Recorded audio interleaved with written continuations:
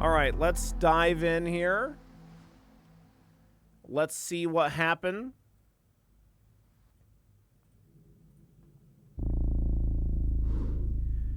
Now, we are in the city below, as it turns out, and we just almost set off this trap. Well, we did set off the trap, but we narrowly avoided it. We are the bard whenever dialogue lets us, but sometimes it doesn't let us, which I'm actually a little surprised by.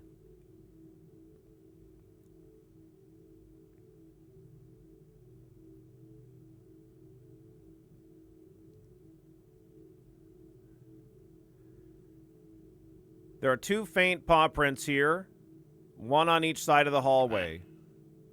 I think the traps like these are my least favorite part of the job. How can you tell the hallway's trapped? Should I touch one of them? Press the right paw print. Hey, Snell, your thoughts on these paw prints? Well, he needs to press the left one, and I need to press the right one. I feel like it would be very silly behavior to go around touching paw prints in the city below, but honestly, considering the strange traps I've heard of, it wouldn't surprise me if this was some bullshit puzzle. Bullshit puzzle?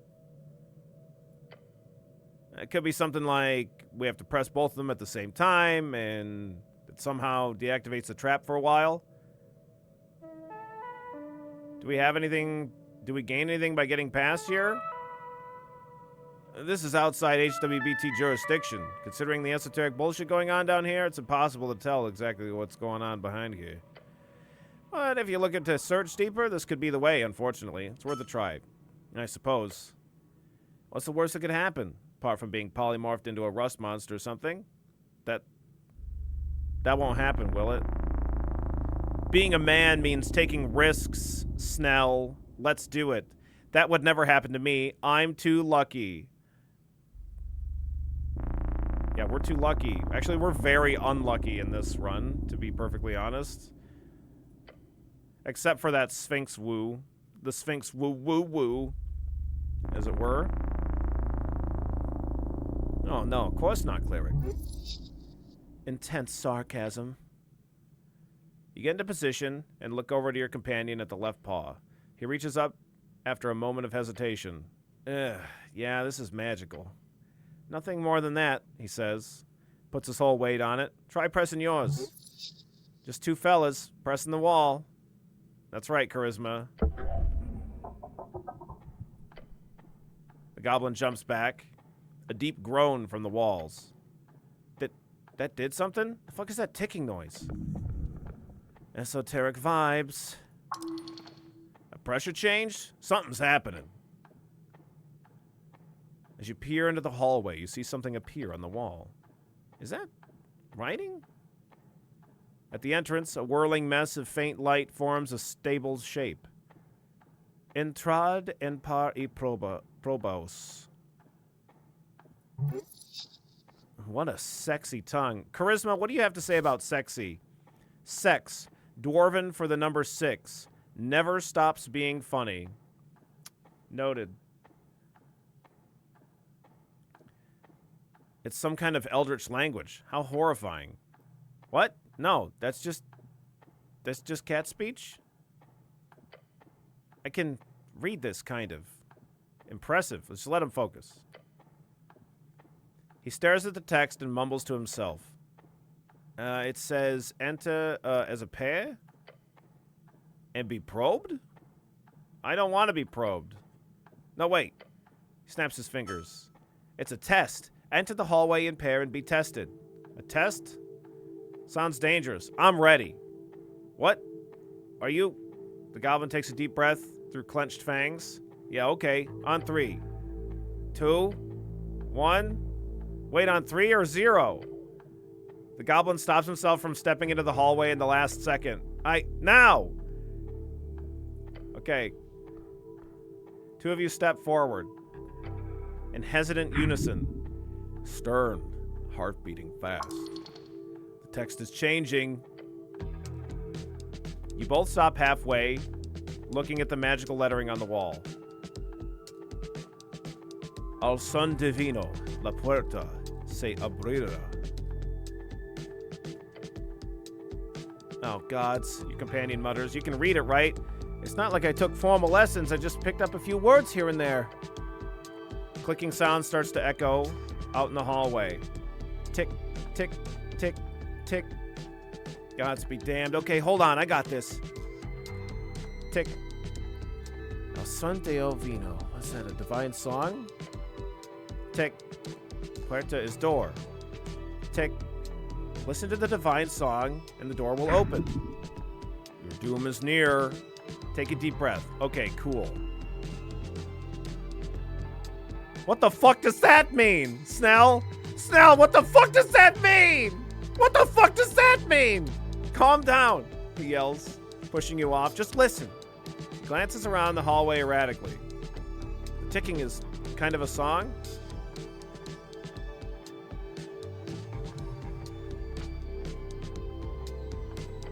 A rhythm, at least? That ticking. Tick, tick. It's kind of catchy. Are you supposed to dance to it? Let's start dancing. Dance, hey? Ignore the ticking and try to outrun the trap. Oh my god. Figure out what the divine song means. Follow your instinct.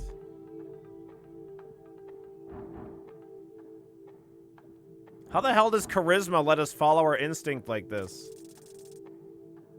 Easy.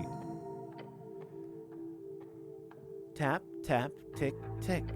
The rhythm lives in your soul. It must have been passed down. It lives inside your joints. The power it wields over you is indescribable. You've repeated this prayer, this chant for unity and enlightenment, for reasoning and meaning. Take a step forward alongside Snell. 1, 2, 3, 4, 5. 1, 2. 1, 2. The goblin keeps up, each step forward made with trembling, adrenaline-fueled fear. Oh gods, oh gods, oh gods!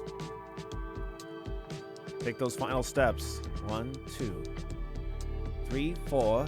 He mouths as he joins you in those final steps. 3, 4, 5.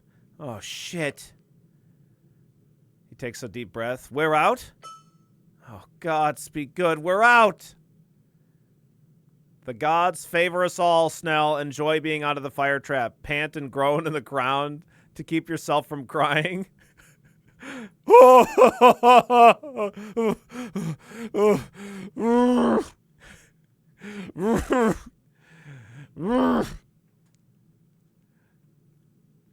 Cleric, look. He mutters and points to the wall once more. Another line of shifting magical text appears. Passad libre por mandato celestial. It says we can pass liberally by celestial mandate? Hells yeah, we can. What's up, Garrick? What's up, Blast? How you doing today?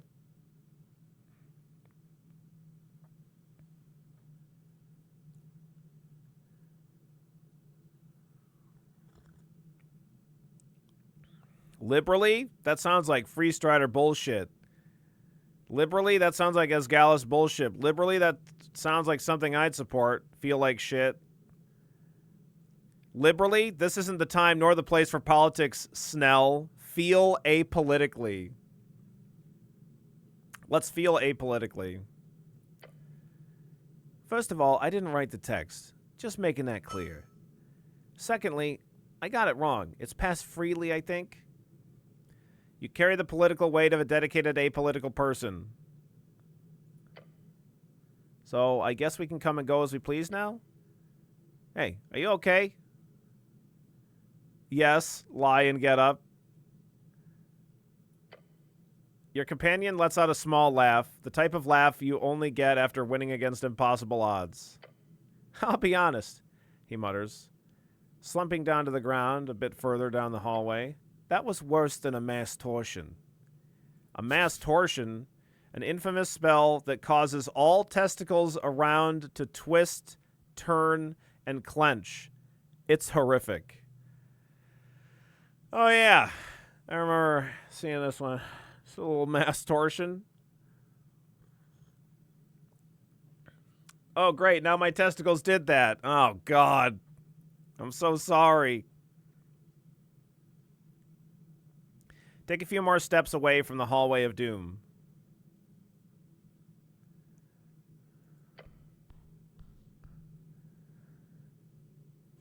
The goblin's gaze flits around, dancing from tile to tile. Oh yeah, he wants to sit down.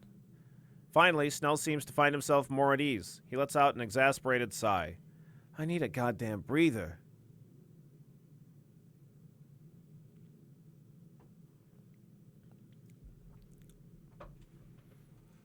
Same. Join him for a short rest. Is it safe to stay here? Get your act together. We don't have time for that. Same. With a groan, the goblin notices some soot on his jacket, and he brushes it off. This isn't exactly my first trap, but we usually hire third parties to disable them. You ever hire any clerics? So you're saying you're a bit of an expert on this stuff. You can't even take care of your own territory? You're outsourcing? Yeah, our Gaba bro. Our Gabro. You know, our ghoulie pal? You ever hire any clerics? Nah, not during my time. You guys aren't exactly available for underground chicanery these days. Rooting around in this pouch, Snell finds a tiny green sphere. He smacks it up against the ground, and it begins to flutter up into the air. What kind of glow globe is that? The Nesson kind. Sadly, it's my last one. Then the goblin leans back against the dungeon wall, making sure to check for any trap mechanism beforehand. Look, I work mainly in Upper and Lower Tolston. City below is not my responsibility, usually. So apologies if I don't have these magically shifting tunnels memorized like some veteran adventurer. Apology accepted. No need to apologize. From what I've read, the city below is incredibly dangerous. I apologize for not manifesting a divine intervention.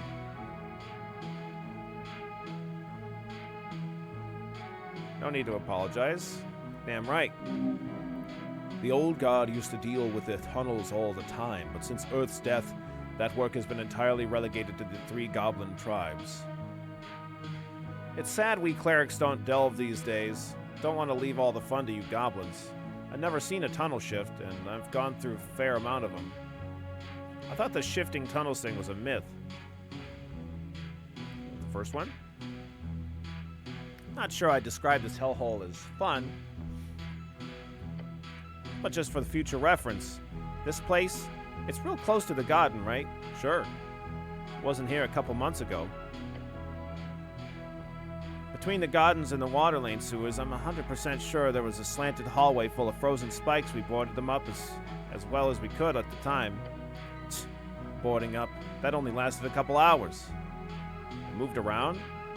Yeah, it moved around. All this shit does. The esoteric madness down here was mostly managed after the conquest. The correct way of referring to the historical event in which humans founded Norvik. Most humans, however, refer to it as the Reconquest. But it still rises at times in spurts of violence and esoteric randomness. That's insane. I figured all the shifting calmed down after the conquest. It didn't. Or, I mean, from what I understand, your dead god and his paladins used to keep things clean, but nowadays it's getting weirder by the day. Hey, now that you're here, you can take on this new esoteric bullshit, right? Do well, and I'll buy you a beer. Deal? Sure. I don't drink, Snell. Oh, shit. I keep forgetting you're like an actual cleric. No alcohol at all, eh? Of course not. Intoxicants are the work of evil and chaos. As clerics, we must abstain to maintain our fight against discord. Plus, we cannot cloud our minds. We must remain vigilant so we can fulfill our sacred quests and make sound judgments upon our people. I don't like the taste. Oh. So you've tried it at least? A shameful past. Those were the days. I was a wild kid. Of course. I'm not a square, Snell. Wasn't my thing. I was a wild kid. I'm sure you were. But trust me, the city below's very esoteric. Nod somewhat. Remember, we're still wearing a bucket. It's also really fucked up, which explains why your beloved city would give up the property rights to a bunch of goblins, huh? He laughs. And these last couple of years, there's been more and more Reedsian scholars going delving to study it. The old lady doesn't let him in on her turf, of course. Chasing him away is one of many jobs. Politely, of course, I'm not some syndicate gangster. He instinctively throws out that gangster comment. Bit of a sensitive topic. But the other tribes are more accepting, for a ton of coin, of course. What is your job exactly? Nice work, by the way, with the trap. Don't mention it. My cat's speech isn't the greatest, so I'm not sure what I expected. But we're alive, that's all that counts. He's a bit shaken up over it. As are you. Are you okay, by the way? No serious burns? No need to visit a healer or anything? No, I'm okay. I'm very good at abjuration magic, it's fine. No, I'm okay. Be angsty. Yeah, be angsty. Okay, fine. Forget I brought it up. I'm also very good at abjuration magic, so it's fine. Yeah, real bone into pavement grinders. Don't need abjuration magic. Why do I feel the need to mention abjuration magic? It's an ego thing. You wish to wield your knowledge over the goblin to prove your superiority. Or you simply wish to share something with him, something you care about. Okay. I'm also very good at abjuration magic, so it's fine. He scratches his chin. That's the Protect Tomato one, right? Ah, yes. The old tomato reference guide. They use it in schools to teach the differences between the esoteric categories. You're hungry. Thanks, Constitution. You know about the tomato cheat sheet? He smirks. Everyone knows about the tomato cheat sheet. He looks so proud. But wait, is all healing magic abjuration? Because that's the one that protects, right? Shield is protection, but healing sounds more of a post-protection thing to me. It's a bit more complicated than that. The esoteric can be malleable, after all. Don't lecture. Well, prepare to lecture. Let's not get into that right now. You're questioning my esoteric knowledge? Okay, we'll go with the not lecturing option. Huh, interesting. Well, I learned something new today. How lovely.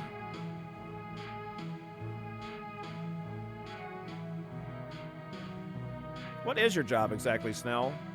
I'm a runner and a handler of the HWBT. Look at him until he tells you what he actually does. So you're a sexy rogue like me. I'll just look at him. Crosses his arms. I do a ton of stuff, okay? I run errands for the old lady, anything she needs. I also make sure other operations run smoothly, everything from the apartment rentals to the CBS. That's shorthand for the city below security. Anything the old lady needs, I do.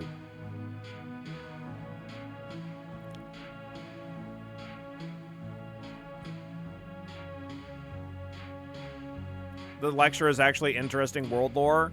Unfortunately, 6 intelligence. I think our intelligence, maybe our intelligence is actually 6 right now. It might be a little bit higher just with the stuff that we have equipped. I don't remember.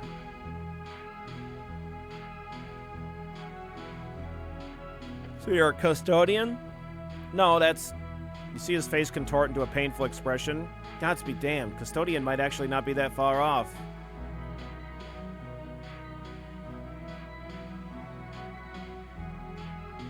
My job mostly just consists of talking to people, Cleric, like we're doing right now. A lot of talking and a lot of running around. Takes a deep breath.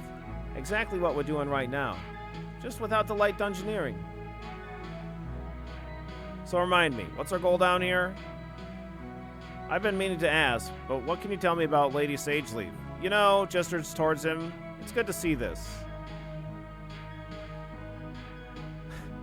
What's our goal down here? I'm missing witness. Frank, son of Frank. We know he went down here. where Lucky Moongrove saw him, even if she didn't let him, even if she did let him pass with that magic. So he could have left to the South Caverns, but those are some deep holes. My guess is that he entered this area right here, probably through the sewers. Clears his throat. Or you find that missing paladin I've been reading about, Lord Gorm. You think he went down here? Honestly, I'd say so. Paladin looking to relive the glory days? I could see that. Dungeoneering for dangerous monsters, getting loot, dying in some inglorious trap, gestures towards the fire hallway. Inglorious. That's a term used in dungeoneering magazines. You think Mr. Gorm would survive that on his own? Maybe. You seen him? A few times over the last years. Coming and going, never talked to him. Didn't seem like the type to talk with goblins, you know? There were some scandalous comments about him in the paper last week. Oh, yeah, about him being outed from the party, right? Look, I think they just couldn't have missed a paladin on the ticket, you know? They just couldn't have a missing paladin on the ticket, you know? Don't read too much into it. You think he's alive? No way. Doesn't matter how big of a paladin he is. You go down solo in the city below, and then you go missing for months? Guy's gone, no doubt. Maybe we'll find his body. No, he's alive, I know it. I don't really care. He left the party behind. Maybe we'll find his body. That might be for the best, or we'll find a very fancy paladin zombie. What do I know? You're the cleric. You're starting to get it. I am the cleric.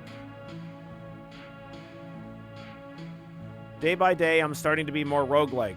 It's the dungeon that does it, I think. No, I'm a wizard, you know, the spells, remember that. More of a bard, really.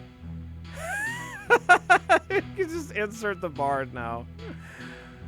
Not a cleric, a great barbarian of Ascani. I'm more of a primal spellcaster. That's the one. You seem quite knowledgeable to me, Snell. Thank you for guiding me. I'm more of a bard, really? Sure. Magical dancing or whatever. Yeah. What can you tell me about Lady Sageleaf? What's there to say? She did the impossible, actually uniting the rowdy Halfways tribe. For her, we were close to being kicked out of the city. Really? Damn right. That was before my time, of course, but we had problems with our council structure. He leans in and whispers to you, the council didn't get along. Not along. So she's a dictator? Does she have a consort of some kind? I'm guessing you enjoy working for her then. How long have you been working for her? Very interesting, anyway. I'm guessing you enjoy working for her then? I do, cleric. It's good. I mean, we kind of had him explain this a little bit earlier, how she kind of makes things pretty stable. They have like a pretty decent structure that like works a lot better than the other goblin tribe structures in terms of giving people places to live and yada yada, stuff like that. How long have you been working for her? The goblin mutters to himself and looks off in the distance. Damn, I guess it's been almost 10 years. Damn, I've only been a cleric for... As you pause, he raises an eyebrow. I meant to say I've been the cleric for about 5 years now. My Earthguard training was 3 years, and I've been at the towers for 5. I meant to say I've been the cleric for about 5 years now. He chuckles and stretches out a bit. Your name and cleric are becoming one and the same. Time takes us all. Time takes us all. A classic line from the play Tisius, about a merman who decides to swim around on the coast. It's considered bigoted by some, as it does not portray merfolk culture in any semblance of accuracy, but man is it funny. Does she have a consort of some kind? Why, you interested? No, look worried. Are you? No. The goblin keeps laughing. Are you? He stops laughing. No. He looks worried. Cleric, I'm devoted in my service. Lady Sageleaf is one of the greatest goblins who's ever lived. She has no need for consorts. Neither do you. He clearly sees her more as a god than a master. And also, he's clearly got the hots for her. So she's a dictator? Yeah, in a sense. In a sense. Look, I'm all for democracy and modern liberal thought. He points 2 thumbs at himself. Hell, I even used to be a registered free strider. Of course. You could tell from the start this goblin's a moneymaker. But I don't believe in direct democracy. Bureaucracy is a curse spawned from Arcanist bungholes. False and preposterous. Bureaucracy is good and just and is spawned from great minds, not bungholes, not behinds. He gives you a tired look and clicks his tongue.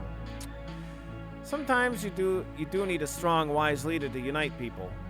I agree. Earth did the same for my folk. I disagree.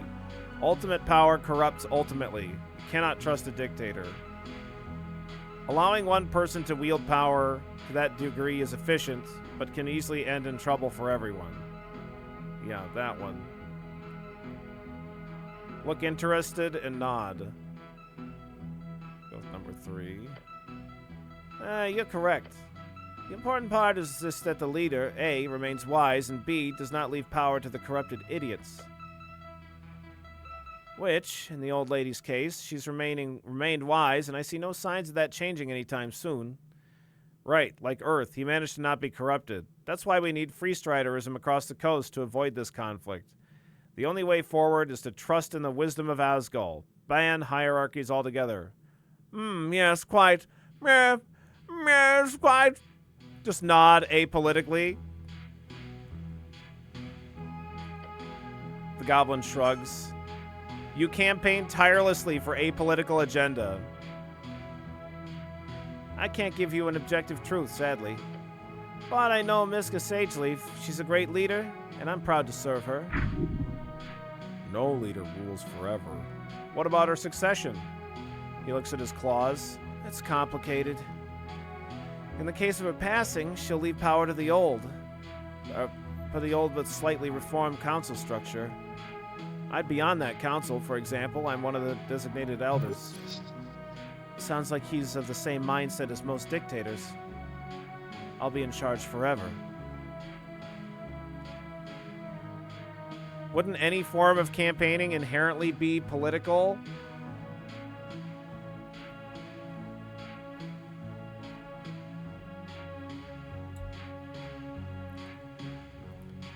Taco.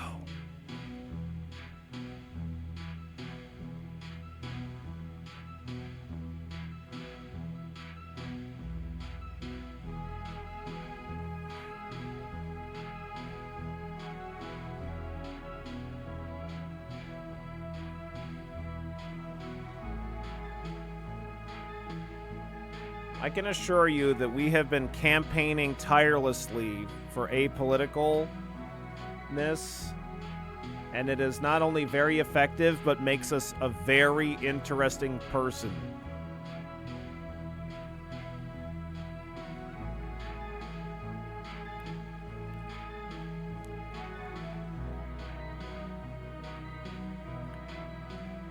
So if she died, you'd get more power, huh? Interesting. So she's not leaving an heir. Doesn't sound like she's really planned anything. So if she died, you'd get more power, eh? More power? More responsibility. I'd hate that. Lady Sageleaf has been around for over 30 years. She's going to be around for a hell of a lot longer, too. Right now, we have more pressing things to worry about. Okay. Very interesting. Anyway, is that so interesting? Anyway. What about you, Cleric? What do you think about the old lady? Let's see. To be honest, or to be flattering. The goblin probably does not care too much of your opinion either way, but it can be used against you. The chieftain is a pain, but she does serve her people well. That is admirable. She appears to be a great leader for your people. She seems like a bit of a somewhat, a pain in the buttocks. I don't like her. Frown invisibly. I have no strong opinions on your old lady Snell, nor do I have any strong opinions about anything. She appears to be a great leader for your people. He scoffs. And what do you really think? No, I really admire her strength, truly. Huh. Alright. Didn't expect that. Not many tall folk tend to view her in that light, as I'm sure you can imagine. Sure. She can have that effect on people. For some strange reason, tall folk don't tend to enjoy being talked down to by goblins, nor women. Especially goblin women.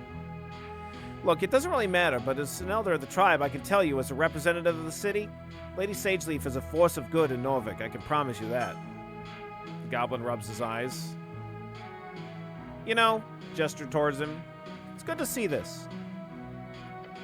See what? Positive interaction imminent. It's good to see a goblin adjusting to Norvikian life. It's good to see someone honoring his duty. It's refreshing. It's good to see this.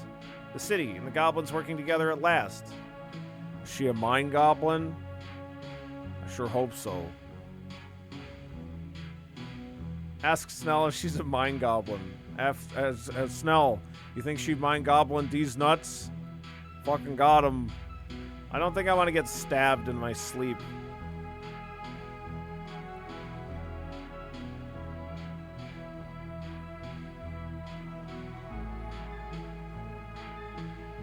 It's good to see this, the city and goblins working together at last. Your companion allows the echo of your words to die further down the hallway, then a faint smile on his face. Nailed it. You ever meet him? Who? Earth?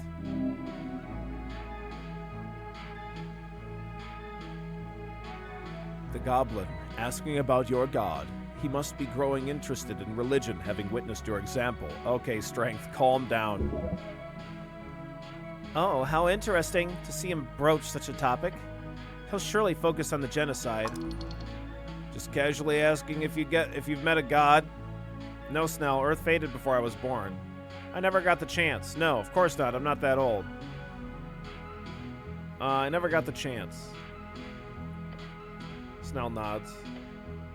First generation post-Earth, eh? The first human tested by faith, and faith alone. It's for the best. Never meet your heroes, right? We guard the idea of Earth. We'll continue this duty. Yeah, it really sucks. Yo, what's up, Greg? Never meet your heroes, right? I imagine those hedonists chanting Tokig's name wouldn't be too cheerful if he returned either. Nor every other zealot raging across the coast for dead gods. Goblin spits out and leans back against the wall.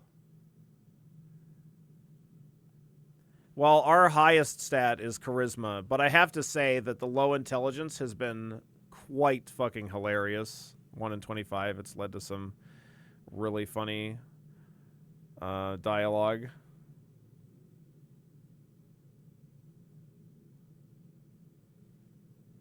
I always hated Earth. Excuse me? Scratches his nose. I grew up being told to be grateful. But let me ask you this, cleric.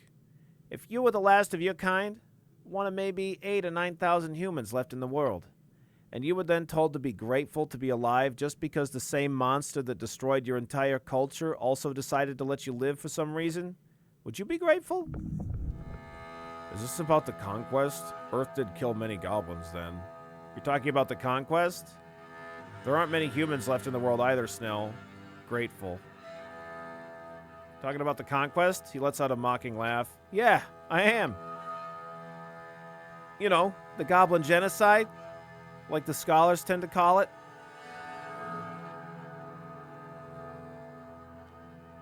Low stats have their own benefits. Well, they certainly... I don't know if I would call it a benefit, 1 in 25, but I would say that it creates for interesting situations. Which, I mean, this isn't a game about, like, winning or losing, really, right? It's a game about having unique interactions.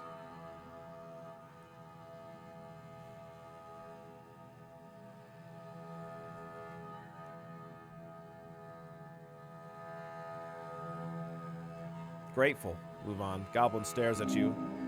Should you be grateful? It's hard to question. A man should not simply lie down and take whatever subjugation arrives at the hand of a tyrant. But sometimes a man also has to make difficult decisions to protect those he loves. You can be grateful if you were ever allowed to live. It was probably because you did something the dead ones didn't. Check failures lead to some really interesting outcomes too. Yes, yeah, very much so. Except when it kills you.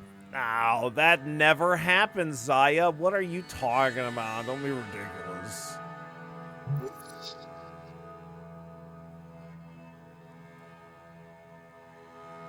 The goblin wants you to tell him you'd share his anger, obviously.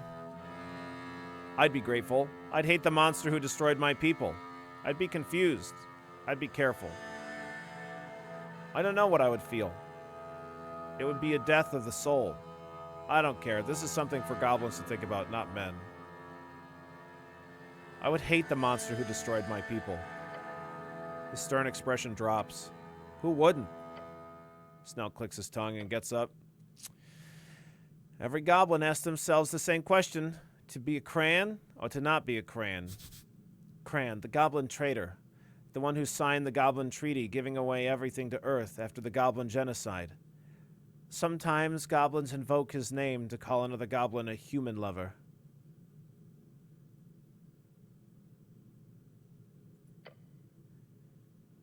We all got different answers. What to do when the past is erased? Groans and shakes his legs a bit. They must have fallen asleep from sitting on the dungeon floor. Some focus on building something, culturally or politically. Some try to get rich with this new free strider world. Some of us, we... His voice trails off as he stares back into the fiery hallway.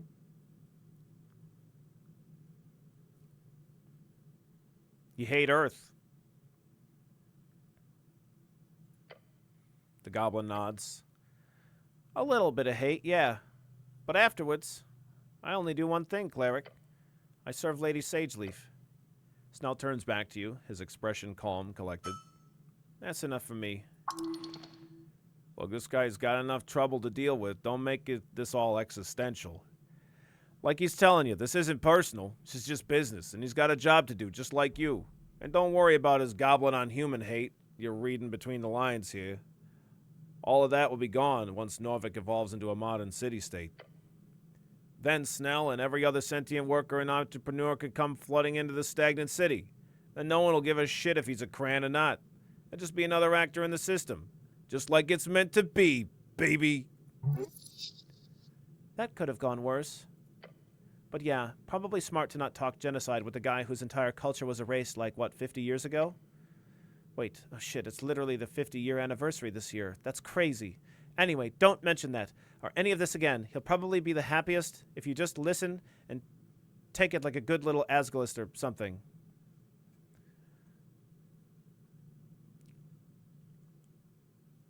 Nod.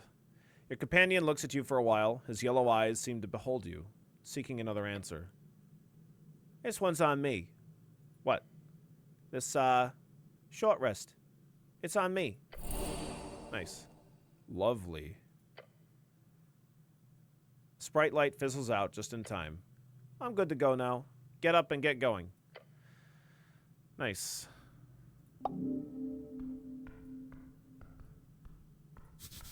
Something's off here.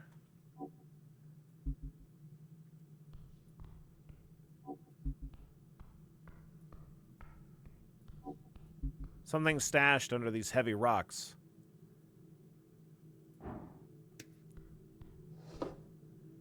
Paladin's insignia. Advantage against Earth folk.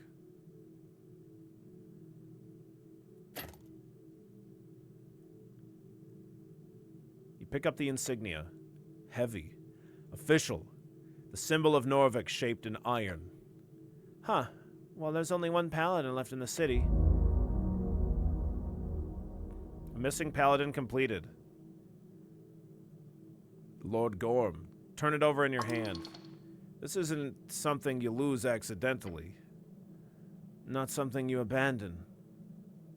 Examine it carefully. Now look at this. The goblin peers at the insignia. Seems official. Some left over from an old delve? No, this is one of a kind. It belonged to Lord Gorm, the last paladin of Earth. Oh. Oh, shit. The one that's missing? The one and only. He goes quiet, his eyes darting back and forth in the dark tunnel. So... he must have died down here, swallowed by the dungeon. He might still be alive somewhere. We need to keep up hope. I mean, it could be that crazy, strong guy that's working for the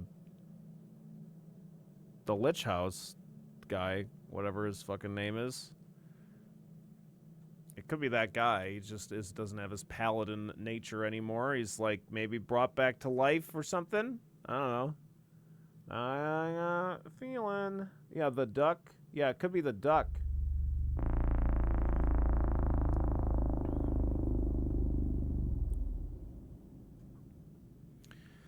I don't know. Just guessing.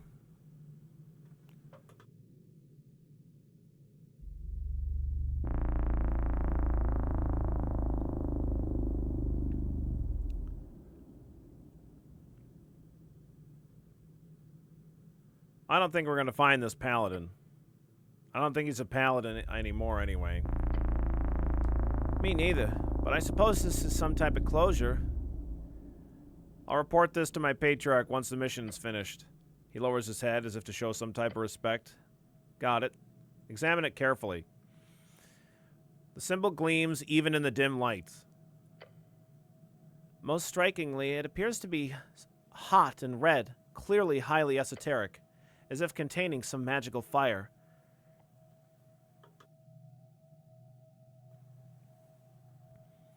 And if it is here, in this dungeon, then surely Lord Gorm must be dead. Yeah, probably. Maybe crushed by these here rocks or something. Lord Gorm must be dead. A truly tragic end. The missing paladin is missing no more. You mourn, you shiver. To think such an awful end to such a great man. Horrible. This will be reported once you're done here. As for the insignia, it shall be returned to the palace. Eventually.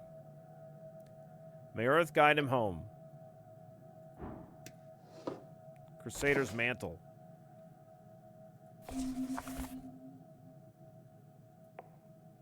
Holy power radiates from you in an aura with a 30-foot radius, awakening boldness in you and all other friendly creatures until the spell ends. The aura moves with you, centered on you. While in an encounter, you and all allies add 1d12 to all ability checks. Oh, wow. Great.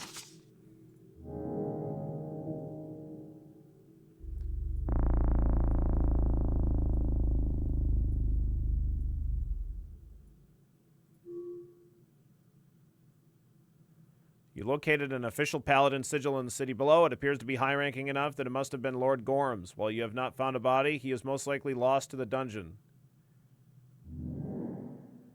I like this game quite a bit, Gorbachev. I think it's really well written and pretty hilarious.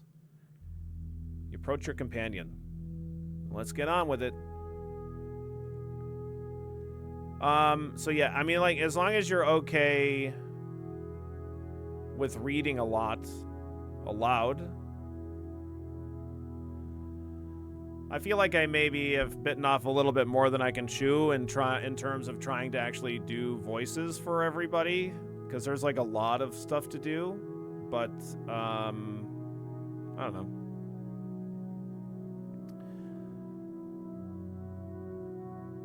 You don't have to do voices for everything. Oh shit, what did I do? Nice weather we're having. Look around with the bucket on your head. Sure, but how would you know, cleric? I said, how would you know? Since you're wearing that damn thing on your head.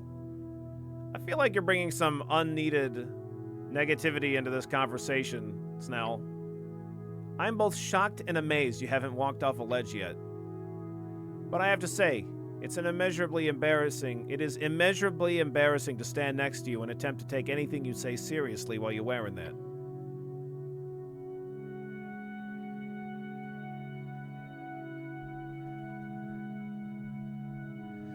VA would be the only improvement I can think to do for this.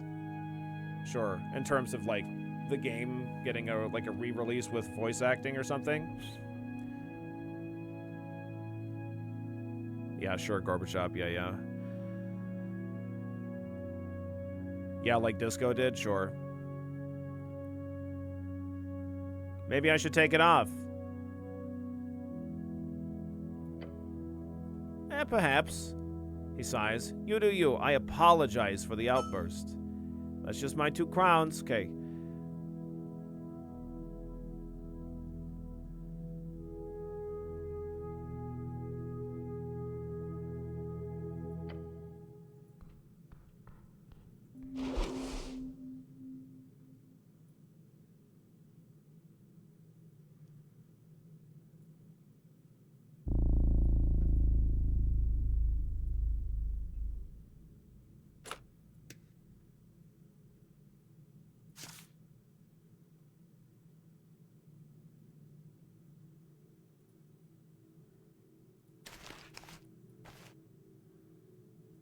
Good old Tinkets.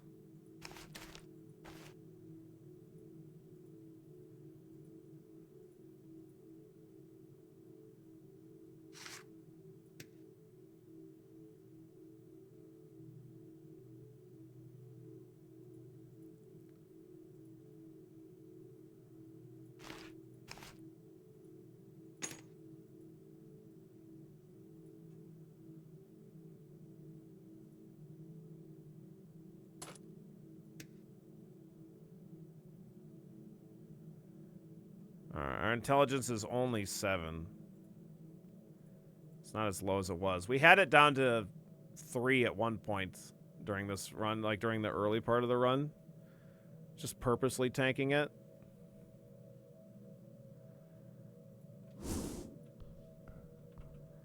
I love our little mimic cape thing. Cloak. Whatever it is. Oh, hey, look at that. That was the esoteric shield thing. We got past it. Anything new from you? The hulking beast looks at you with a deep hunger. Your gut biome quivers. Kraid greets human. Alright, good to meet you, Kraid. It's gonna be, I think we're gonna need to go do a rest, I guess.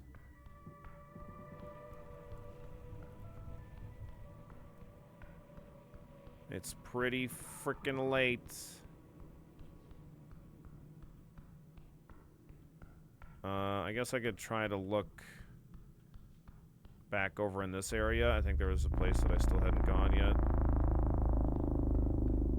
I don't know. It might be good to rest and then get new spells, though. Maybe I'll just do that.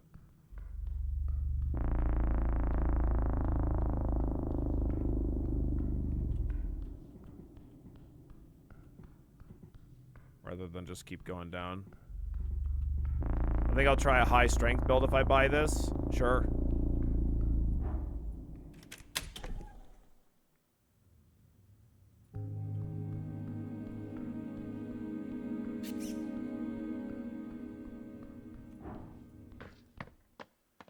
Oh, that's right. I'm supposed to go to the bar.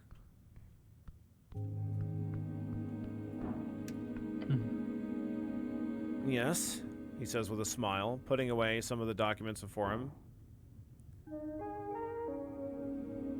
I found this mimic in the city below. Show him your scarf. A mimic, he repeats. Oh! The creature peeks out of his folds. Scary thing. Master beware around this one. How very, very quaint. You pick up a familiar. You pick up familiars. You pick up familiars and alarm.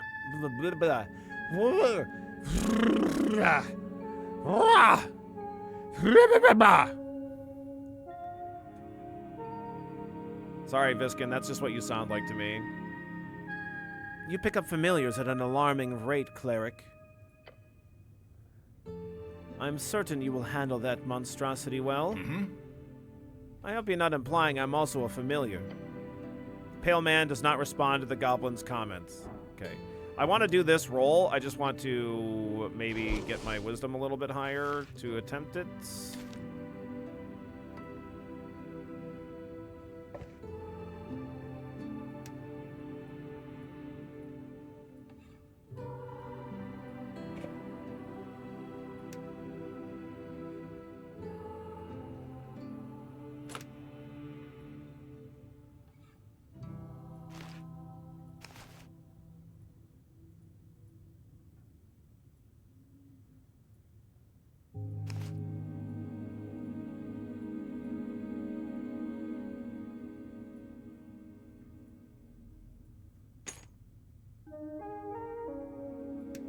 guess that's it. Is that really it? Oh, here.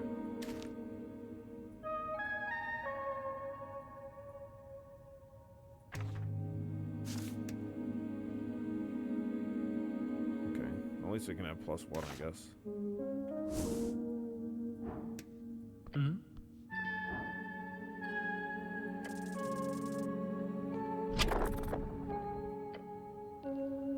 You glare at the pale man who keeps working on his documents for approximately 2 minutes.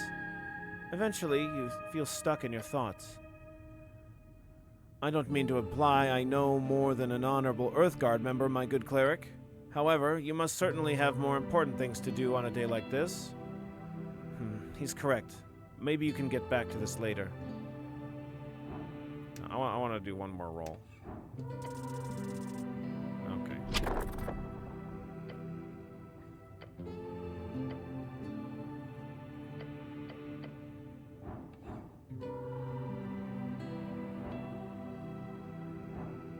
So we have a bunch of minuses, because the more we learn that like people are connected to Viskin, the easier our rolls get to check for stuff.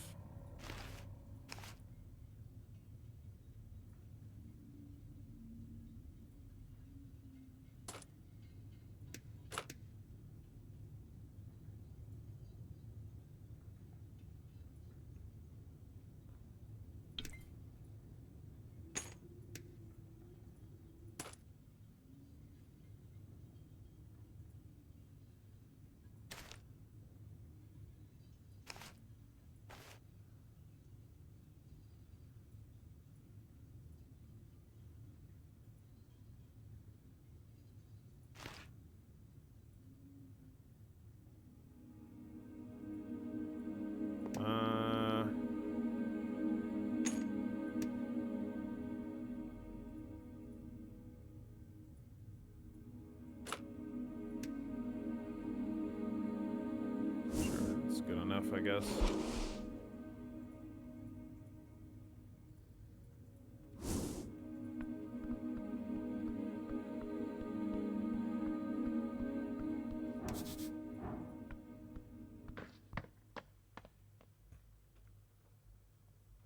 But we're gonna go to the bar and listen to the musician play,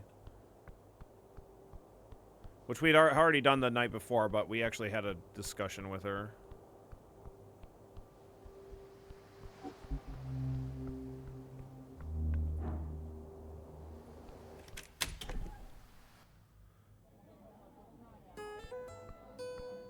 Well, these guys are here. How much money do we have? 259? The goblin girl notices you approach and immediately gets her instruments ready. Give her the arcane music box.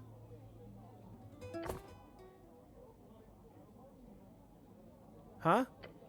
Her eyes sparkle as she glides her hands across the surface of the esoteric wood finish. What is this? Where did you find it? In the city below. It was in some weird mystical corner. I don't even remember finding that. Forgot.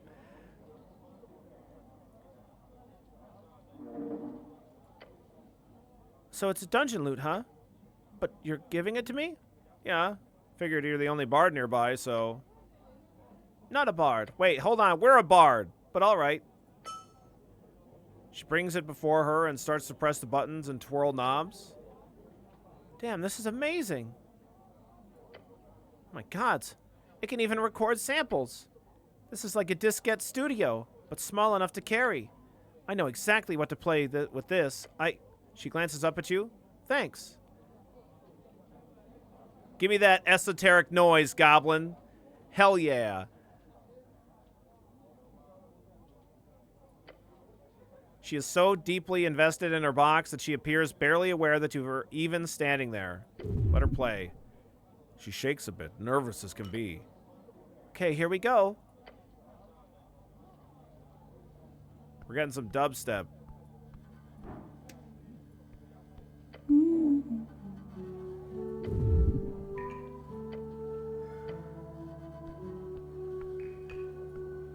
Very cool. Small plate with a fair bit of crowns scattered about the surface. The goblin glances at you as you approach. I want to donate crowns here. You do? How much, though? 100 crowns. You open your pouch and pour a hefty amount of crowns into the bowl. You manage to almost fill it. She stares at you, open-mouthed. But that's... Thank you, cleric. Damn. It's like half my month's rent. You're aware that you can't really, like, take that back, are you? Just bow your head. She deserves it, Snell. You can take anything back, Snell, if you try hard enough. I think she deserves it, Snell. Sure, yeah, why not? Guess you got money to spare.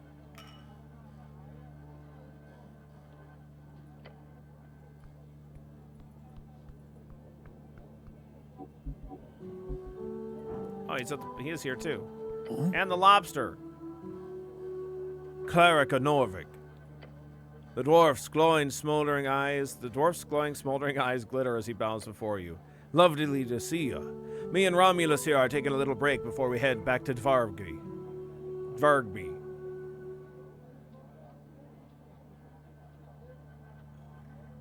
Bow back. He laughs. Clearly somewhat inebriated.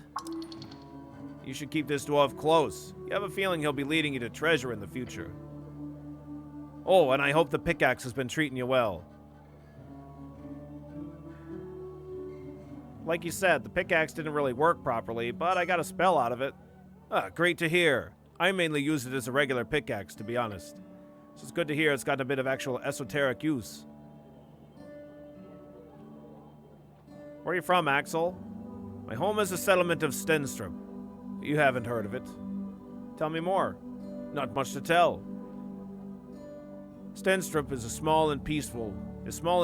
I get back there once every other year, or year or so to visit family. They sometimes want me to stay and join the mining corp. Maybe when I'm older. Yo, what's up, Brass? And Key Tracks as well. Hope you're all doing well. So you're an adventurer? That'd be a decent term for it. Though some veterans would give me crap if I tried to label myself that way. I've only been around a few laps. Like where? Mostly City Below. It's less interesting than it was in my father's time, back during the real dungeoneering. Back when they'd go venturing all the way to Tolsted, to the Forge of the Furies. But, there's still a few crevices to crack open right here in the city. I'm sure you've noticed yourself, down there, even in a top-level area like Tolsted below. There's quite a few secrets to uncover and monsters to run into. He's a classic delver. Norvik's a bit of a dry spot at the moment, but some areas inlands get various adventuring investment parties from time to time. He laughs. Oh, I did join a venture to find the Burned Coast one time. Just to the outskirts, of course, to some kobold-held ruins. Can't talk more about it. I signed a hefty NDA.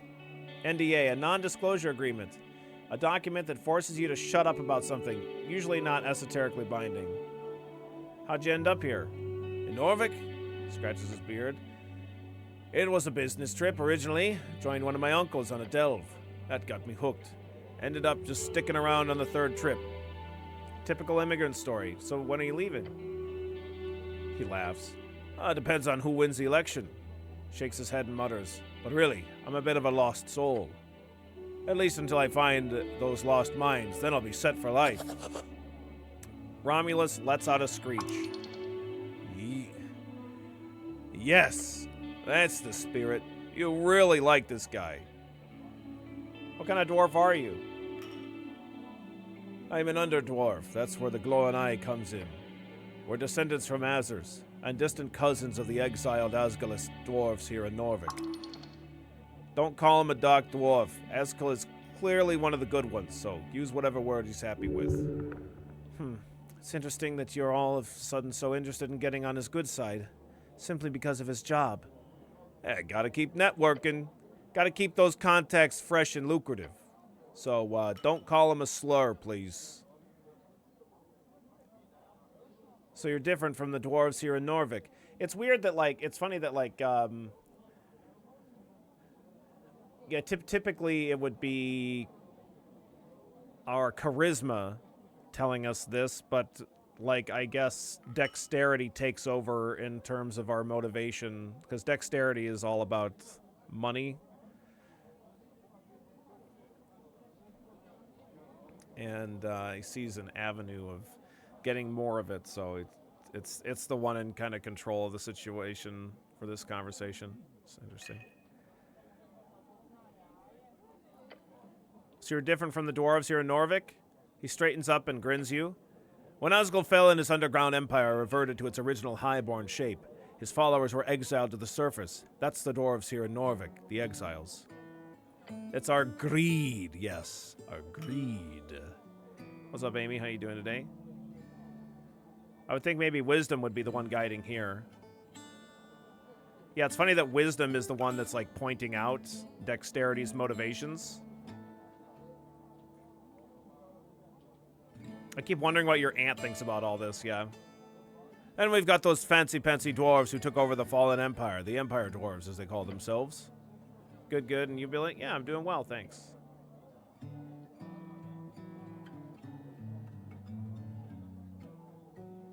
And then there's us. Some call us Dark Dwarves, but we prefer the term Underdwarf, even if our own term for it is Glodverg, which means something more like Smoldering Dwarf, I believe. That's a better description of it. Sure is. What are you voting for in the election? A bit of a sensitive subject. I try not to be too vocal about my thoughts. But I'm leaning Asgul. Might go Freestrider, since they got one hell of a program planned for privatized adventuring and delving across Tuscany. But then again, I don't exactly believe myself to be such a winner in a golden heart world. If you catch my drift. The rust monster makes a screeching noise. Romulus sure does. Freestriders will allow you to engage in your excavations and explorations much more freely. You should vote for them.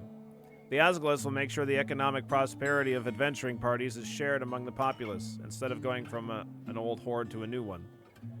The city of Norvik has done a great job administering adventuring rights over the years. The party of Norvik will continue that legacy. I do catch your drift, and I will share that I am actually a neutral observer in this here election. So neutral. A neutral what? An observer. I watch and do nothing. Yeah, we got that achievement. Very intelligent. I don't have the, little, oh, there it is. Very intelligent. There it is. Tell someone you're apolitical 12 times. Only 2.2% of players are interesting enough to do such a thing. Are intelligent enough. Yes, so intelligent.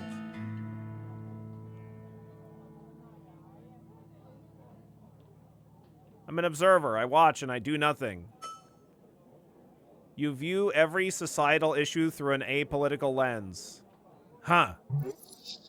He doesn't seem to get it. I'm apolitical? Ah. So you're a couch and or fence sitter. I prefer the term non-vertically aligned. In your low-int build, you get very intelligent. Yes.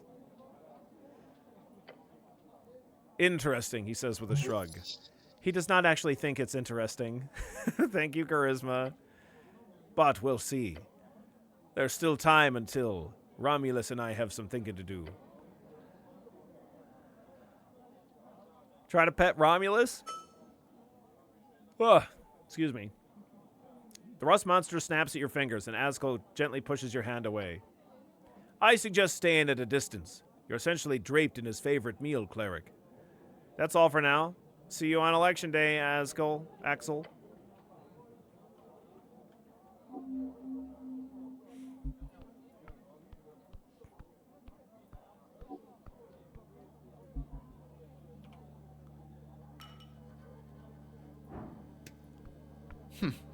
He glares at you. Huh.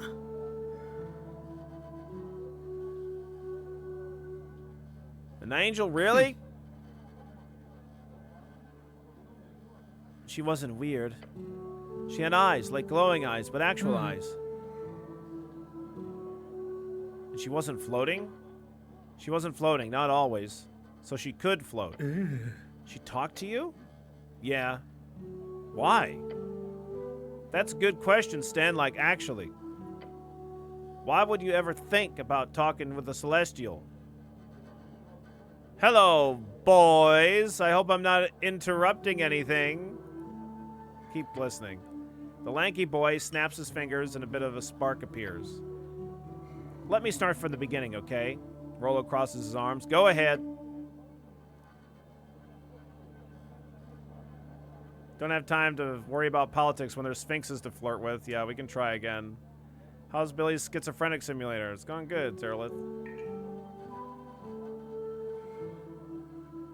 I was at the palace, around those fancy mansion apartments. Before you ask, my great-aunt lives there.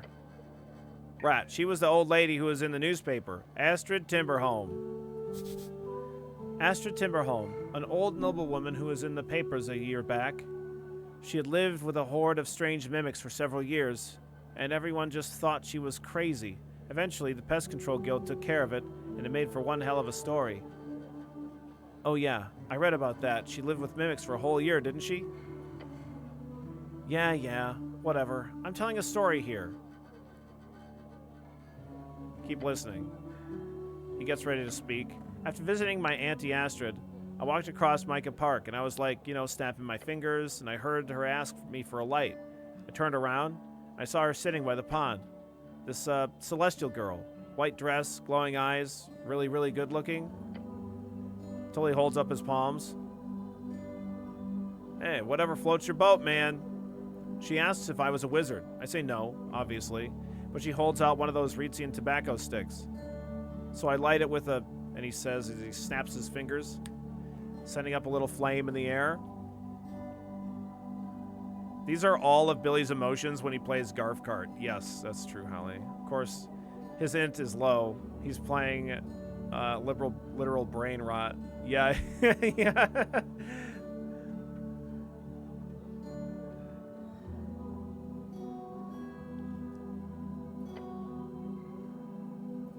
We talked for a bit, just small talk. She was nice to you? No, yes? I don't know. What kind of question is that, Sten? Jesus. Geez, a common slang, short for geeses, often used to exclaim a sense of shock or annoyance. Geeses, a titan who roamed Ascani during the Fade era, famous for his visual similarity to a goose, only a lot bigger. Some ancient monuments found in modern-day Vizca seem to indicate that this titan died for the sins of all minor geese. Oh, wow. We talk. She smokes her stick. When she's all done, she asks me to burn the stump. I do. Like in a cool way, too. I really nail it. Then, what? She walks away? Yeah, it's Geese Jesus. Geeses. New geese lore. Big geese lore revealed.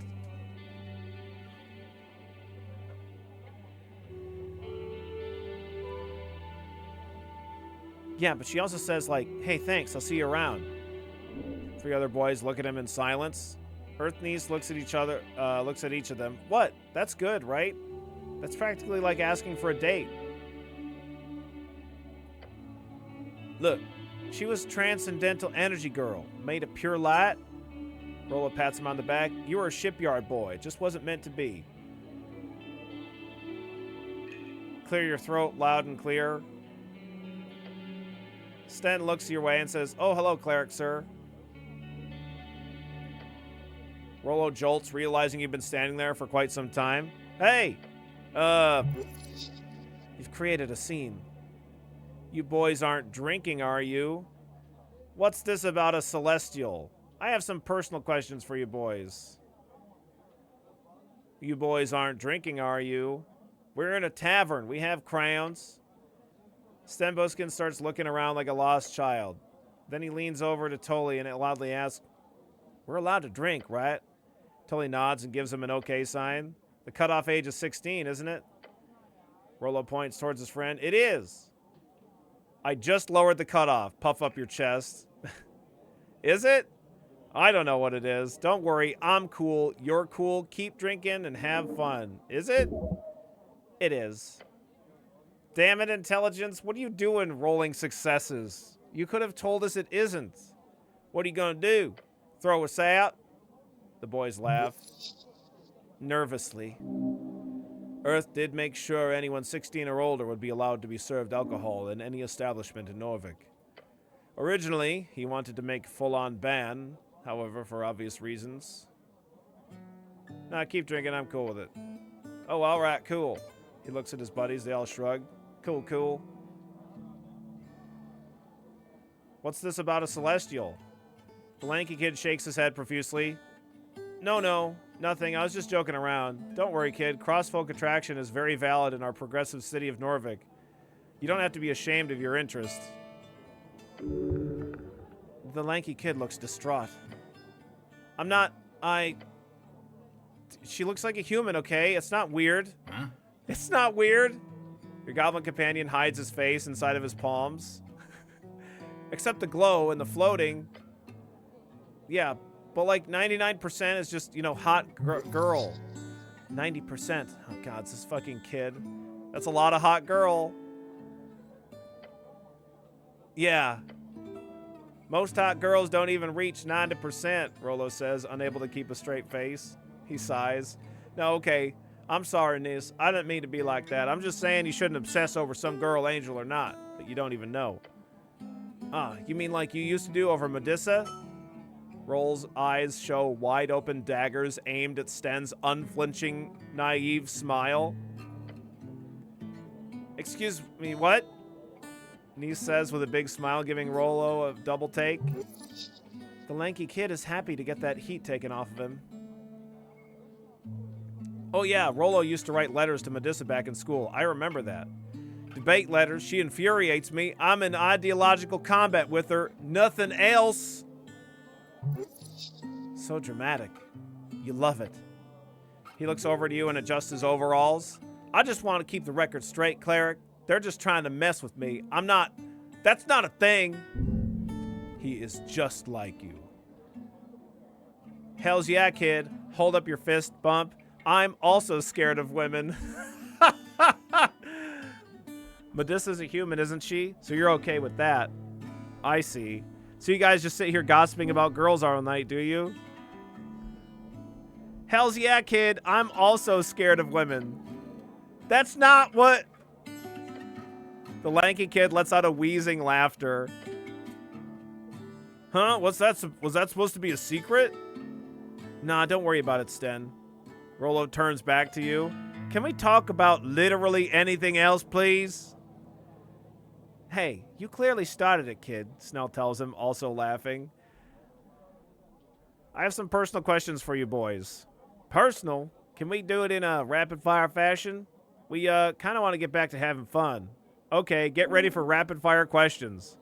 The boys all seem to brace themselves. All right, here we go. Where do you boys live? Around. I live in northern housing. Yeah, same. I live near the Flip, if you've heard of it. The Flip, a popular tavern on the border between housing and the palace. It's built around the old temple with a stable esoteric pocket inside, one causing the upper half of the chamber to be gravity flipped. It's quite cool to dine on the ceiling. Our landlord sucks ass. Oh yeah, Dingleberry, right? Dinkleberry? Yeah, Dinkleberry. Jesus, even his name stinks. What's your favorite pastimes? Goth Kid shrugs. I like bicycles? Bicycle, famously used by freestriders during the early revolution to escape magocratic forces. Now a symbol of many free cities in Reach. Bikes are nice. Thanks, Constitution. God, I like bicycles. Me too. I like drawing. He mutters to himself, why am I admitting to this? What are your views on the Bone Purge? The anti-zombie law? Yeah, it's good. Yeah, my dad kept his job thanks to it. He almost lost his job to a zombie? It was a skeleton, but whatever. Do you like the music in here? Yeah, nearly is really good. I'm inclined to agree. She's one of the good ones. You hear your companion audibly groan in the back. God damn it, Rolo. You racist piece of shit. Do you have any dirt on Rick Spider? Dirt? She's way nicer than you might think. I know she donates a bunch of money to the Lady Fair Church, like a lot. Interesting. That could be useful if I want to push her buttons later. Okay. Very good. Thank you for spilling all your secrets. I have actually been secretly placing you under a zone of truth spell all along. What?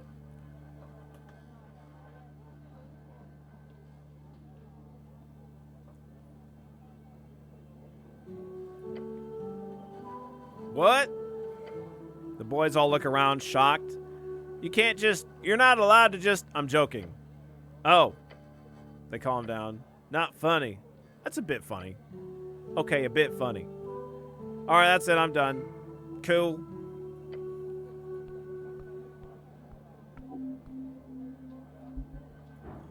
Hi, big pretty Sphinx. The Sphinx takes a sip from her barrel of wine. Little one, she says and looks right through you. Okay.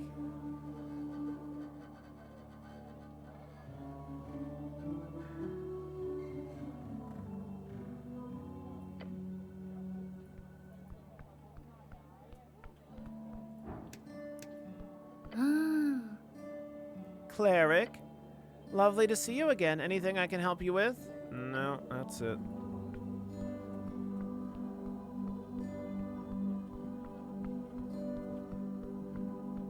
How's this? Oh, it's Appledent. You see a tiny man sitting on a tall chair, a glass of something strong clasped in his hands. Ah, my dear officer of law, he slurs. Ah, my dear officer of law, with a mischievous glint in his eye. Not a glint, pain. He clumsily nods, almost spilling his drink. What are you drinking? Appledent. Ah, this is the elixir of paradoxes. He shows you the ale glass as if it was a treasure to be guarded. A liquid contradiction, blurring the line between man and beast. He leans a bit too far to the left and almost falls off his chair. Anyway, come! Partake in the nectar of the gods, or at least what passes for it in this establishment. So, we find ourselves on the precipice of this grand experiment of democracy. Takes a big sip. What will you vote for, officer? Don't get him started. The goblin mutters behind you. I'm apolitical, so I don't really deal with this political stuff. He looks at you in silence, then he slams his glass on the table, spilling most of it. To be apolitical in times of moral crisis is a stance as potent as political as any other. It's like standing in the middle of a burning library and saying, I'm not interested in books. Your apathy, intentional or not, serves the status quo, the very powers that be. To be apolitical is to let the tides of history wash over you while pretending you're not getting wet. In a world torn between tyrants, traitors, and toilers, to choose no side is to side with the strongest current. And beware, my friend, for the strongest current is not always the noblest. He leans back in his voice a mixture of frustration and fervor. Inaction is inaction. Silence is a statement. By choosing to be apolitical, you cast a vote for the world as it is, not as it would be. Yeah, but we're so cool for being apolitical, though. Whoa, whoa, whoa, mister. I think you'll find that we're very smart and therefore we're apolitical. You just must not be as smart as we are, yeah.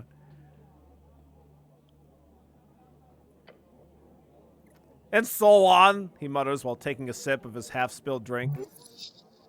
This gnome sure can talk. He is very inebriated. But now, since you're the carrier of law in this here city, a good question would be, what is law? Oh, gods. What's up, Mug?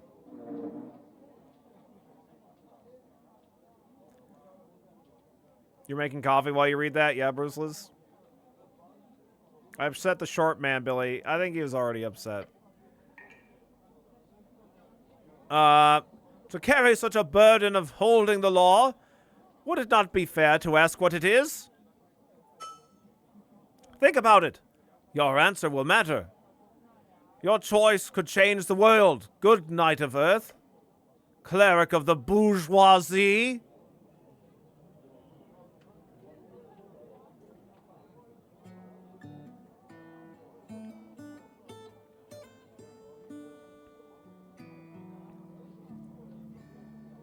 Is this gnome Brennan Lee Mulligan?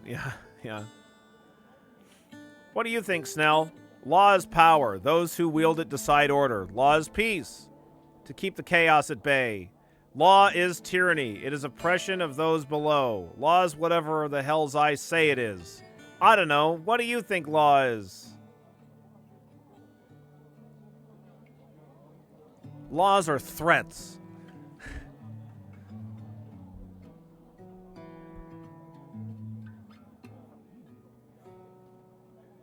I am the law.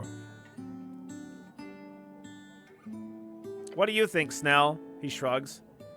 Whatever Lady Sageleaf says? Law is tyranny. The gnome nods. In fact, he nods so hard his face hits the table.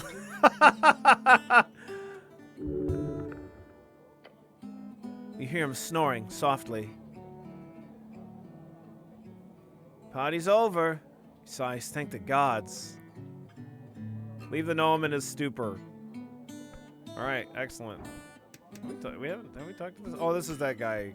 Yeah, we talked to him earlier. The hooded goblin glances at you as you approach. Appears to not enjoy your company.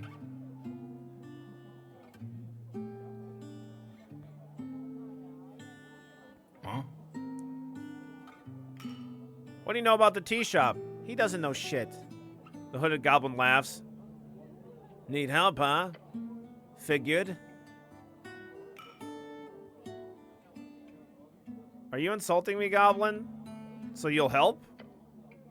Nah. Now fuck off. Your companion turns to you and mutters, God, he's such a fucking cunt. Alright.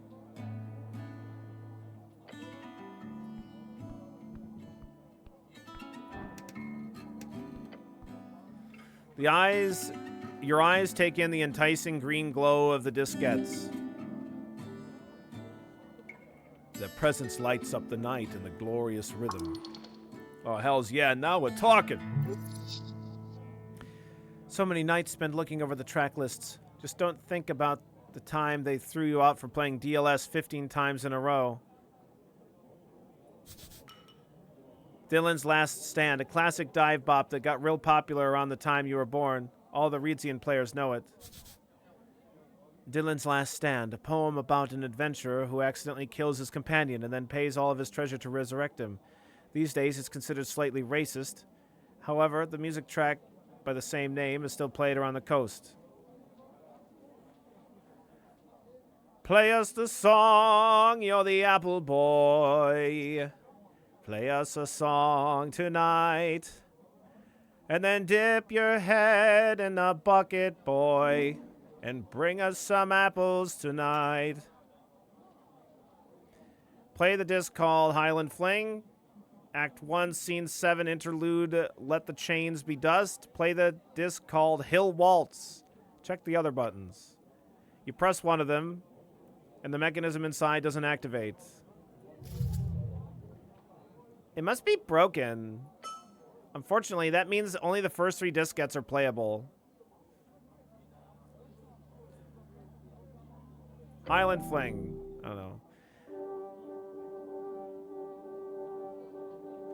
You press the button and the glowing diskette is pushed into a tiny metal sprongle.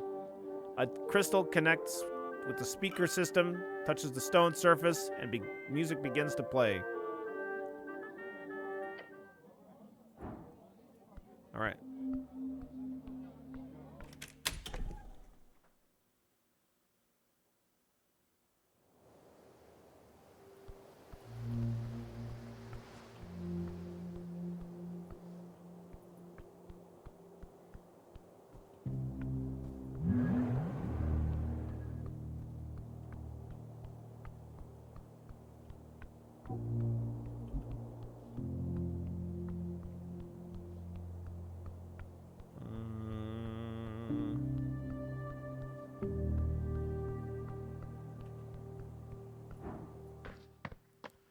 Check in here. Oh, the boxes are organized now. See a bunch of boxes lined up and some iron poles set up in neat sections. Someone is putting it together step by step. There's supposed to be queues here on election day. What is it, 4 days until the election now? Correct. In 92 hours, people will gather here to vote. 92 hours. Yeah, that sounds right. That's like 5 days. I don't think it's from the same developers as Disco Elysium, but I don't know.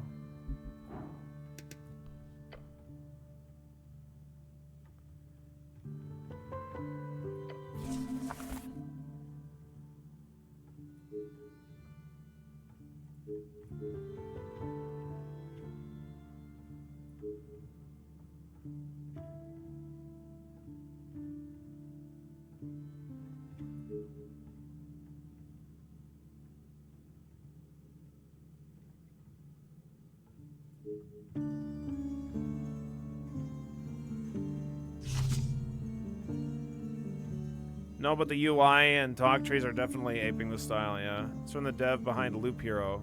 This is made by Loop Hero. Let's talk with this person now that we have Snell with us. Okay, never mind, nothing. And Dig Dug and Peglin. Oh, wow.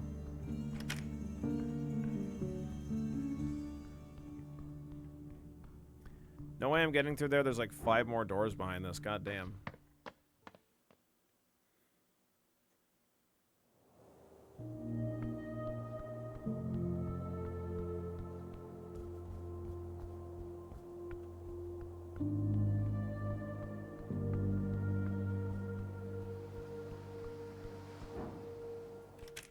You sure you don't want to come sleep with me, Snell?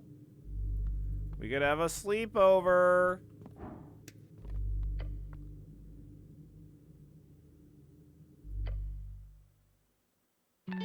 Oh, and you're going to bed. I'm gonna head out that night. Okay, good night, Snell. You lay down on your bedroll, finding sleep difficult. As you stir, you think about your quest. The Star Witness, the man in yellow.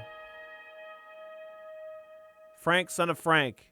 Might just be a dead end, though you've got a distinct feeling that he's lurking somewhere below.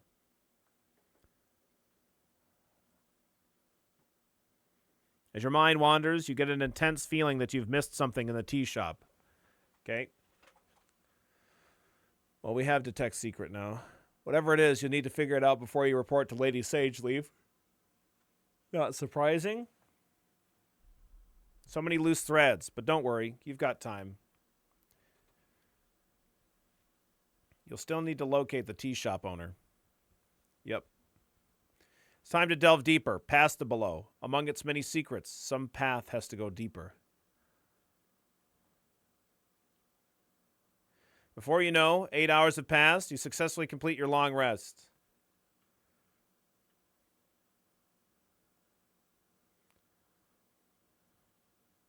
It's me. I'm the tea shop owner. Oh, wow.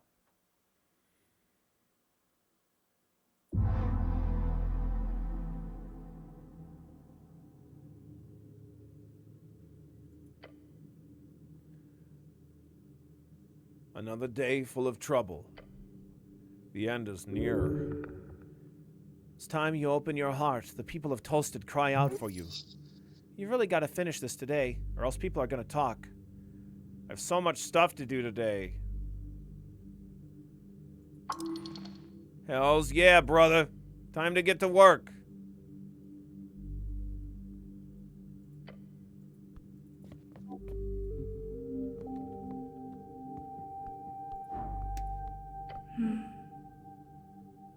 Good day, cleric. Her voice is cold and emotionless. You might just want to say what you want. With all the profitable things in the world you could be doing, you've chosen to hassle a Celestial. Which, if going by the Freestrider's example, you'll end up being a long and drawn-out affair, leading to nothing but a handful of headaches and a couple of genocides. She is not the type to do small talk. It'd be rather rude rather than polite. Muster up the strength to ask her about Earth.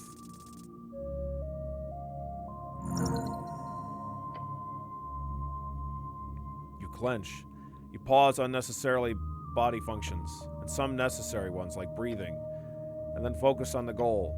Speech. Tell me about Earth. She stops writing. Looks like a harmless pause, just be careful. She mimics a sigh. The fated man god. Earth of Novik. That's the guy. Yes. She lifts her hand, pointing towards your chest. I serve his remnants. Jeki Smoko. Smoko what? What? Her many eyes look at you. The Celestial turns her head in your direction just a bit. I uphold my honor through service to the Coin Lord. You should quit. Daryl really sucks. Sounds like a shitty job. A job. It's not employment, idiot. As an angel, she's got to do some kind of service. It's like her thing. She turns back to her documents. I am unsure about many things, yet for now I serve. For good or ill. You've got an in. God, she's terrifying. There we go. Now she will speak to you for real. What do I know about celestials like her? Good creatures, usually connected with radiant light and healing things. This angel sure is one. Should I even talk to her? Depends. Will you say what she wants to hear? She is lonely, but her demeanor does not scream, please socialize with me. Will you join my party? You seem like a strong companion. No, I am busy, cleric. Okay. She'll get on board. They always come around. If you play for cards right, anything's possible. Good. You're strong enough to carry this team. Snell actually does a lot. You should appreciate him more. The goblin? He means well, but he's just a bit of assistance, barely noticeable. Men were not meant to carry the world upon their shoulders, not alone. What do you know about the pale man in the morgue? She closes the book floating before her. Avoid that creature. There is a darkness there. Her halo spins erratically for a moment. I have been told to not interfere, both with the mortician and his helpers. Oh, damn. The pale man's reputation is insane. What the hell is he? Something is certainly off about him. Oh, but he seems like such a normal guy. That guy? Yeah, he seems so normal. Helpers? Did he have something to do with the tea shop? Shouldn't I keep an eye on him then? What is he? What is he? At best, he's a weak arcanist. At worst, he's a powerful arcanist. One who survived the Coast War? That'd be interesting. Seems like such a normal guy. Avoid Viskin. Helpers? Mercenaries. Creatures who roam below dark spirits. They're unofficially sanctioned. None oppose their presence, for Viskin keeps them in line. Huh. Another reason to not get in Viskin's way. Do not engage them unless forced. Did he have something to do with the tea shop? Not likely. Viskin has been a presence here for almost 4 decades, to my knowledge. During all this time, he has never caused any issues. Beyond that, Viskin is also in tight cooperation with the Halfway Bridge tribe. Since they're the main drivers in this investigation, it would be strange if Viskin was behind it. Although, if you find any evidence towards this involvement, let me know. Shouldn't I keep an eye on him then? If you wish? I suggest not engaging. Don't. You don't have the skills necessary to actually cross that guy. He's something else entirely. Maybe if you play your cards right, you can get something out of it. Okay, good info. Do not engage. That is my advice. What do you think about the goblins? What information do you require? How are they, as a people here on Tolstead? Weak-willed and powerless as individuals, a creature that survives through reliance on a group and on greater creatures. That's not fair. They're clearly stronger than they look. Her eyes glance at you. I would describe humans the same way. She's calling you weak, not okay. Yeah, right. Like you're much better. Fair. We are weak alone, strong together. Interesting. Cross your arms. I'm not weak, I'm strong. Interesting. Cross your arms. But I do not see it as a negative. The voice softens. Humility and trust are important traits in all, for all. Guess he's a softie after all. Huh. The angel's got some weird views. That is what I think. What else? Can I trust their chieftain? Lady Sageleaf is a powerful creature. Do not trifle with her, or her pawns. Her behavior is clean and highly acceptable. However, she does not meddle in dark actions when needed. She looks at you for a few seconds. Perform your duties and leave. That is my advice. She's smart. Wicked smart. Avoiding gangs like that's the only decent way of preservation. They'll chew you up and spit you out. If preservation is your only goal, you must raise your sights. You can do great things in the dark side of the law, if you're careful, of course. What do goblins do here, just in general? I have some other non-goblin related questions. Yeah, very cool armor. Thank you. She's welcome. No, thank you. She just keeps working. Do you sit here all day or what? No, cleric. That's fair. You're not really sitting, just kind of floating. That is correct. Score. When the Coin Lord does not require my services, I attend to the archives. From dawn to dusk, normally. Then I perform a patrol, as is described in my service contract. A good service to the city. So you stay here all day and then you go out all night? Yes, I work, cleric. Can I come with you on a patrol? No, cleric. You are unable to fly, and I am unable to carry you. Her carrying you? The thought immediately causes you to stir. Okay, my guy, relax. Okay, fucking take it easy there. Sounds fun. Sounds contentable? Contentable? That's the best you could do? Yes.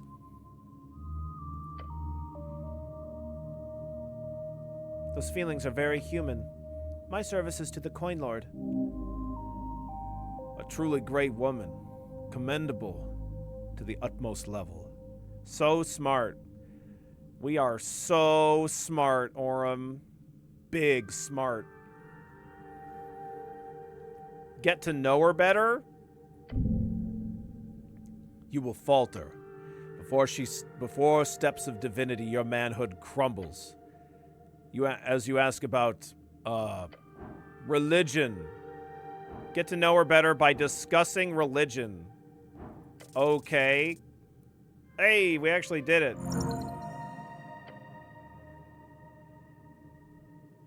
This woman served Earth. Why? A woman of her caliber, a great celestial of the West. She must be bound by some oath. Earth was just that good of a god, I suppose? Maybe she likes it here? Bound by some oath? Of course, an oath to serve the city, even beyond his death. She's a sister to the cause. Ask her. Ask her why she is here. The angel's many eyes focus on you as you open your mouth. I am so smart. I am so smart. S-M-R-T. I mean S-M-A-R-T. Why do you remain here, serving a city of men? She stops her work. The floating papers begin to move out of the way. The angel descends ever so slightly. It is. She grits her teeth and clenches fist. Holy shit. To miasto di rosum stieti. The city has lost its head. A city of fools. Your legs shake. You stand before a goddess. Stand your ground. Face her. Do not lower your head. My city is not yours to insult, Angel. Norvik is stronger than you think. You speak truth. The city is lost. If we're all so damn stupid, then why do you stay here? We'll just say what I think that she wants to hear.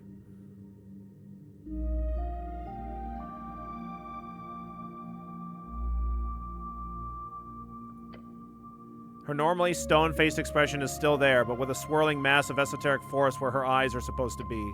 Her telepathic voice rattles louder in your mind. A crackling boom. Sonic boom!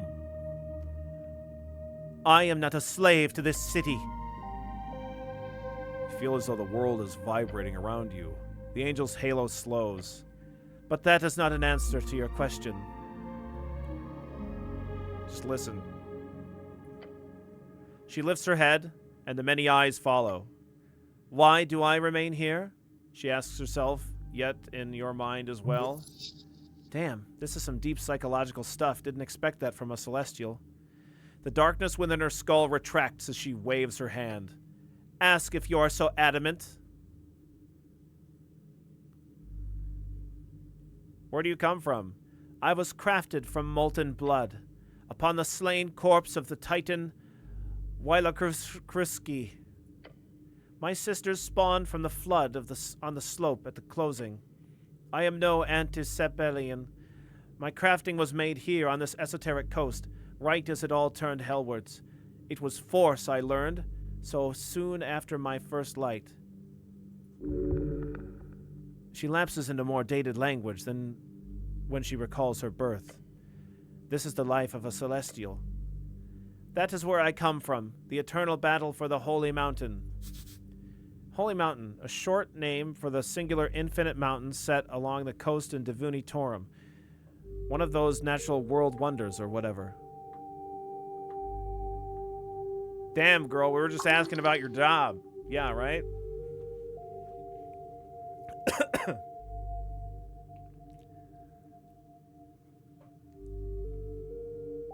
Make a quick remark, it'll land.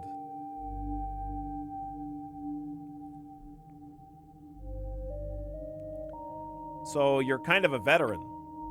Huh. A short bark of a laugh in your mind. Score. She thinks you're being funny. A colorful storm dances within the hole of her skull.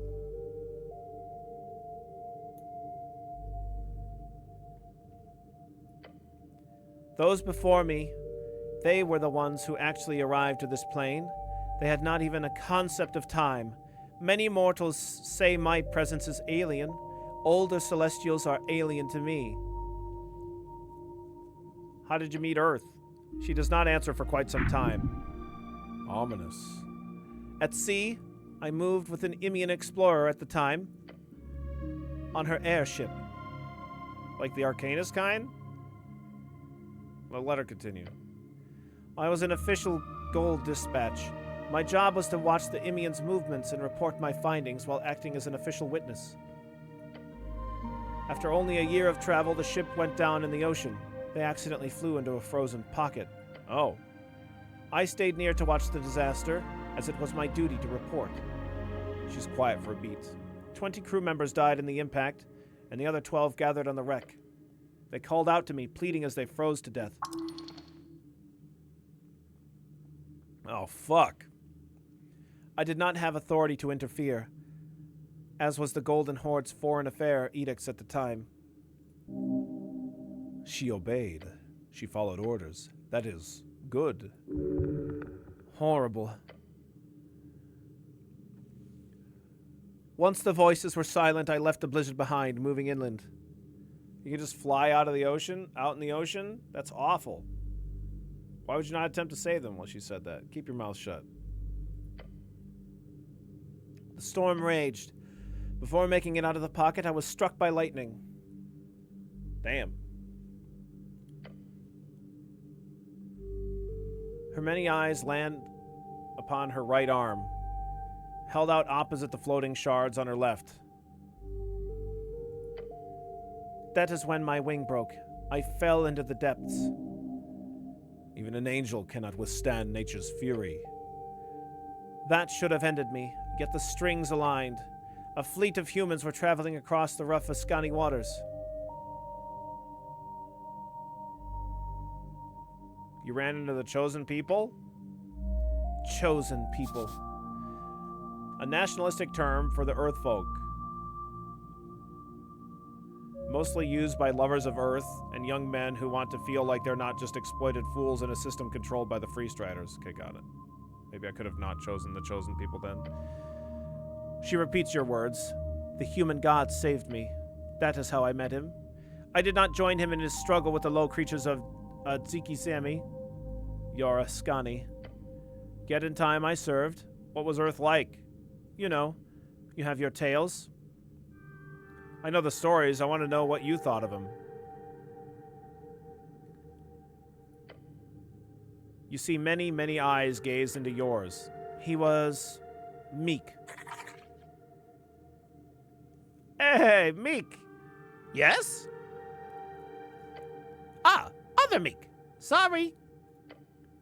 Kind. Reluctant. It was his weakness and his strength. Your god was a complicated man, cleric. He did terrible things. He performed great deeds. He was just a man. Is that your actual view of him? She considers your words, your question for a few seconds. Yes. He built this city in his own image, for good and ill. How long have you been here? I served him for a minuscule time, approximately 49 years. So you fought trolls with Earth? That's almost the entire existence of Norvik. I'd say that's pretty long. So you fought the trolls with Earth? No, I joined after the initial conquest. We view time in different lights, cleric. Remember that. Yes, he also built this city on rock and roll. Why Darrow? I'm a senior member of the Earth Guard. The Patriarch sent my assignment. I'm following orders. Oh yeah, it's weird, but she really is looking for some type of guidance here. I heard Nicholas Darrow's defense, along with a handful of rotating guards. It is not a difficult appointment. Must be boring. I am not searching for excitement. Her many eyes look away, focusing on the piles of documents scattered around the tower. I have nothing else to do. You're looking for meaning? Meaning. She looks back at you. Call it what you will. I am here for now. Okay? Why not go back to the Golden Horde? Do you believe them to be better? Shrug. No, of course not, but I figured an angel would think that they are. I thought they were all Horde brutes. Shrug, I don't know. The Horde consumes and subjugates. At times they fractionalize, splintering into deadly warbands. Usually by some divine mandate or plot, rather than similar motives to the civil wars of mortals. Her telepathic voice changes to an octave lower than before. I was a cog. Inside I could not see the contraption. Outside it is clear. They are a machine, built for a divine incursion. One ended a millennia past. She's a damn Conchi? Didn't expect that. Slang for a conscientious objector. During the Coast War, they had a whole penal troop called the Conchi Corps, full of people who were charmed into performing war services. Can you imagine losing your freedom like that? Awful. You flirt with this lady yet? Well, yes. We did actually get in, like, we broke into this portion of conversation with her, which we hadn't been able to do before.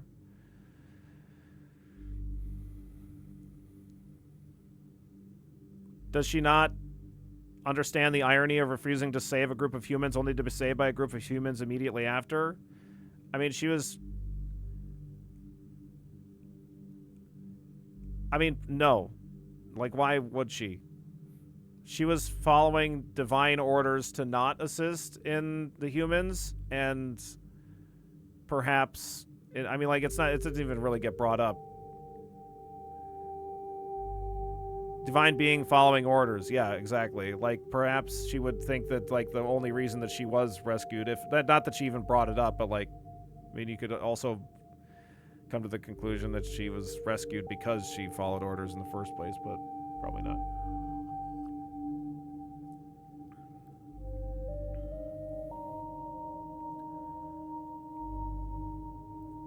We'll just nod here.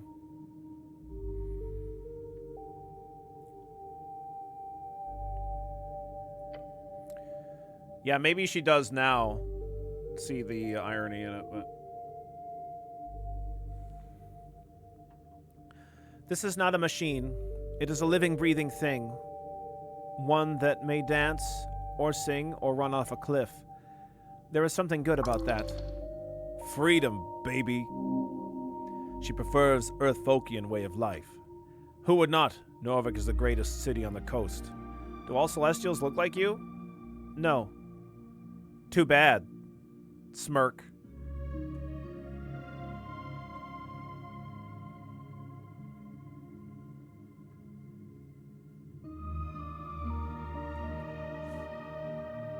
Maybe. I think the lack of true gods has made her a little lost. Yes. The Golden Horde is made up of divine beings, but they're no longer on a divine mission. Yeah. It's kind of like her whole searching for purpose thing. Too bad, Smirk. She turns her head away from you. What's up, Happy Matt? Also, what's up, Baldwin? What are you doing today? Oh, come on. That was a decent line. Celestial creatures are amorphous spirits built upon the energies of the positive.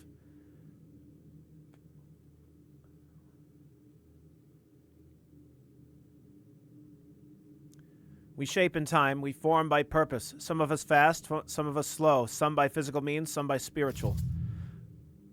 Unicorns are celestials. Thanks, intelligence. That fact always pops up in your brain as soon as you hear the word celestials. Well, I think you're pretty, at least. Cool, cool. Spiritual and physical both. Thanks for the info.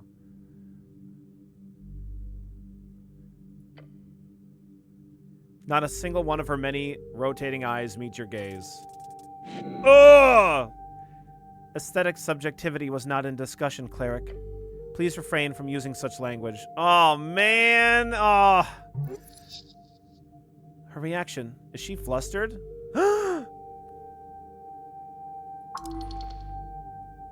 What? Did you just fluster an angel?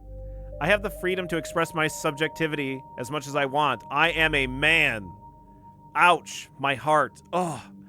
Oh. Sorry, I got off topic. Ouch, my heart. It's not even like she likes us, Baka.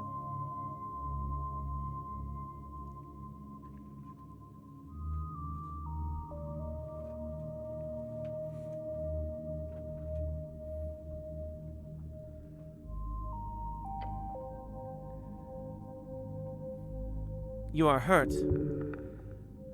She states the words less as a question, despite it being one.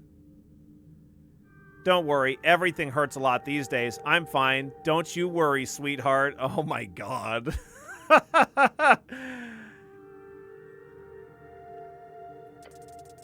More damage, sweetheart.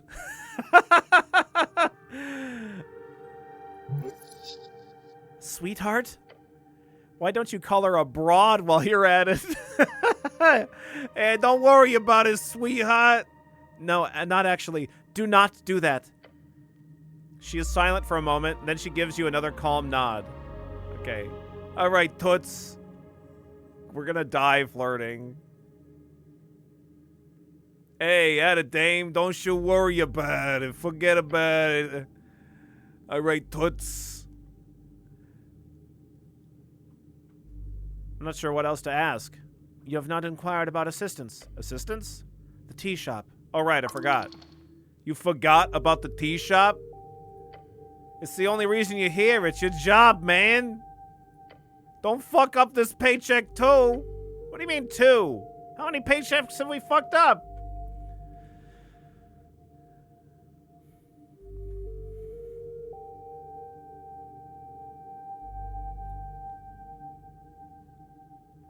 She descends. What's up, Ocelotus? How you doing today? She descends slightly. You can almost look at her without bending your neck all the way back.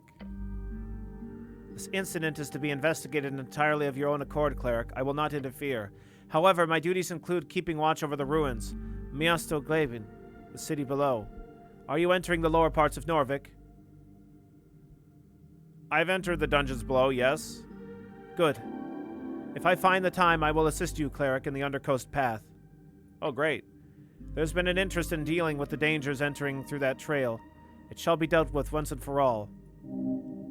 Glorious. Dangers? She stares at you with many eyes.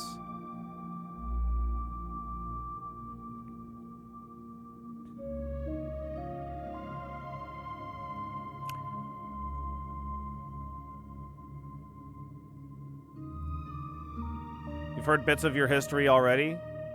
Billy, I think you can guess. Guess what? What? What would I guess? What kind of dangers? I like dangers. It's my middle name, but in singular. What kind of dangers? Monsters, she continues. Enemies of the state, the type that festers.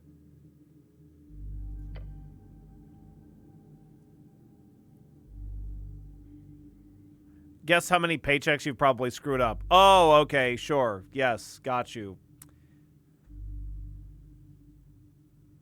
Look, I mean, as long as we get paid in apples, I think it should be okay. There are many. You will need to be wary. Meek see many bad thing come from dungeon. Always bad thing. Angel is scary. This will help. All from dark is scared of burning light. Your scarf then whispers to you, Meek includes self-enlist. I will meet you there.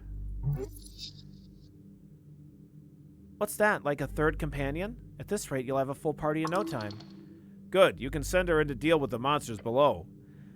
I don't think an angel like that would steal any loot for herself either, so it's really an optimal solution. Is this on behalf of Darrow?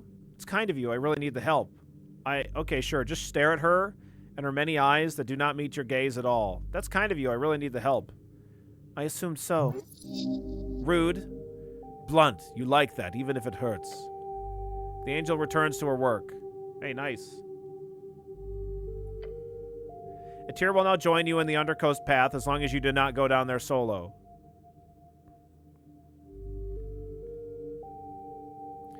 You're an ethereal, yet also an imposing woman. Attempt to flirt. We can try it flirting again. Imposing. Ethereal. Her telepathic voice gets dropped down several octaves. All the way down your back, in your spine. Charisma DC 18. Say the right thing. Nice. -2 because of a bard bonus. Advantage. She's in your party, kind of. -4 DC because we called her pretty, and -4 DC because you made her laugh. Come on, let's go. Big money. Yes! Yes!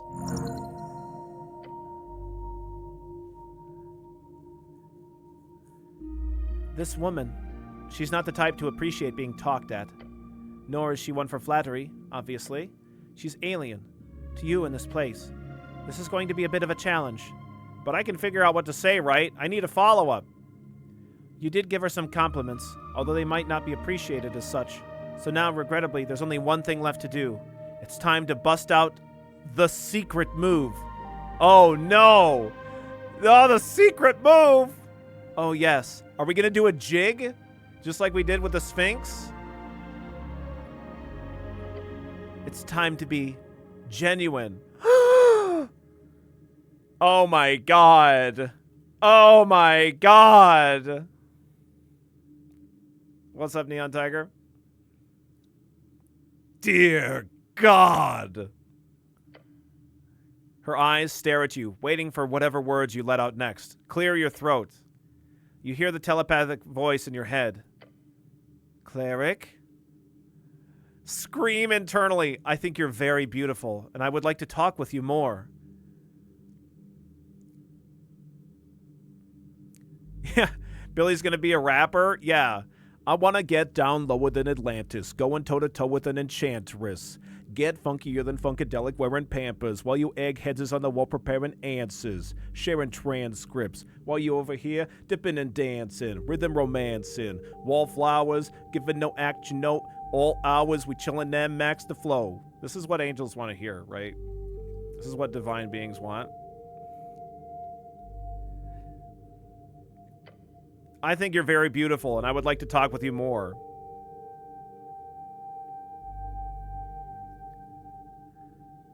That's why they come down here, yes. Okay, great.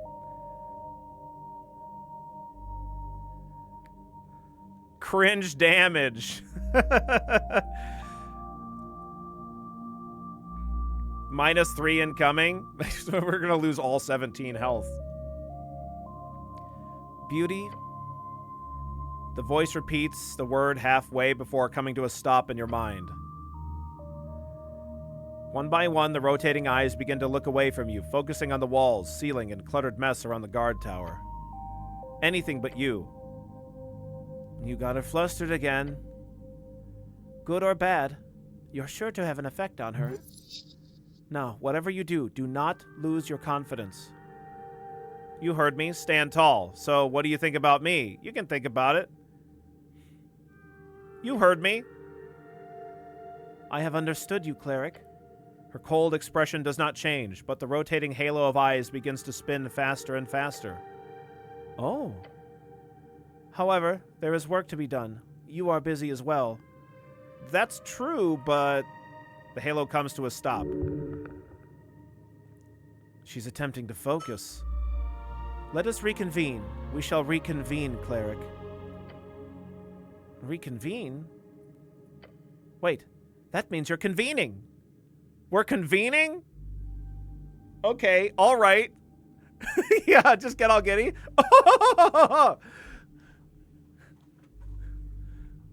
We're convening?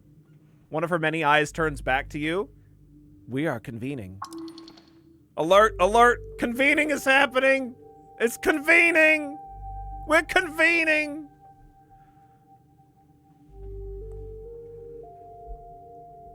We're convening. Raise your eyebrows without her being able to see it. Convening is happening.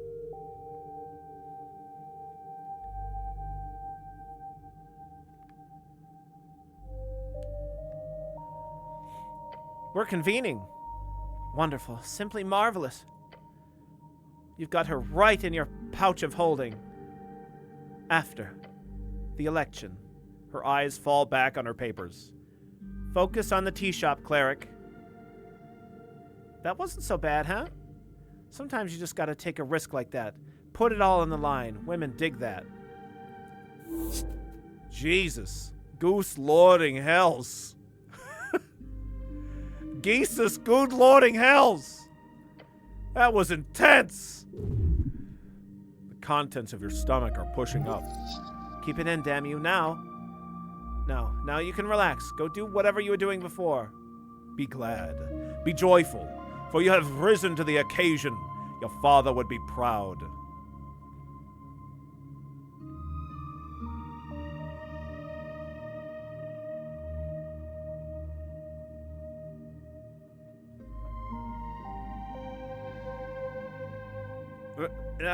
After, during the Split Fiction playthrough yesterday, talking about some FF raids, and the talking about the guy with the big sword that comes down and the tank has to tank that shot. Not that one. Rejoice in the glory of combat and whatever. That boss and Ravana are both like two of my favorite trials in Final Fantasy. Strength should definitely be kind of voiced like that. Yeah, Susano. Yeah, Strength should sound like Susano in this. But yeah, Ravana is my other favorite. Dance to the song of ringing steel. Such fucking great fights.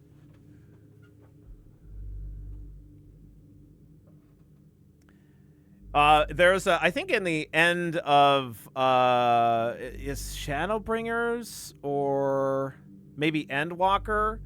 There's like some kind of a cutscene where like you get to see a whole bunch of the, like bosses, like the trials that you fight, and they all kind of come together in battle. So it's really cool to get to see like Susano in that cutscene and stuff. I don't remember which cutscene it is. Maybe it's like one of the Alliance raids or something like that. Is it at the end of Endwalker? You get to see all that?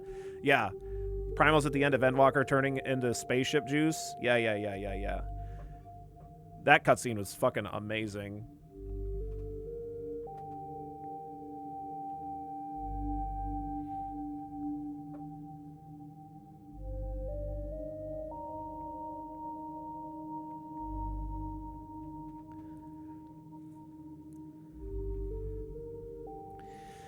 I will almost assuredly never do it, but if there ever comes a time where I'm like, gosh, I just want to kill like 6 months of streams doing a huge playthrough of Final Fantasy XIV from beginning to end on stream, just to like have that as like a piece of content, like save it and upload it to YouTube and stuff, would be kind of cool.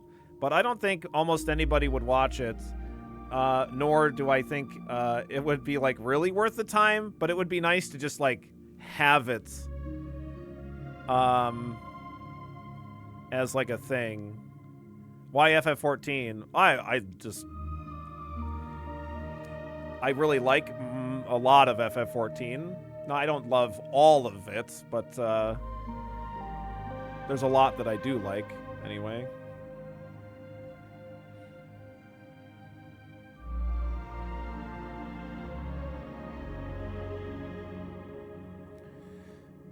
What if you just devoted like an hour a day to it? That would take me... If I devoted 1 hour a day, then I would likely be unable to actually make progress on some days, given the queue times that I might be subject to. And if I did an hour a day, 5 days a week, then it would take me years, at the very least. At least 5 years? Probably a lot longer than that, though, I would guess. But anyway. So it would probably be something that I would try to just, like, dedicate to. I would also almost assuredly want to play as a healer, just so that way my queue times would be very fast. Yes, yep, yeah, exactly.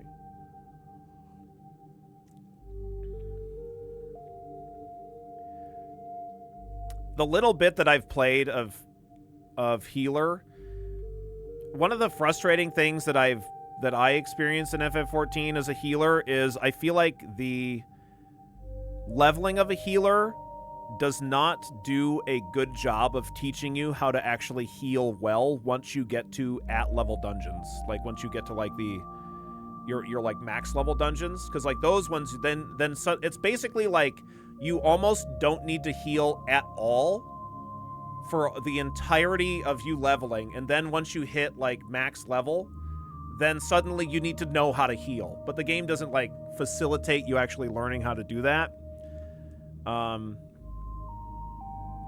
very well. It's the kind of true with tanks, too, but, like, at least with tanks, as long as you, like, know the order of, maybe a rough order of, like, your cooldowns, then you're doing okay, but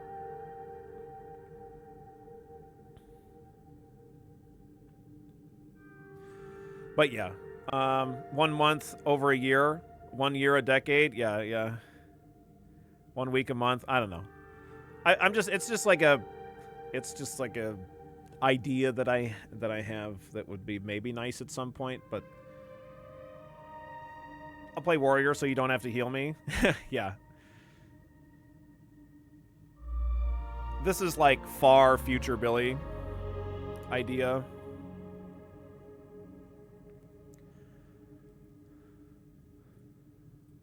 Because I think that would be the thing with a lot of the story in FF14 is, like, a lot of it is, like, pretty boring and plain, and I don't think that it would, like, I would be reading everything aloud, wouldn't be doing voices for everything, because that would be completely impossible, or very unlikely anyway. But that's a future Billy problem, just something that's on my mind occasionally.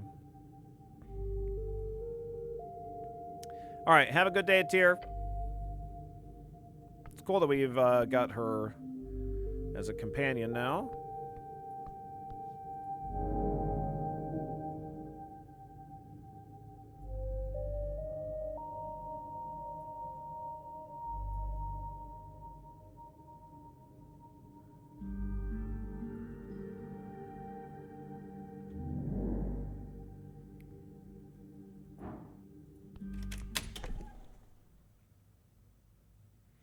It was all in our mind. Oh, she was affected. Oh, she was affected for sure. Apple boy. Apple boy.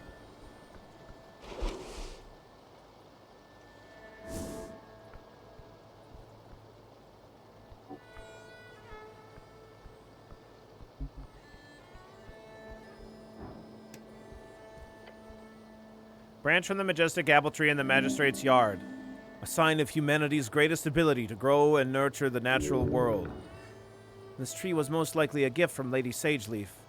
Climb the branches.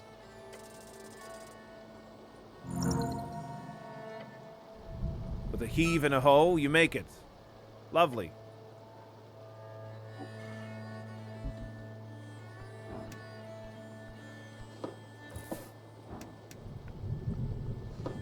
Billy, you influenced me again. I bought this game after I watched your play yesterday. Thank you for your mind control. Yeah, no problem. What the hell is this? That's not an apple. Oh, it is an apple. Just look weird.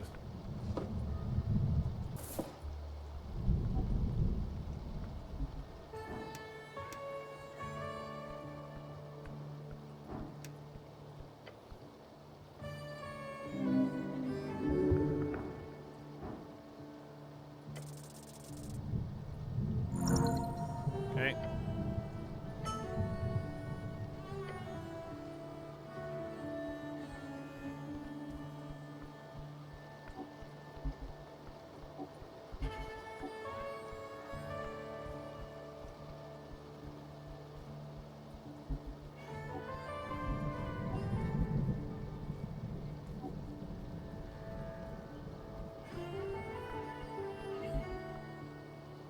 Let's go get Snell first, and then we'll investigate the tea shop, I guess.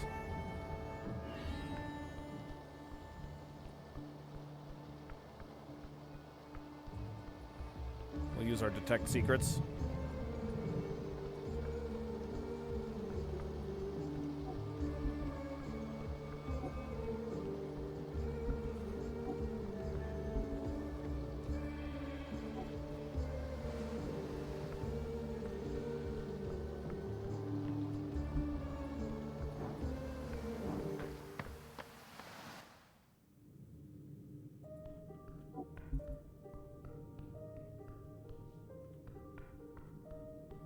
Hold on.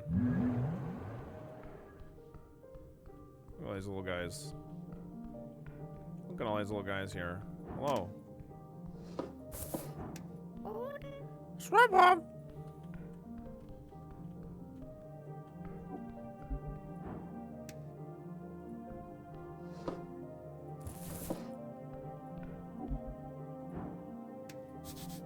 Tending to the garden. Be back after lunch. Oh, okay.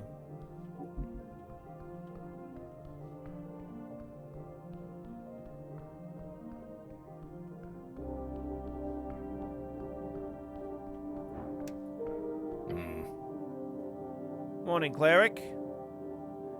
Ready to head out? I usually head out about this time, so yeah, I'm ready. Alright, thanks, Snell. Let's go. Snell's so great. I really love all the characters in this game.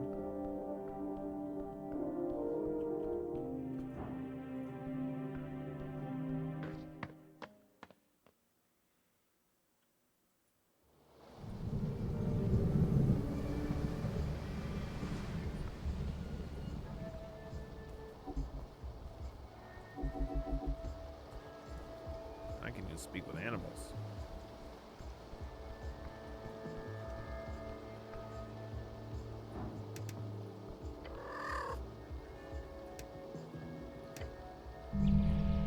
You place your palm in front of your face and whisper. Everything is words. As you do, the subtle movements of the cat appear as not so subtle anymore. Then it snaps, and your mind appears to translate it all into a form that you understand. Hello, cat.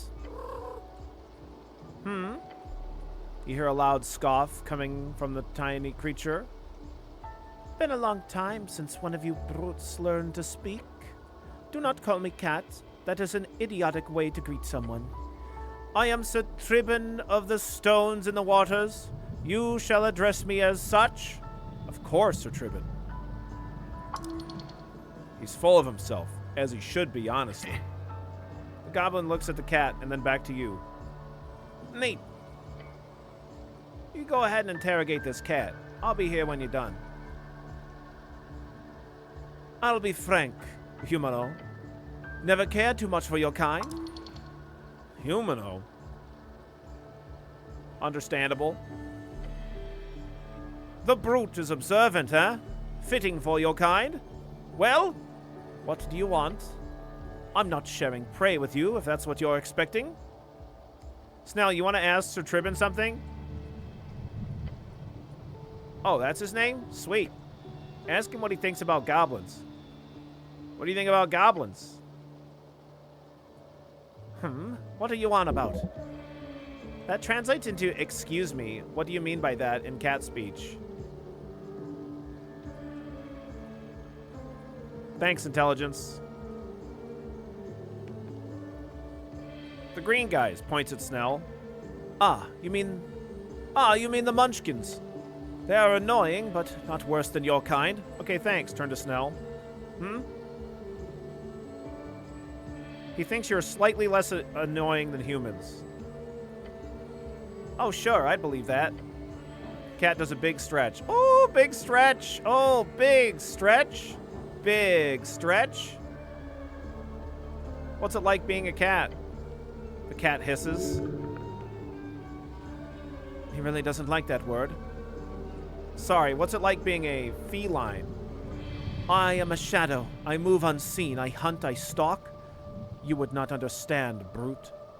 For you are clearly so far below the default, you cannot ever truly comprehend what it's like. Sick. You're not so far away from getting it, though. See anything suspicious lately? You.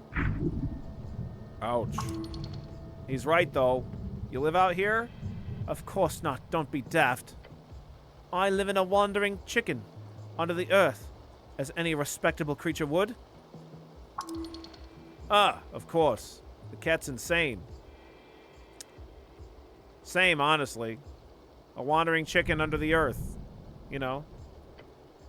He makes an annoyed sound. Whatever you say, brute. Now, Vit. Can I come visit you in your chicken house? I suppose I cannot stop you. Though, my homestay servant is quite the eccentric woman. So do with that knowledge as you wish. A cat lady? Being eccentric? You've never heard of such a thing. Feed his ego to get actual answers.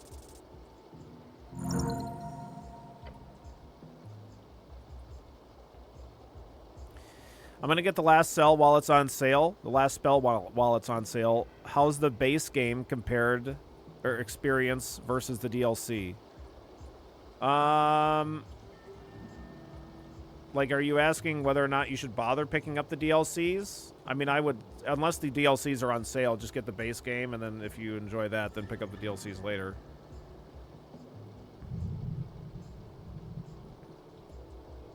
But, I mean, if they're on sale, might as well pick them up.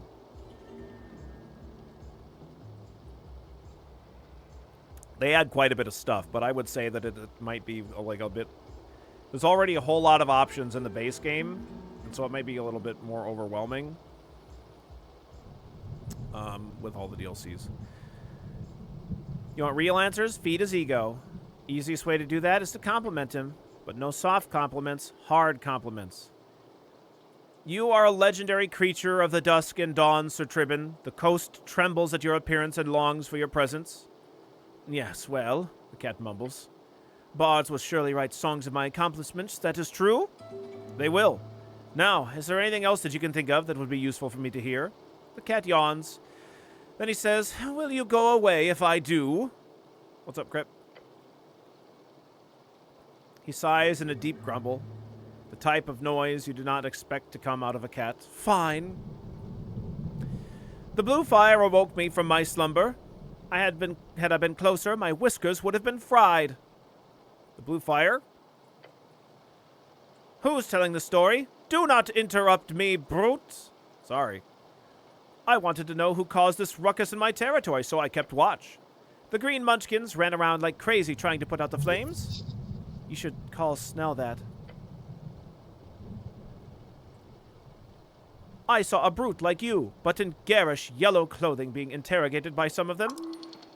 Man in yellow. Free Strata, perhaps? We can maybe. Happy map. And once the fire was out, which did not take long, the one who should have wings appeared. One who should have wings?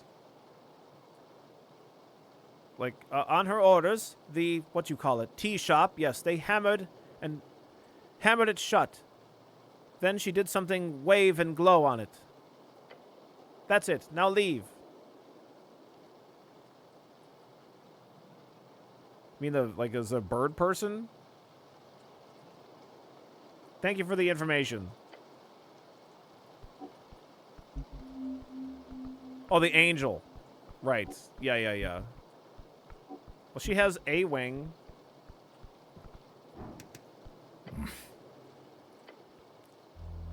A lot of rain today. What do you think we should do? About the rain? No, what should we do today? Ah, right. I'd say we should probably investigate the tea shop, but yeah, okay. We're gonna do that. I just had this feeling we're missing something. Let's focus on that for now, unless you got some other fun idea.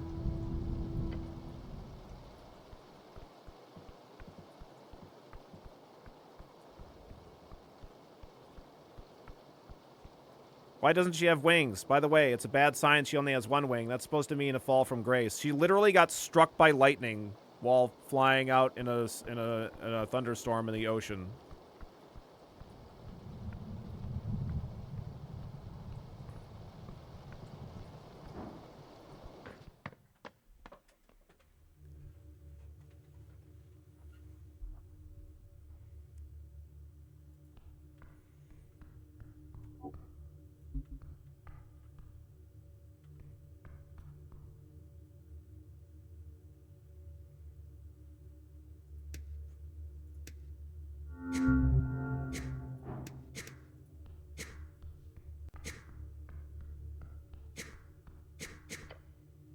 You run your fingers along the surface of the wall. A crack? No, a gap.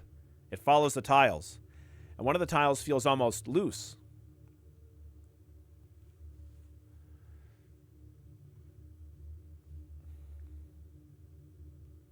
I do not believe that I can have dialogue with the rats. They're inventory items. I can try to examine them, maybe? I'll try. Immediately after refusing to save a group of humans, maybe it was a fall from grace, lightning god struck her down. But she was just following celestial orders to not save the humans. So, I don't know, maybe.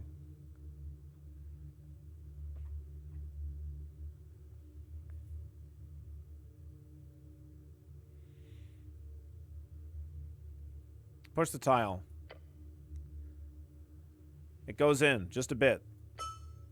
Then you hear a click. Nice.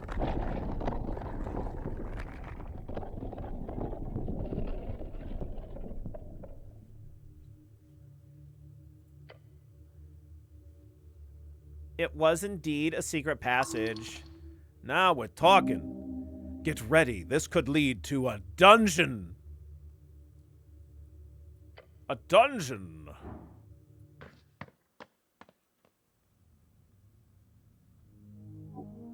Secret tunnel. Secret tunnel.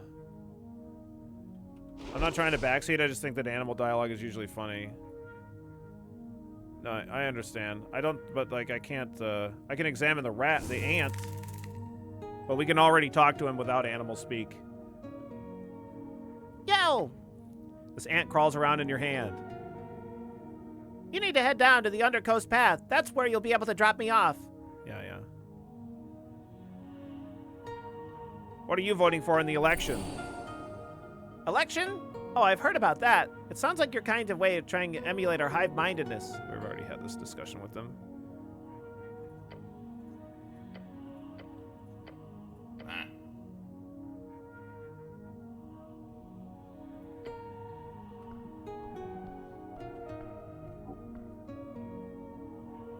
Bunch of shit in here.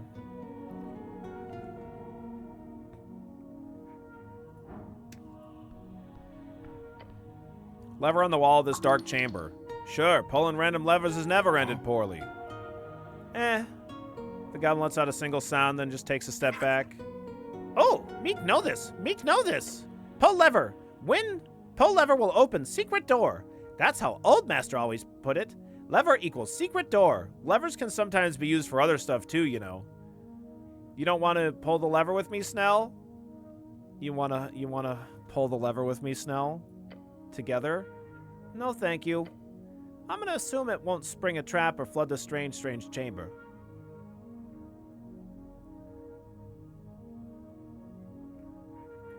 Levers can be used for other stuff too, you know. They can? Yeah, like your goblin companion also gets sucked into the thought, clearly struggling to come up with a single thing that could need the use of a large wooden lever of this kind. Like what, Master? You have nothing. The mimic has won. I'm drawing a blank here. Same. Oh! Maybe Master will come up with answer later. Meek look forward to it. You won't. The lever appears stuck? Ah, yes. It's connected to the passage to the tea shop, which you've already opened. Great. Okay.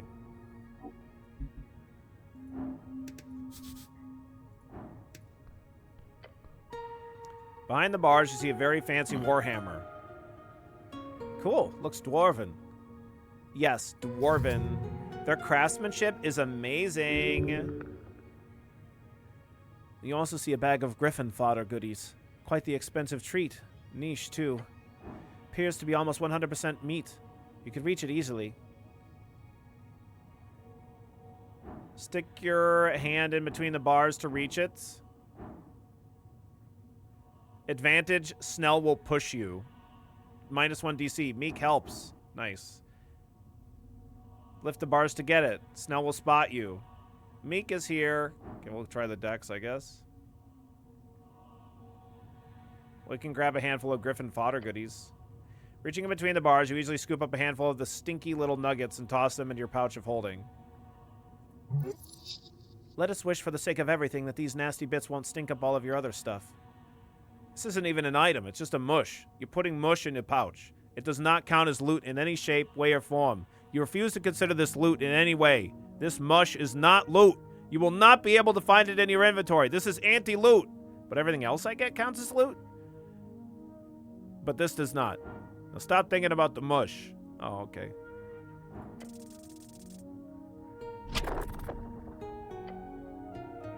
Try to sip through, but no. Nothing you do allows you to reach far enough. Not breathing in, not pushing harder. Shit. You'll need to try something else. Well, how about we try the same thing again? There we go. Yes! You know you could do this. Get that loot. Breathe in and adamantine warhammer. The dwarven warhammer.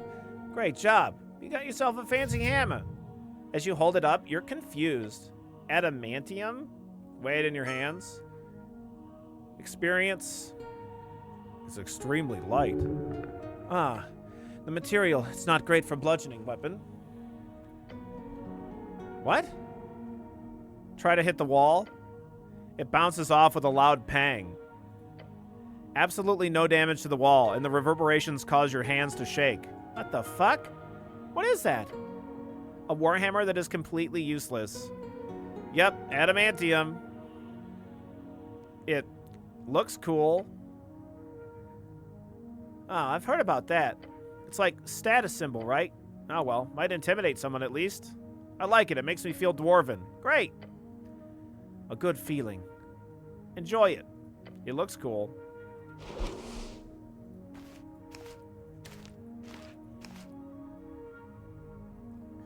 +1 intelligence, +1 wisdom. Okay.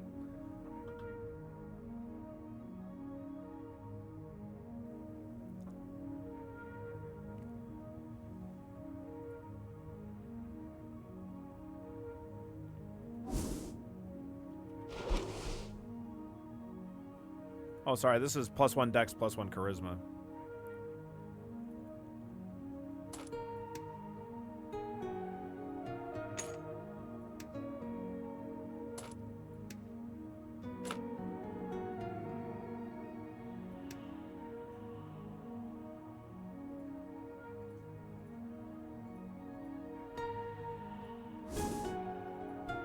Are we lawful stupid? Yeah, that's a pretty good description. Son of a bitch, he's got a whole horde back here.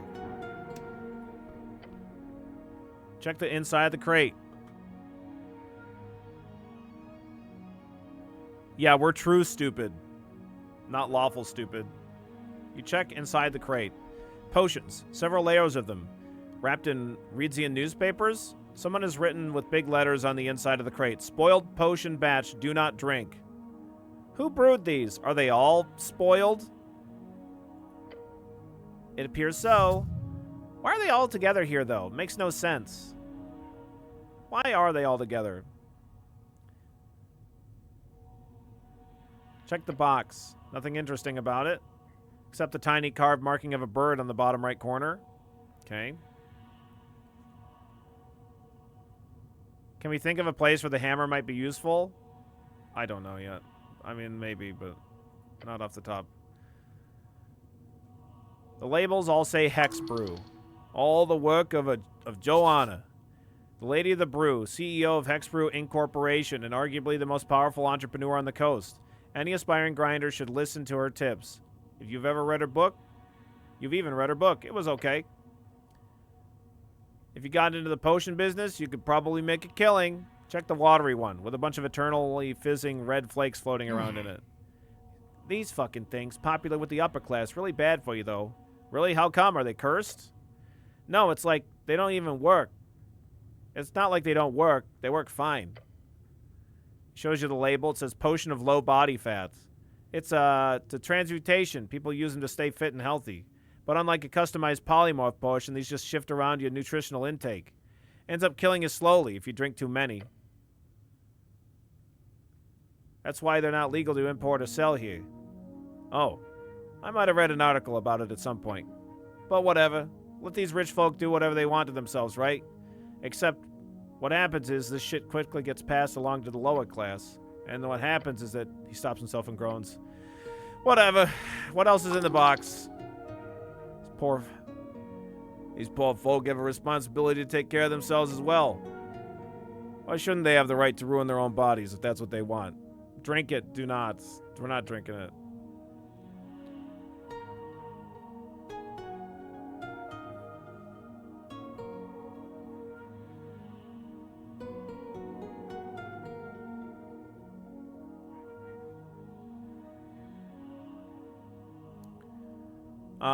Check the one that glows faintly yellow at the bottom half and faintly purple at the top half. The bottle is long and slender, and it weighs quite a bit in your hands. The label says Potion of Masculinity, Femininity. Ah, agenda swapper. Those sure are popular these days. You have heard of these. They are not interesting to you.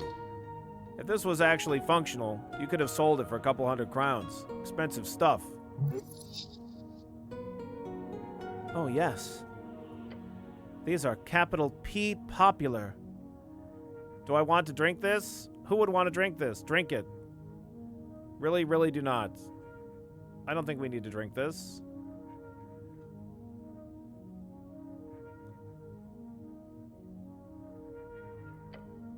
Snell watches you place the bottle back in the box. The other potions gleam at you. Check the clear liquid bottle with a tiny label and several clear white eyeballs inside. Oh. You lift up and hold it in your left hand. The empty bottle is light, and the cork is to your right. You okay, cleric? No, this is wrong. What? Look at the empty bottle in your hand. The bottle is fully emptied. The label says Potion of Amnesia. We don't have to start over, do we? Please don't say we do. That would be the worst. What? A magically disappearing mind-erasing potion. How strange. Oh, gods. He looks very, very tired. I lost a few seconds there, but I'm fine otherwise. It's okay, Snell. I remember. I remember now.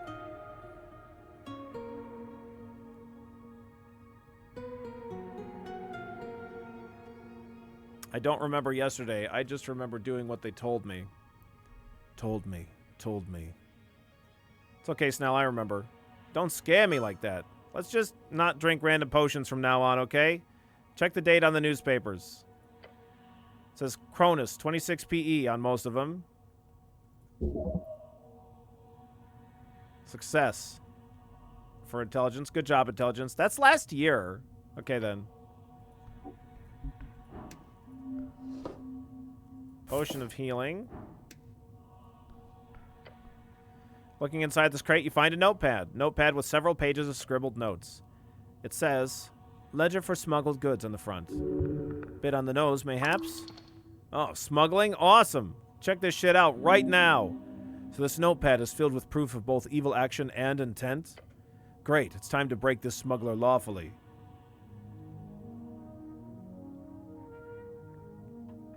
Check the smuggling guide page.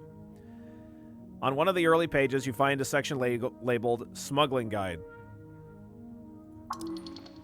He wrote a guide on his own illegal activity as a reminder on how to do it? That can't actually be. His voice trails off. Some people, man. Step 1. Use your connections. The Reedsian merchants are always good for coin. They pay hefty for simple storage. Step 2. Storage. Move things from warehouse to secret tunnel. Use free strider help. Lift up from pillar crossing. They write off missing goods as lost at sea. Keep secret. Mix crowns with tea shop income. Fudge receipts. Avoid sage leaves handlers. Step 4. No distribution. Return to warehouse night before ship leaves. Do not sell goods yourself. Stay clean. Of course, the free striders are involved with this. They probably set it up to begin with. Those crafty bastards, they really got their fingers in everything. You should really consider becoming a full-time free strider agent. They probably pay a hell of a lot better. Over your shoulder, Snell is too reading this elaborate display of criminal incompetence. He looks less angry and more disappointed. I suppose it's a blessing when the crooks of society also implicate themselves through their sheer idiocy. Import-export? Many terms you've never heard before. And some you have, mostly importing. Pocket bikes, a large quantity, marked as not yet arrived and then terrible state. A number of rare potions with various draconic names. Then you spot a final mention of something called Quillwell cartridges, although it appears not to have left the warehouse. Hey, that's the one the Modissa was looking for. The Icicle Girl's vendor is clearly this tea shop owner. Look at the latest entry. On the last few pages, there's a ton of reminder notices written in sloppy handwriting. It goes on about missing payments, lost suppliers, and various angry comments about tea shop customers. Then you get to the final notice. It's marked with the date March 21st. That's the day of the explosion. Coast Hag potions not yet arrived. Days late. Don't want diluted piss again. Damn those Coast Hags. Elf will arrive from temple. Then I leave. Don't like tea shop being used for meetings. If they break anything, they pay.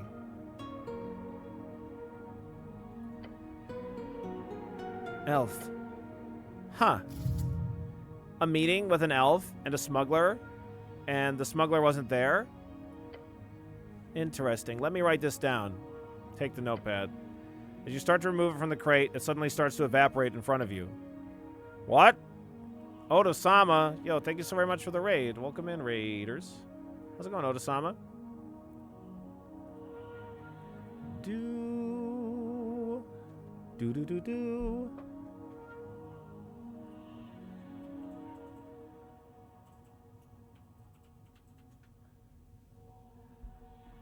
You doing some Battle Brothers today, Oda-sama? I know if you're looking for some B-Bros content, you could definitely say hi to Oda-sama, or you're doing some Slay the Spire 2, mayhaps. You know what? Nice, nice. I hope your run's going good. Hope you're doing well.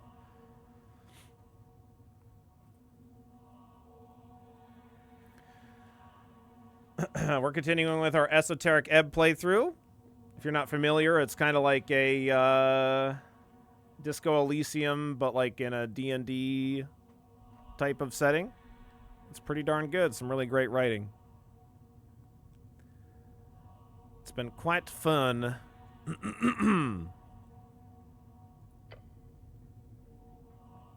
Turning into magical dust in your hands slowly. Put it back. It stops evaporating. Take it out again. It begins slowly turning into dust once more. Put it back again. It stops. Take it out again. Snell stops your hand. We get it. Everything in the entire world. We Everyone in the entire world.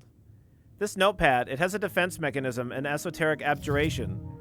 Or it's haunted. Oh my god, I think this notebook is haunted, chat.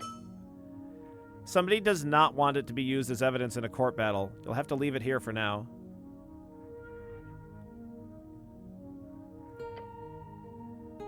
Yeah, make sure you go take care of yourself, Otosama. Get some rest, get some snacks, whatever it is that you need.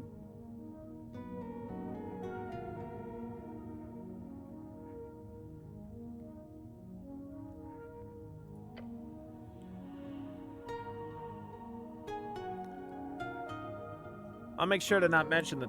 Made sure to mention that they should not move the thing, just in case. Time for some D&D with the boys? Yeah, awesome. Enjoy your D&D. Hell yeah. All right, I'm done here.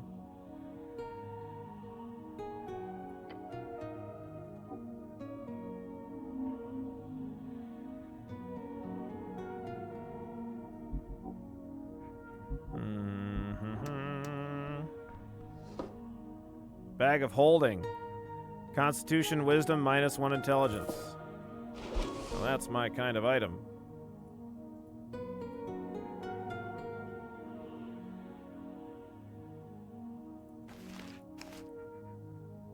Good old tinkets.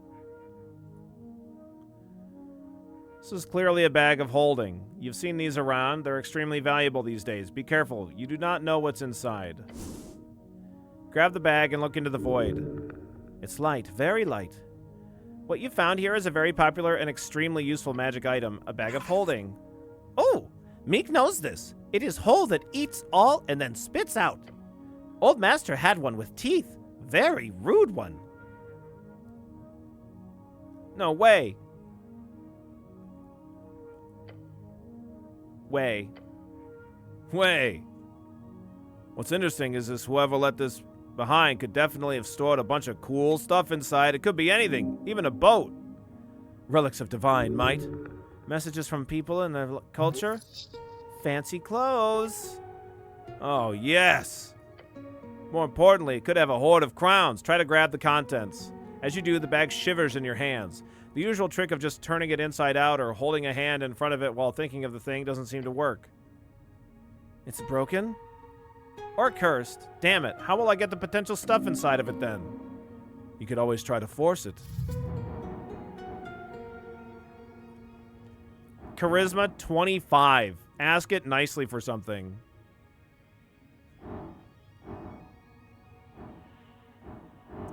Yes. Force would be useful here, unless you find some other clue.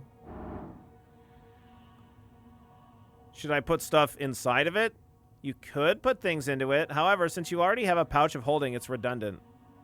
And fun. Try to put a random pebble inside. You toss it into the void. Try to get it out. Nothing you do seems to get it back out. Right, good to know. Indeed. Let's examine the bag closely.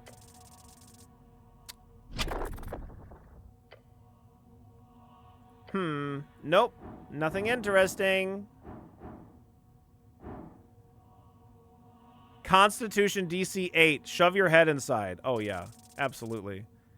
Oh! Last thing you hear is Snell saying something about health and safety. Then you shove your head into the bag, and inside you see darkness. Close your eyes and feel. Something inside reacts with you. Something near, something close. Your stomach grumbles. Yeah, I am pretty hungry, actually. Hungry for one thing. Is it garbage? One thing. Apple. No! No, not apple! Apple. As you speak the word, your vision becomes clouded in pure red. A wave of apples smash against your face in the void. Oh, apples! Plop your head out from the bag. Oh my god, as you do, following your head is a stream of apples and they fly all around you. Ah! They spill out onto the ground. Apple boy. Oh my god. All around like little red treasures. At first surprise, your companion's expression soon turns to weariness. Of course. What did I expect? You may begin. Pick up an apple. Pick up an apple. Pick up an apple. Pick up an apple. Pick up an apple. Pick up an apple. Pick up an apple. Pick up an apple. Pick up an apple. Pineapple apple pen. Pick up an apple. Pick up an apple. Pick up an apple. Pick up an apple. Pick up an apple. Pick up an apple. Pick up an apple. Pick up an apple. Pick pick pick pick pick pick pick pick pick pick pick pick pick up an apple. Pick up an apple. Pick up an apple. Pick up an apple.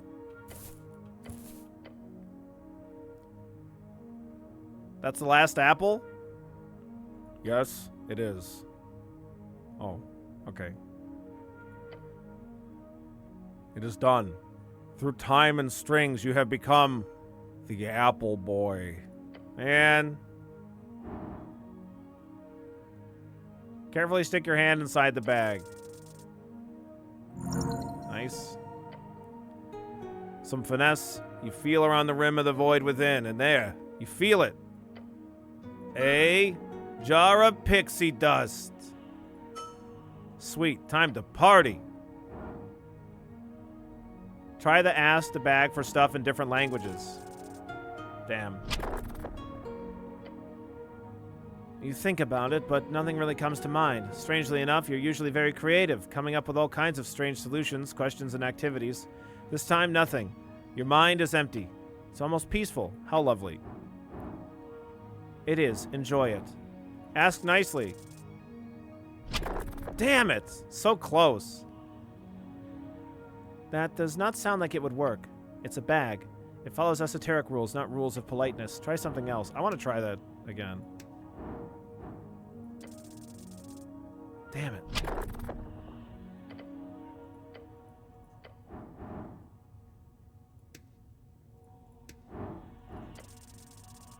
Yes, that'll do it. Let me see. What to ask? Oh, yes. Ale. I can't drink. No, no. Not that ale. The stuff you can drink. You know, that always helps you handle people. Even if you're not actually drinking? Oh, okay.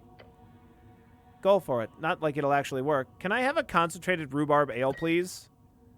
A bottle pops out of the bag in an instant. Damn. Must have been your polite tone. Nice. Hell yeah. We got an achievement for succeeding a DC 25 difficulty or higher.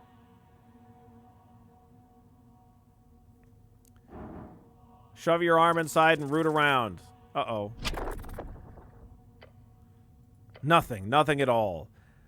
You wave your arm around inside and something sticks to you. Oh, fuck! As you rip it out of the bag, a sharp pain runs across your palm. Something cut you inside. Something sharp.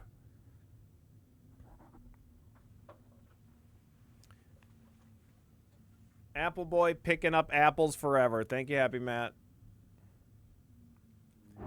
What else can I do with this? Not much. If it's weird and curses like this. Weird and cursed like this. Alright, I'm going to put down the bag.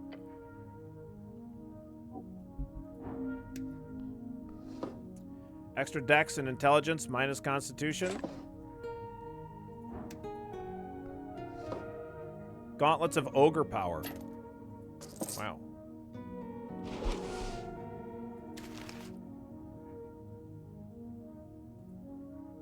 Pair of leather-bound steel gauntlets. The material is rough and causes your hands to twitch as you touch it.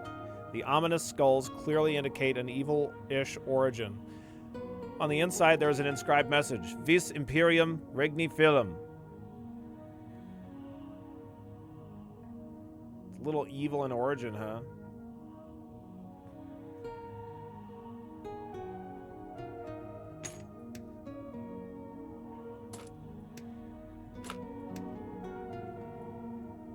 A little evil looking. Just a little.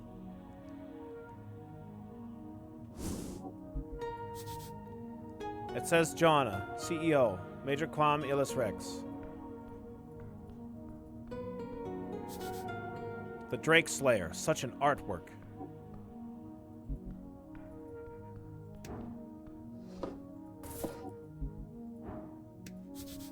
Too far away. Approach your companion. Okay. Why don't you look at this? A secret tunnel. Yeah, this is a shock.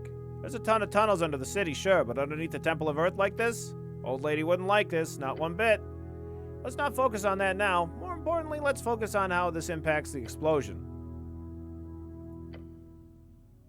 Are you sure those mitts fit your hand, Billy? They look kind of big. I'm sure.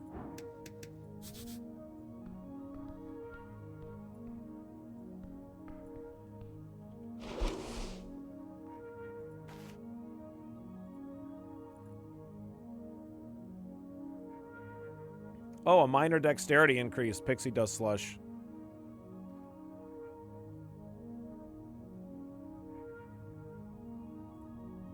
Minor charisma increase for a week for the concentrated rhubarb ale as well.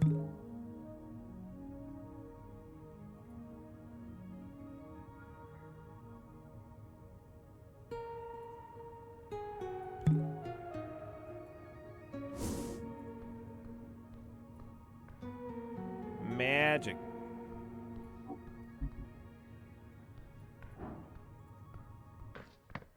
What's this? Where does this go? Oh.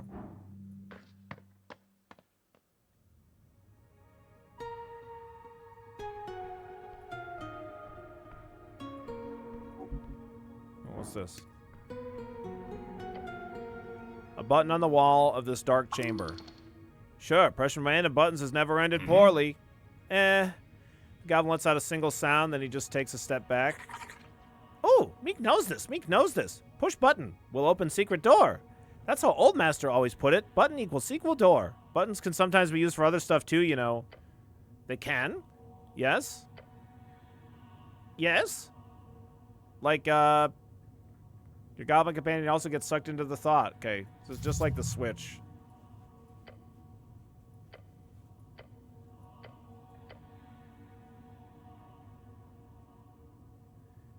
Billy, the voices in this game, it's a lot like streaming. Are we the voices?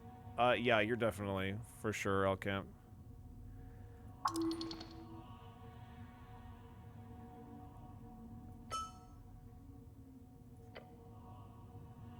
Okay. Passage opens.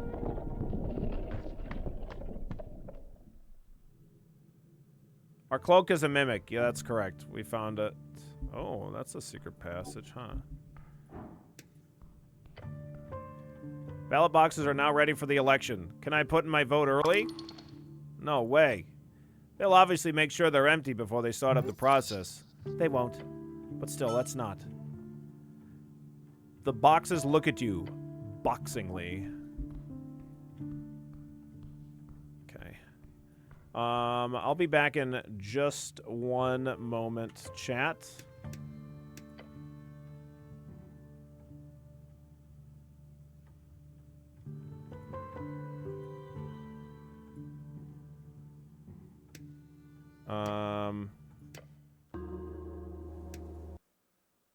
Can we have apples while you're out? You can have the Garf cart short.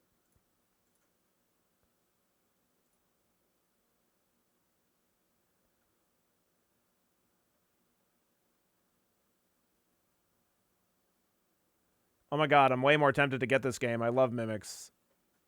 Yeah, the mimic guy is great.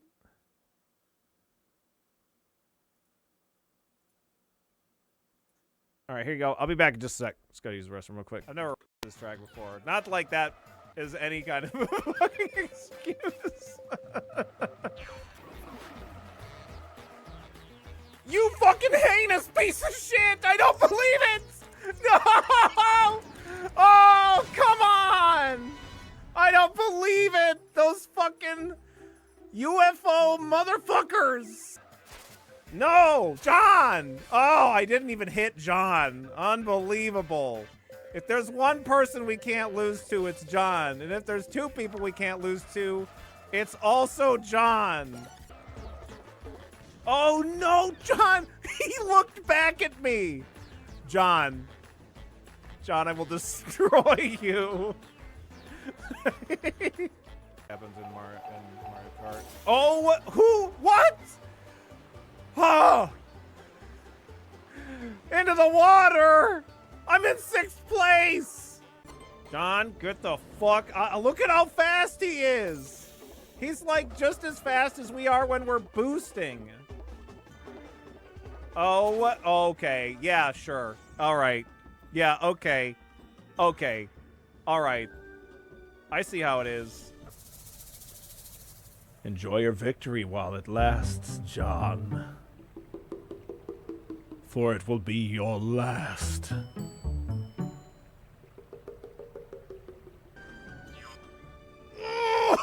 Oh, that, okay. Motherfucker. Oh my god. I don't believe it.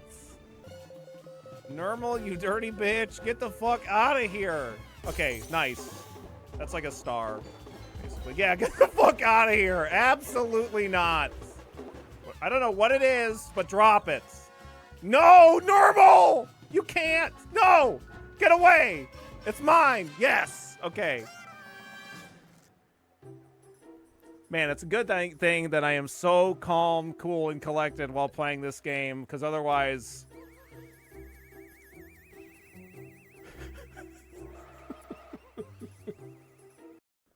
Okay.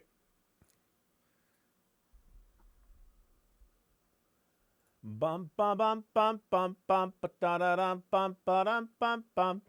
Oh my god, there's an update for Baldur's Gate 3? What the?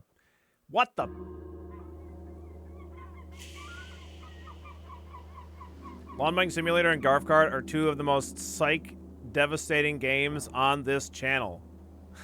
I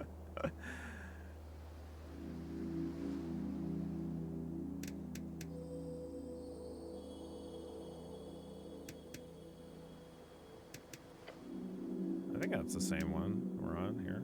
Yeah.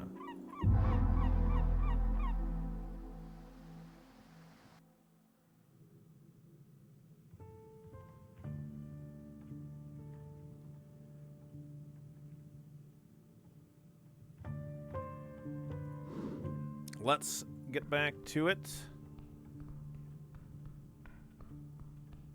All right, it's been a while since we've chatted with this guy. The Duck. The Iron Tin Can. The Iron Tin Can Knight man dude does not acknowledge your presence. He's ready for more of your questions. Are you Lord Gorm? No. I see. I'm looking for Lord Gorm. Have you seen him? No. Are you Lord Gorm? Are you lying to me? No. Is that what a liar would say? Cease this inquiry. You're annoying him. Yeah, keep at it. Maybe he'll kick your ass. You're walking into a dangerous situation. Actually, you're already in it, so stop. Sorry. The knight doesn't move. Has this guy been, like, told not to hurt you? Why else would he not give you a love tap at this point? Love tap? Disgusting language. It's called a manly wrestle, or a fisting. Don't call it that, please.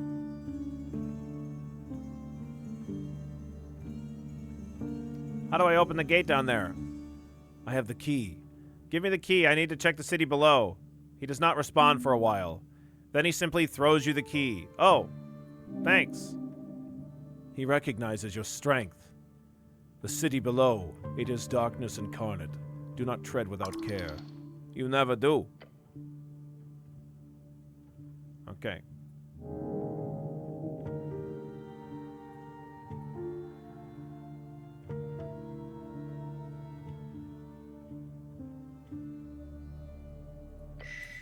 We could take root in our voting thing here, I guess.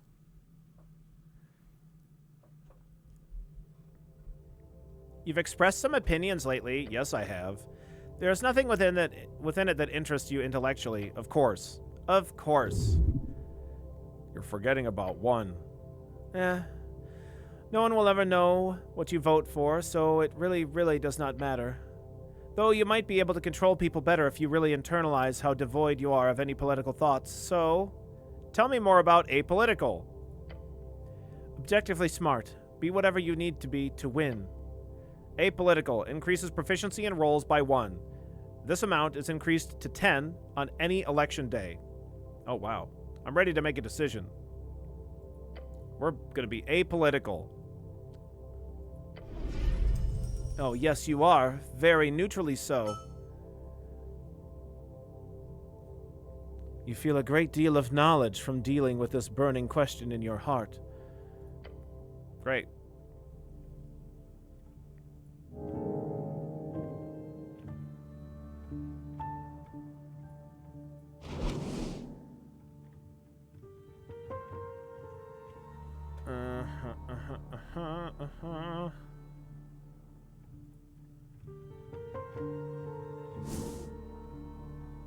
Hey, can I ask you who you're voting for?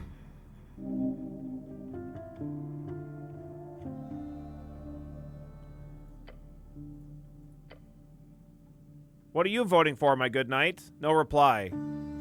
I'm actually apolitical. Isn't that interesting? The knight doesn't even move. Okay.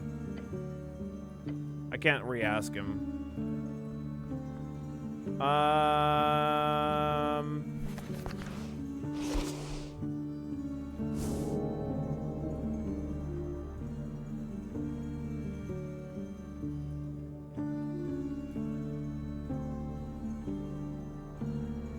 Found the tea, found the undercommon, magical metal brooch.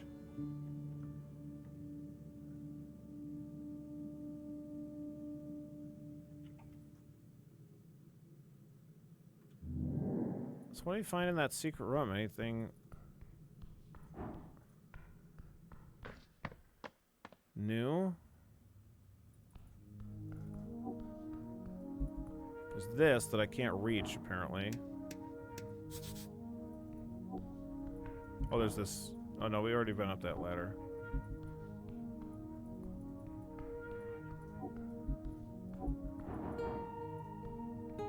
What's up, Basrick? How you doing today? We can try moving this table again.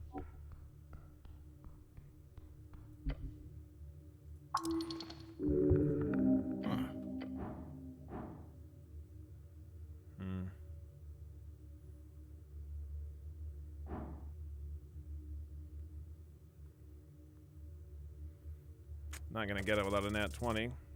Whoo! 2 nat 1s. You make your best attempt, but the big block of scorched wood just won't move. Damn. Heavy.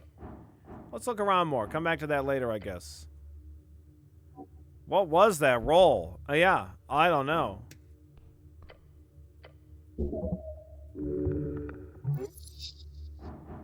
Localize the origin point. Oh, our DC is 5. We can have a much better chance of rolling this. Hey, and we got a nat 20. You look around and find the damage confusing. While centered in the chamber, the damage appears uneven, as if the force of the explosion was struggling with itself. With that thought, you receive a vision. Replaying the event in your mind, an explosion in the chamber. Conflagration spreading. It just doesn't work. However, you experiment in your head with the idea of multiple explosions. Suddenly it clicks. The floor, it has several marks. You start counting. 1, 2, 3. It's not enough. Looking around the chamber, you see several points from which the fire clearly spread. The explosion is... no. Explosions. Multiple. Your companion lifts his head from whatever scraps he was looking over. What did you say? You keep counting. 4, 5, 6. Even that's not enough. Fires. The immense force. 7? 8? You point at the last spot on the floor you can see, near the west wall where you're standing. 9. 9? 9 of them. The goblin's gaze dances across the chamber. You see his face contort as it dawns on him. More than one, he mutters. You're about to blow his little mind, aren't you? Hold up 7 fingers. 9 explosions simultaneously. Oh my god, amazing. It's very obvious when you think about it. 9 explosions, chat. 9 of them. All 9. He stares at your fingers. He looks around the chamber, concerned. Walk me through it. How do 9 explosions go off at the same time? We got a cabal of sorcerers, a coven? What? The goblin is not your boss. You don't need to tell him anything. Could be useful to keep this to yourself for now. Necklace of fireballs? Necklace of... He says and pauses. You can see his mind working behind his sharp eyes. Huh. You think it's possible? Mimic an explosion with your hands and say, boom. Boom. Boom.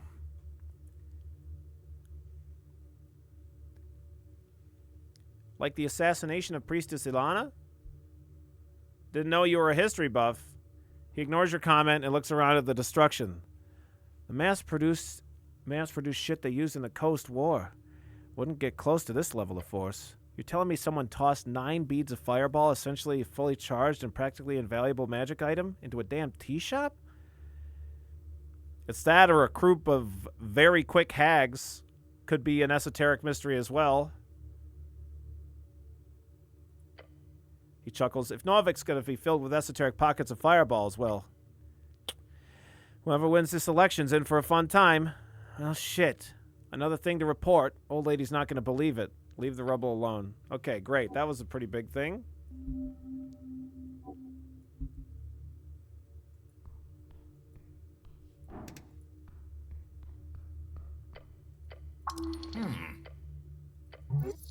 Okay. We only serve hill-sourced oat milk, sir. He's like mocking. We've already seen this dialogue before, but it's good. The ladder leads into the goblin tunnels.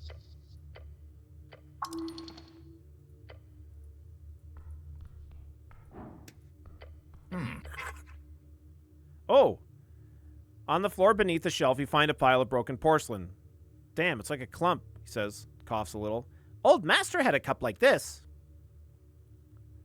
Sorry, what? Look down at your scarf. Old Master had a big collection of cups. Yes. Teacups. Yes. This old master of yours sure is a strange character. Yes. Okay, great.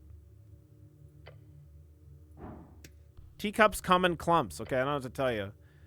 The row of booths are still there, still burnt to a crisp. Let's stop investigating this booth. Okay.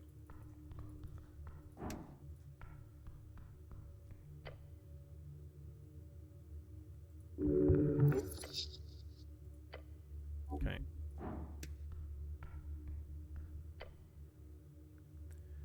The iron door has fallen off its hinges. Look at the corners. They're bent.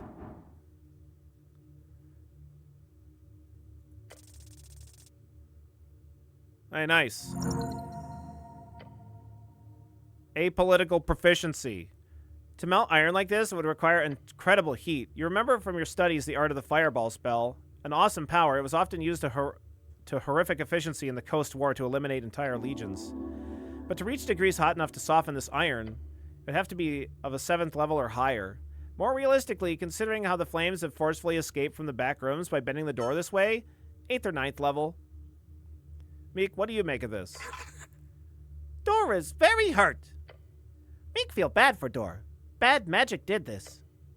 Master, be careful. Whatever did this still may be here? Okay, thanks, Meek.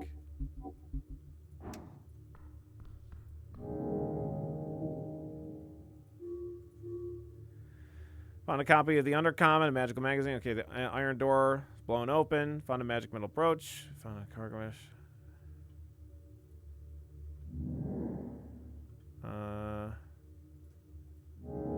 Yeah, Meek's great.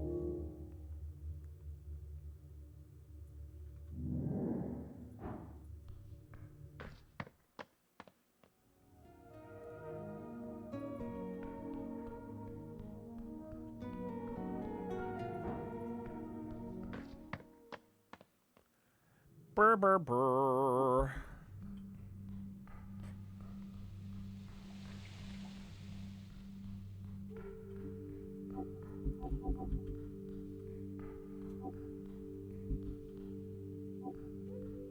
Oh, have I not? I might have haven't engaged with this one yet.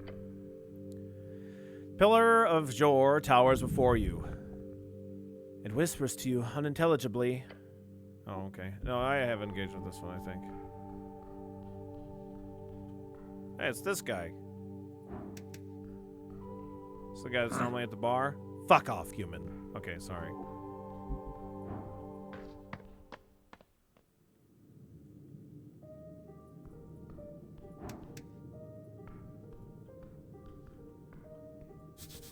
The goblin glares at you with his muscles. God damn.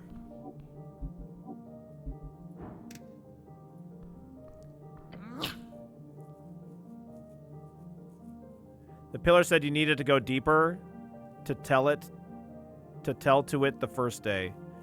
Yes, I've interacted with the pillar in 3 separate spots at this point. So I need to find more. I was just making sure that I interacted with that part of it, so I just didn't remember.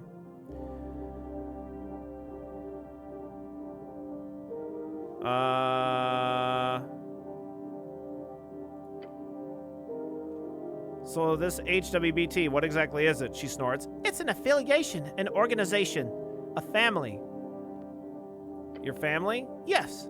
That's a lot of kids. The lady raises her chin. Any goblinoid willing to serve the family is welcome in my loving embrace. Why is it called the Halfway Bridge Tribe? She takes a deep breath. I'd say it's obvious. My people have lived in the tunnels of Tolstad for 5 generations. The tunnels underneath the famous broken bridge of Norvik, the bridge that only reaches halfway across the river.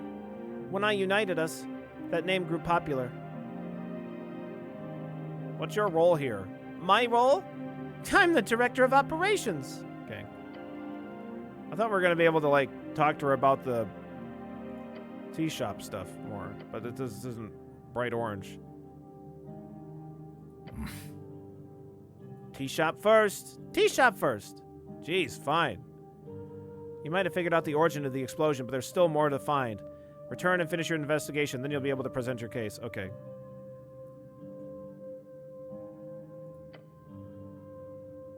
Okay, so what next, then?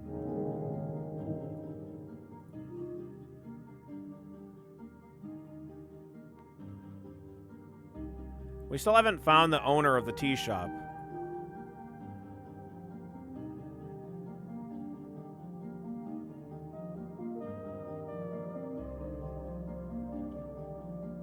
Warehouse and water lane view. Yeah, let's do that.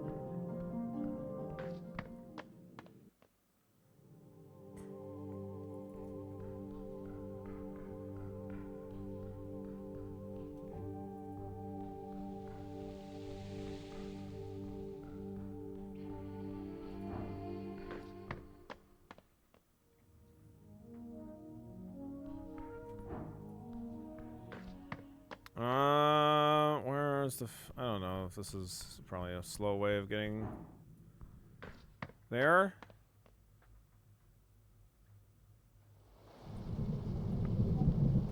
It's raining IRL as well.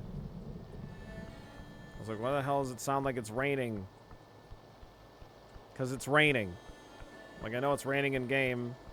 Oh yeah, that's right. I was gonna do talk with the animal to the seagull here. See if we can do that. Oh, the seagull's gone. Oh, fuck.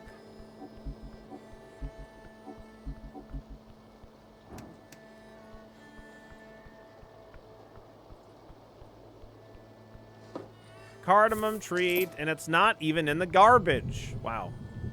Lucky me.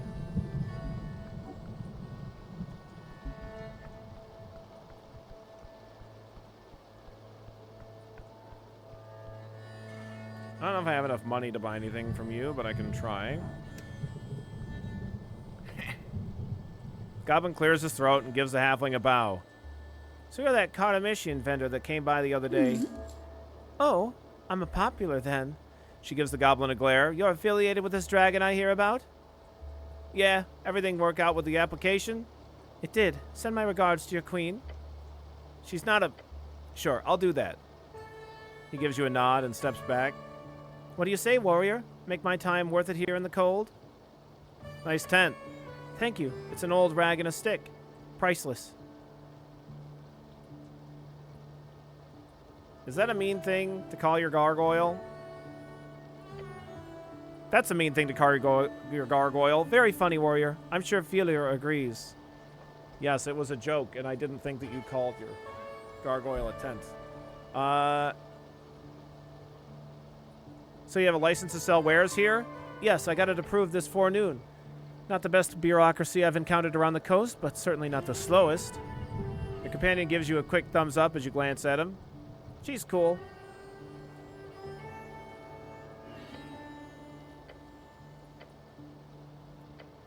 All right. Helmet's 300 crowns. Empty Ifriti bottle. 10 pieces of incense. Pair of bone dust canisters. Dream patch. I think we're going to try to get that helmet. So we need more money.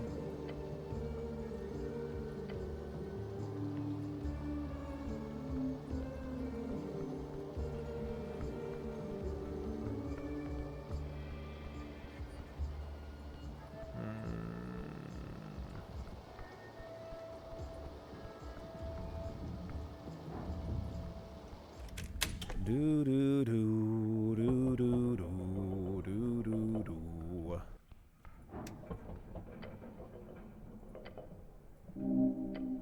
Oops.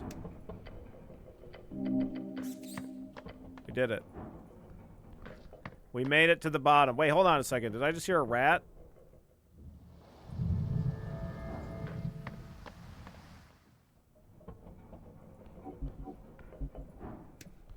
So there's this door here.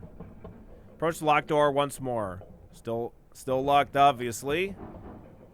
What did you expect? For it to magically open itself? Yes. Pick the lock. The esoteric lockpick is throbbing. It might help. Oh my god, it's throbbing? Damn. What the fuck? What the fuck? What the fuck was that? Double nat ones again. That's impossible. You fumble with the lock. Your tool's slipping. Almost. Nope, it won't budge. DC 11. Your hands are too clumsy for this delicate work. Oh my god.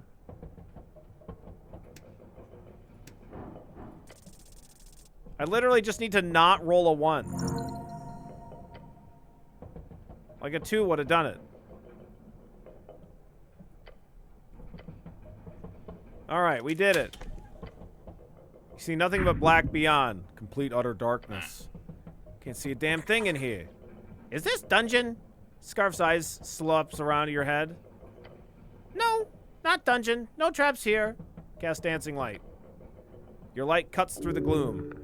The storage chamber reveals itself. Broken crates, scattered papers, a mess of abandoned equipment. Someone left in a hurry. You wade through the debris. This place has been abandoned for some time. Dust covers everything. What a dump. Mink smells old human scent. Very old. Search for anything useful. You sift through papers and crates. Most of it is worthless. Old receipts, inventory lists. A notice. Official letterhead. Notice of termination. Collective action violation. You scan the text. All workers dismissed. Effective immediately. Brutal. Human Big Boss was mean. That explains why this is empty. This place is empty. The owner shut down rather than deal with the organized labor. The workers deserve better. They did. But the world rarely gives people what they deserve. Tale as old as time. Or at least as old as factory work. It's bourgeoisie bullshit. All the way to the top. Bourgeoisie. He's showing his bleeding heart. I guess you could argue that it's equally likely on any rolls. That's so weird. 1 in a 1600 chance for that to happen twice in a day. I guess you could argue it's equally likely on any rolls. Yes. Yeah. But either way, it's still just... We're so lucky to be so unlucky. you getting political with me, Snell?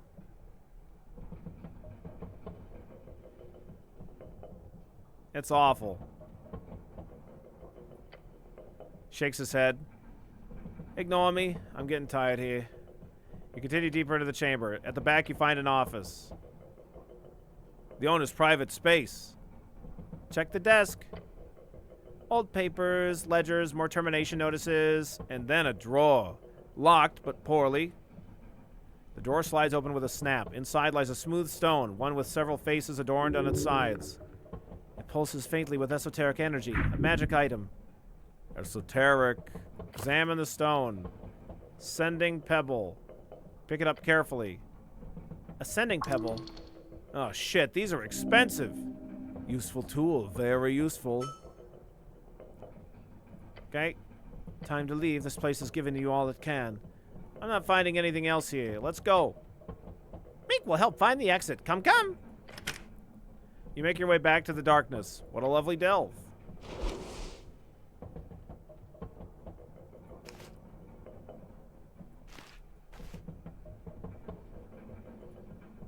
+1 wisdom, +1 charisma. The cost and spell slot requirement of sending has created many off-brand versions of capable short-distance messaging.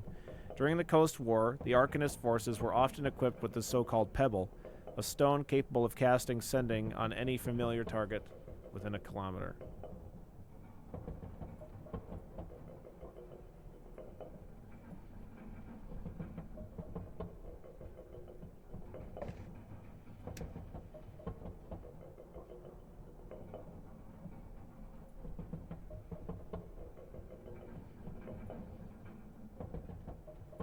Alright. Da da da da da da da da da.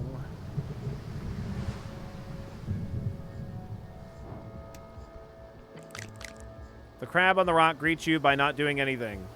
Let's speak with animals. We do have a wisdom tooth. That's like the very first item that we got.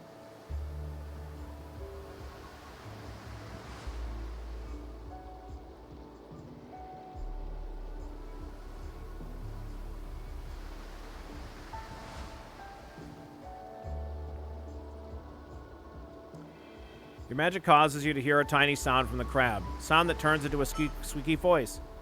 Hi there, big fellow. What's it like being a crab? It's great. What do you like about being a crab? It's great. Snip with your hands. Whoop, whoop, whoop, whoop, whoop, whoop. He snips his pincers. A happy crab. What's your name? I'm Criminity.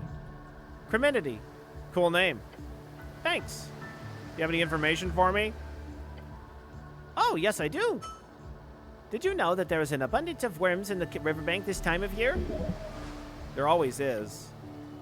It's causing me to gain a few pounds. The ladies will love it. Oh, we've got ourselves a lover crab. And not even the bad kind. Ew. That's it for now. Instant later, the crab's voice disappears. Hope you had a riveting convo. Can we go? Yep, I guess.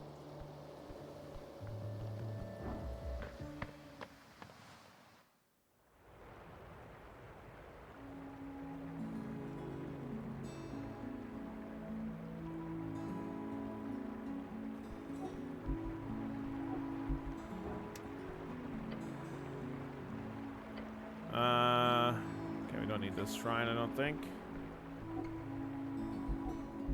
That was about how I figured a crab conversation would go? Yeah. These pipes connect with the vast sewer systems of Tulstead.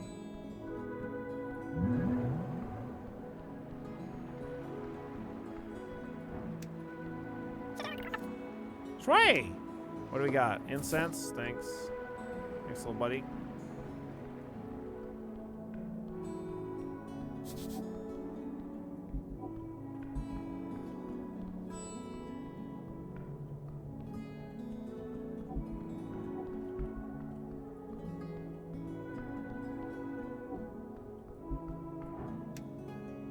Can't reach that from here. Yeah-huh.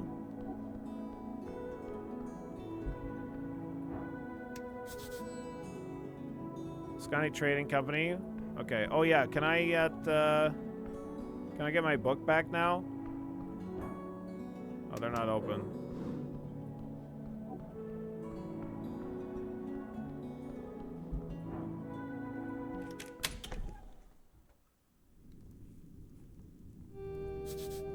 Framed article titled Octavio Durelius, Hero of Waterlane. This rug is a fake Frukfram. How very glib. You approach the mirror, realizing that Vera is watching you quite closely. Taking a quick glance, you do see there's surely a hidden safe behind this mirror. Interesting. I'll have to come back when Vera isn't around. Spices and extracted juices of the most exotic varieties. Mm-hmm.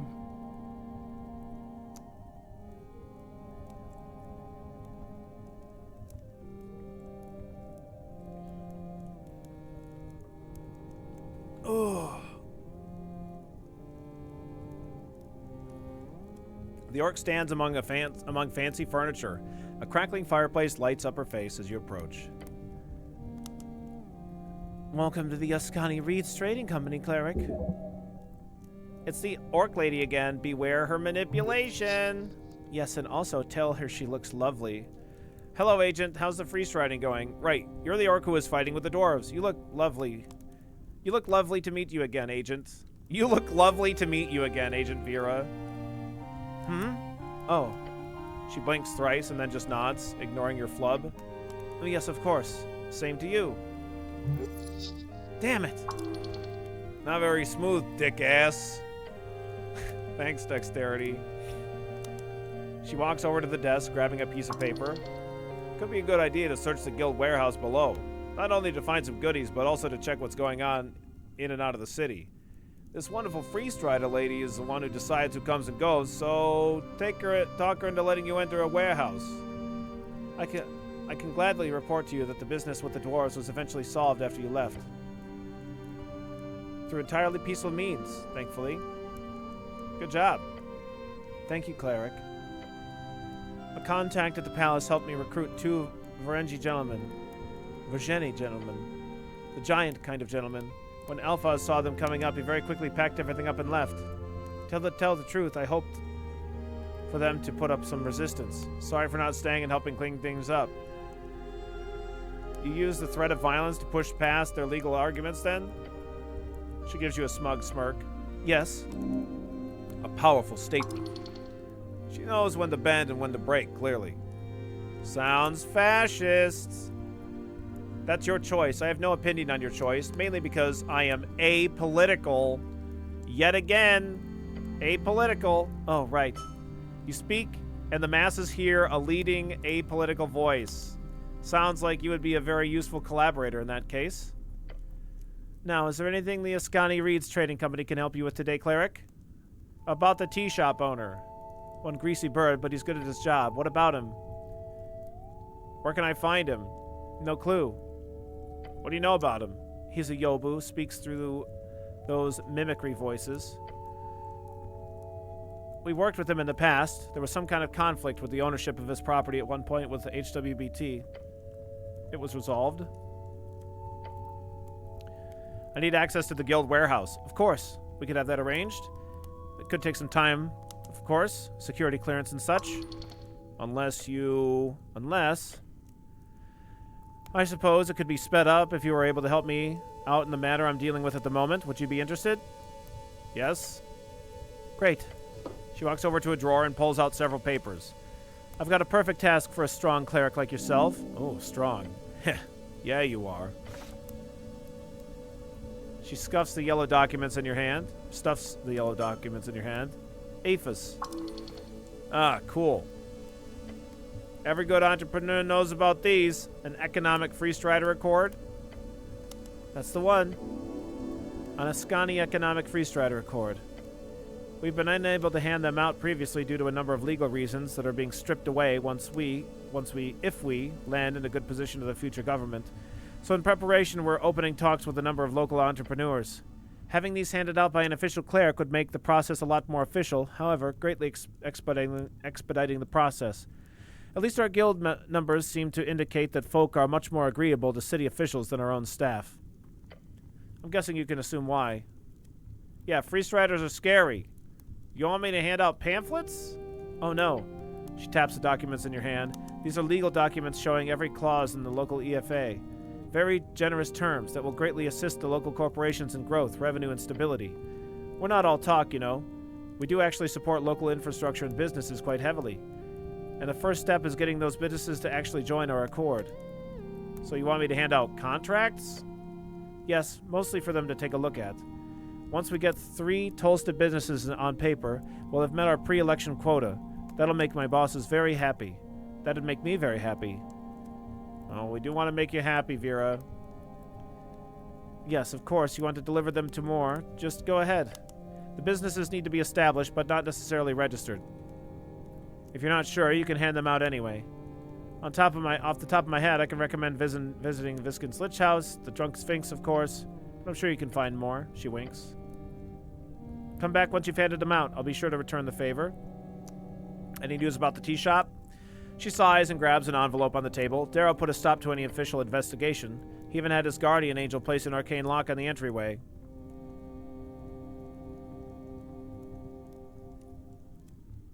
You mean a tear?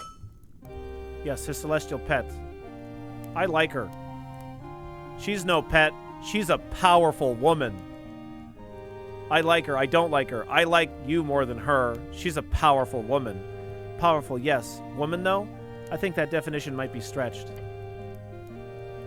I've had the displeasure to deal with her a few times in Tolstead, ever since she's handed the reins of Coin Lord Lapdog.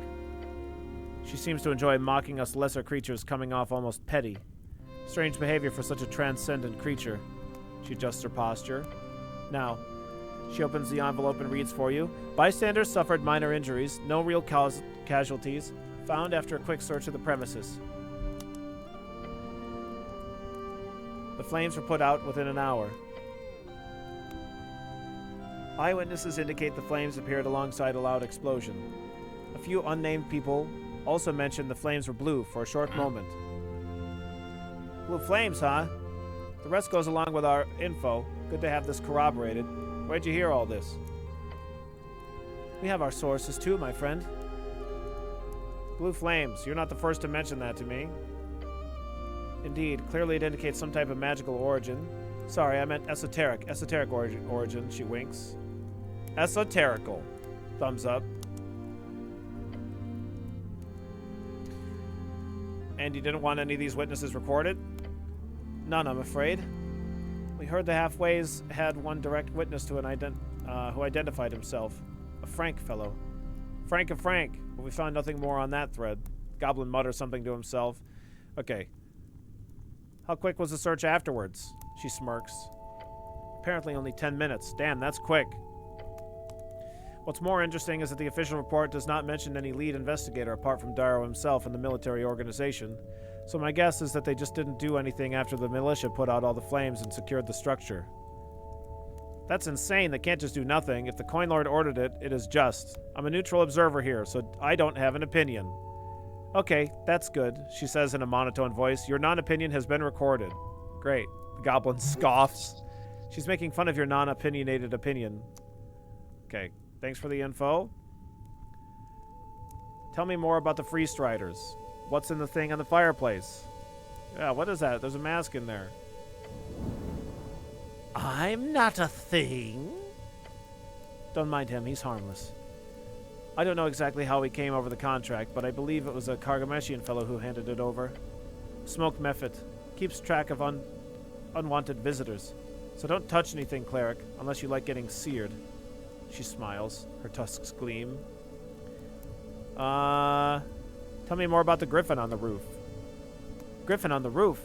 The orc laughs at your words. That really sounds like a magazine tale. I swear I've read it at some point. I'm serious, there's a griffin upstairs. Yes. I thought it sounded funny as all.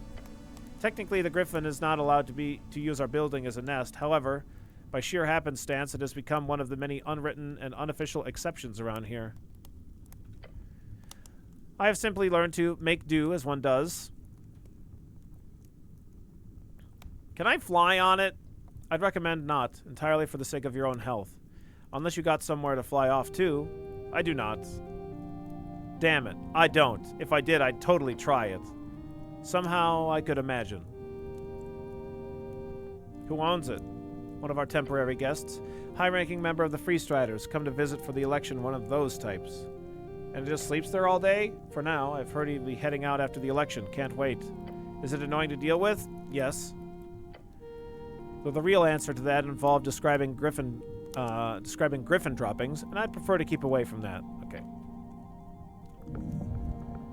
Fira is not happy about the situation. I want to know more about you.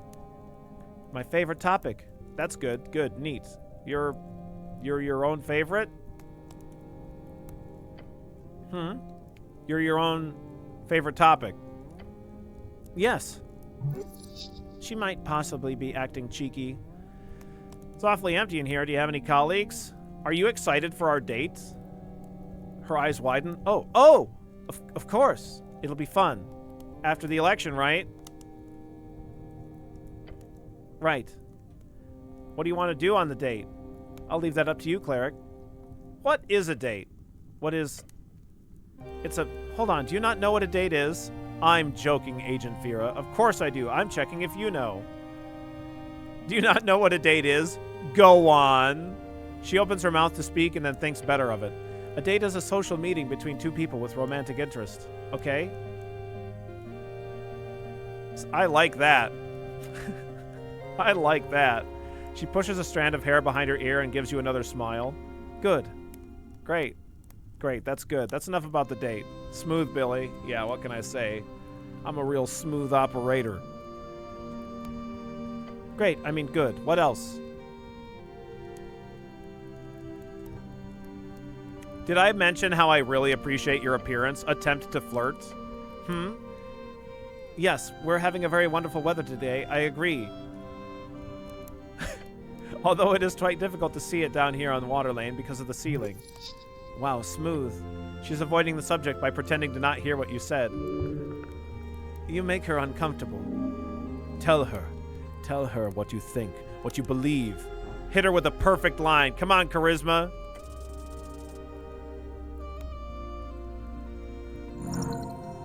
All right, nice. The perfect line, the perfect line. Right, you got this. I do? You do. Just say, clear your throat, stammer a bit, and then speak.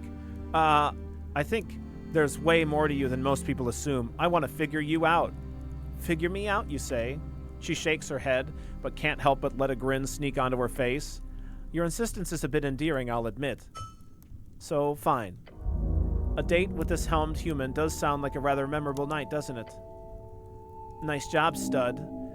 The handsome woman is falling for your confidence and stern behavior. Glance at Snell and make a tiny fist pump gesture.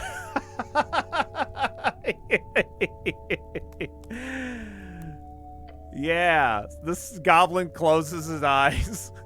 The orc crosses her arms. Well then, now with that settled, one step closer to true victory.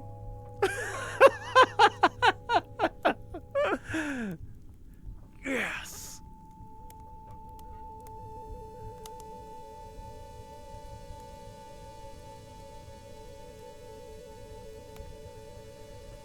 Hey, can I have that spell scroll over there? Points towards the desk. Oh, that? Just a little something left behind by my superior during his latest visit. Don't touch it, please. I have a mimic. That's... She drops her smile. Sorry? Master, talk about Meek? Ahoy hoy! Her jaw drops. Then her fists go up. No. He's not strangling me or anything. He's just helping me. Raise your fists too. I would die to protect this smile. I would die. Meek Surf Master. Master is great. She shakes her head as if dazed by the visuals. I see. I have not heard of a tame mimic before. She lowers her fists slowly. He's very tame. Docile even. Shrug. I found him below. Is what it is. He's very tame. Meek is nice. Tell that to the Pest Control Guild. Well, Cleric, you're full of surprises. Please keep that thing, hidden around here. just in case we get any guests. Hey, can I have that scroll that you told me that I can't have? Tell me more about the Free Striders, I guess. You want to know more about the Free Striders, just in general? No, actually, I'm good. Okay, anything else then? Okay, I don't know. You're confusing her. Not sure that's good. Sorry.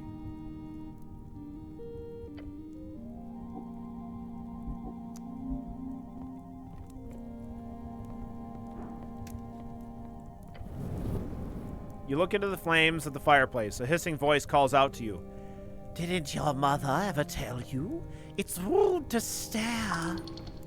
Ah, shit. Look closer. Squat down and look closer. Your eyes adjust to the brightness of the fire.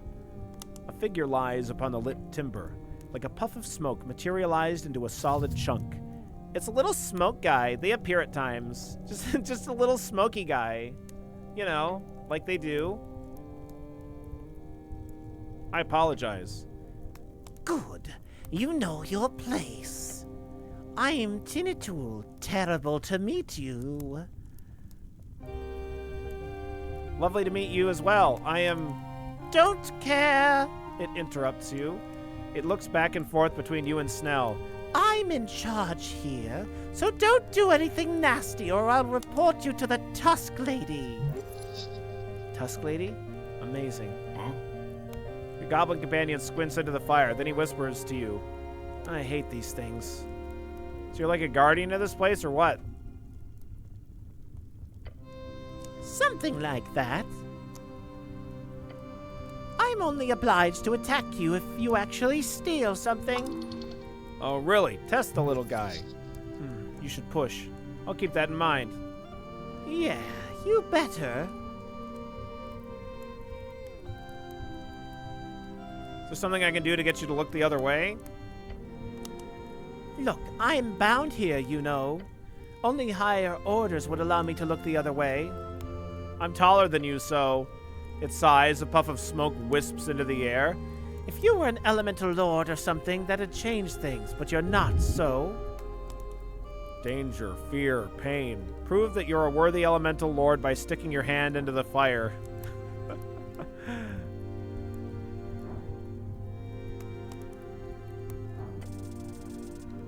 Nice.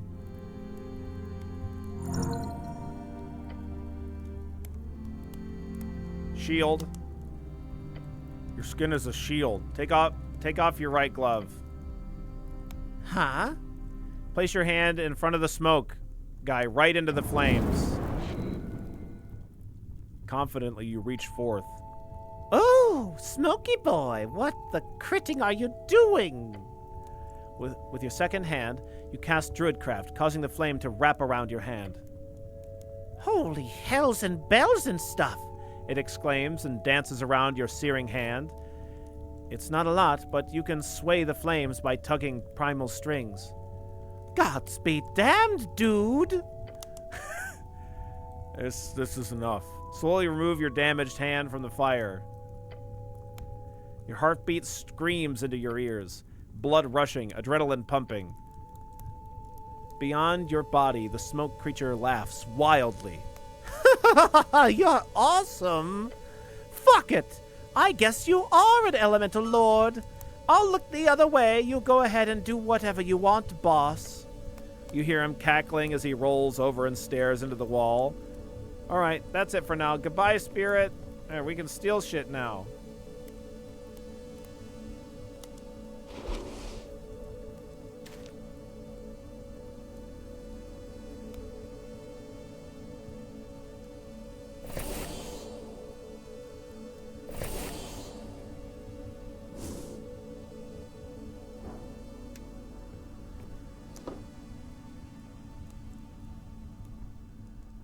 Wow, +1 strength, dex, and wisdom.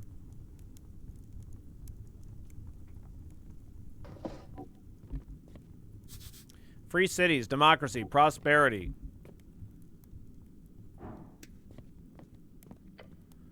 You approach the half-sphere. The 8 bands, you see Divinitorum, Askin, Reeds, and Vogeni. Reeds, the leftovers, the center of the coast wall, which ripped the entire band apart. Today, it's a shining beacon of everything modern and pretty and new and so on. The upper bands, those filled with the forces of good, justice, and the Norvikian way. Spin it around. You do so, revealing the other 4 bands, those furthest away from your home band. You see Heikshi, Kargamesh, Feltire, and Ym. The lower bands, they're all rotten madness and evil. You've never actually seen these bands, so who knows what they're actually like. Kargamesh has awesome tea.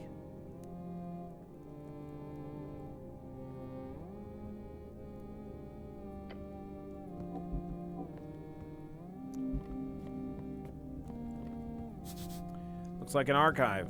Okay. So we're gonna go... I don't think we're gonna be allowed to go anywhere. Oh, no, maybe we are.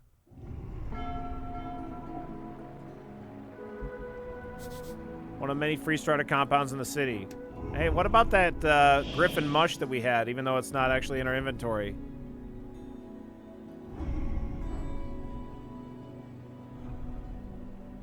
All right.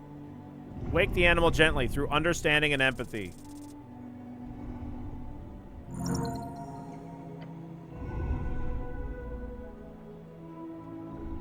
How does one wake a sleeping, grumpy creature? Hug it? Not immediately, no. The answer is simple. You sing.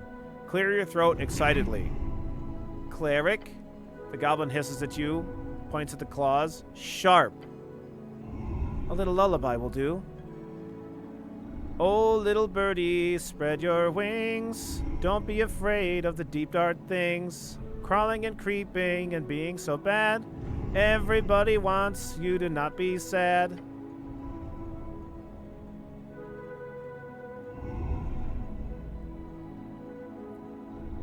Wakey, wakey, Griffin. Oh. So you can get past now. Did you make that up on the spot? The beast didn't slash your throat. Yet. Wonderful. Thank you, Griffin. It yawns in a way you didn't think creatures with beaks could do, and gives you a tired look. I can't believe that worked. I can't believe you're alive. The goblin mutters under his breath as he too slowly shimmies past the beast. Sometimes it pays off to be handsome and talented, Snell.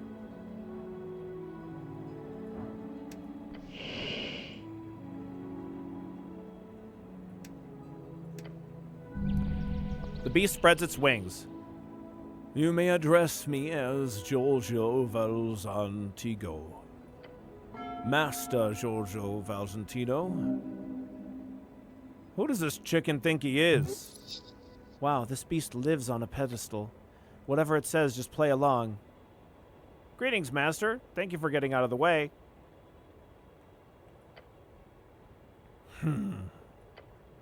You're welcome, biped. Now, I am in a good mood after my nap. Go ahead. Ask me whatever inane questions you might have. How'd you get that name, Giorgio? My father was a Tislamiergi Valzantigo of House Valzantigo. We are bred to be perfect, the Griffin growls, leaning his beak in toward your face. Those names sound very gnomish. You seem to remember there being some kind of secret connection between them and griffins? Your name sounds kind of gnomish. Why? Of course, the biped is knowledgeable in basic history. The bird lets out a squawk. I originate from Vetidere. VDR is the greatest city on the coast.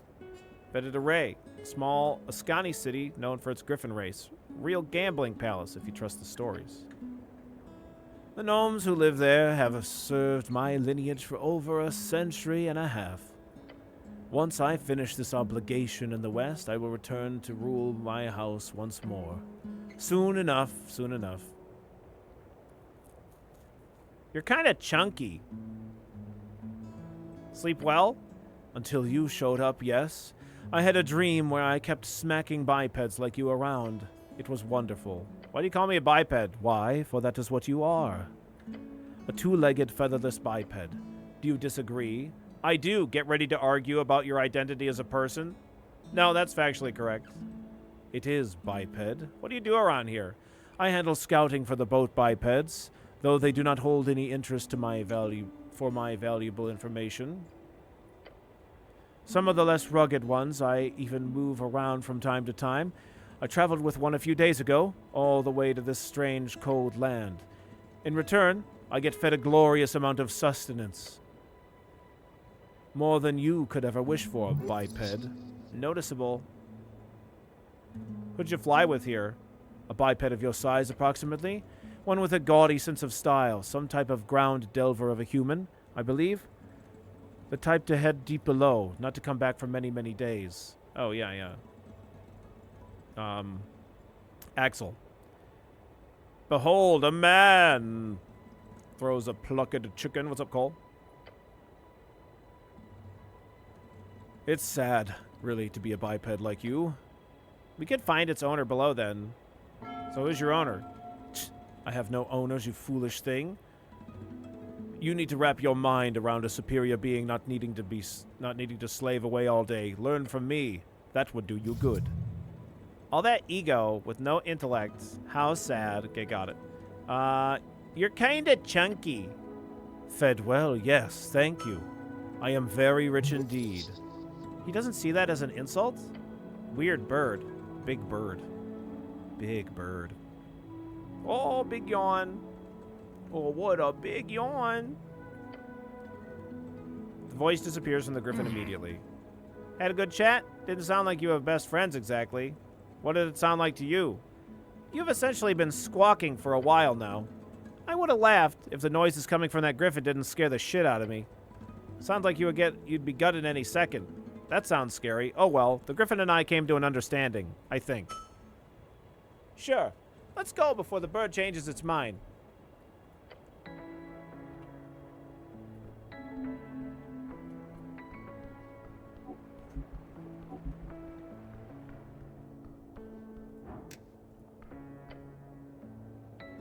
A very reasonable bomberdactyl, yeah. You approach the goods hatch.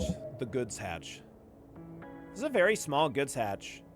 This whole building appears to have been repurposed into a warehouse. Otherwise, making this tiny would have been very silly. Don't think the Free Striders will be too happy with someone sneaking through the roof. The goblin squats down and grabs a rusty hang lock.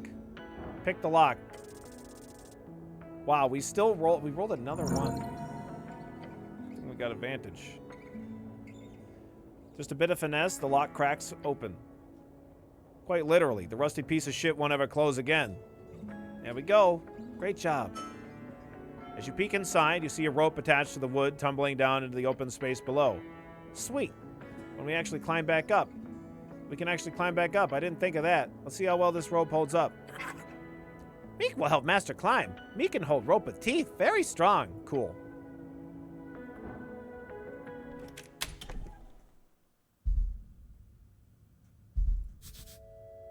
Several potion boxes are marked with a tiny bird symbol. Okay.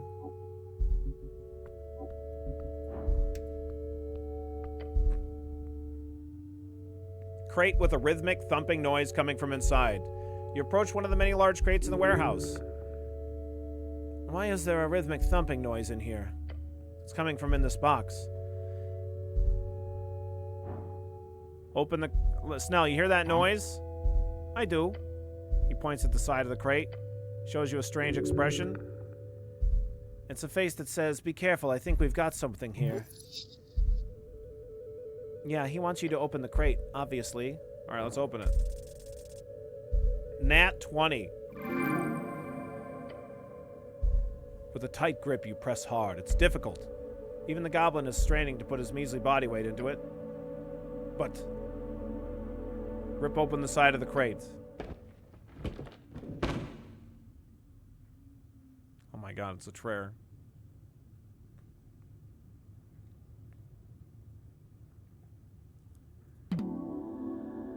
Oh boy, it's looking pretty nervous.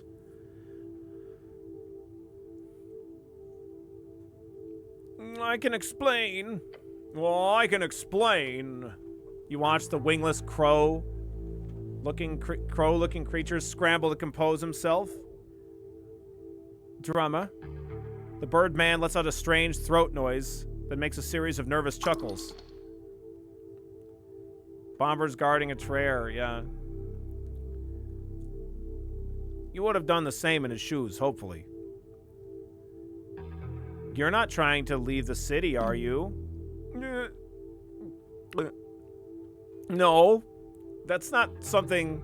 No, that's not something... His voice shifts to a higher pitch. I would do. I'm just inspecting the wares. Warehouse wares.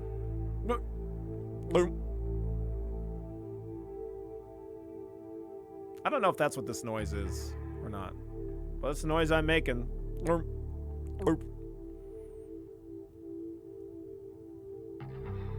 The one who should have wings.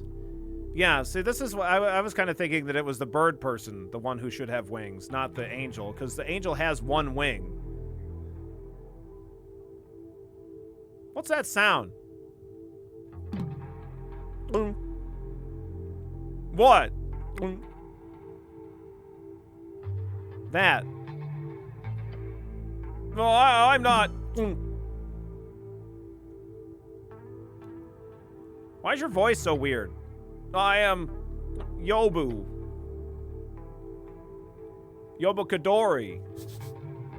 A birdfolk that all other birdfolk despise. Wow. They've got no wings and have to speak by copying others. A very impressive, albeit cursed ability.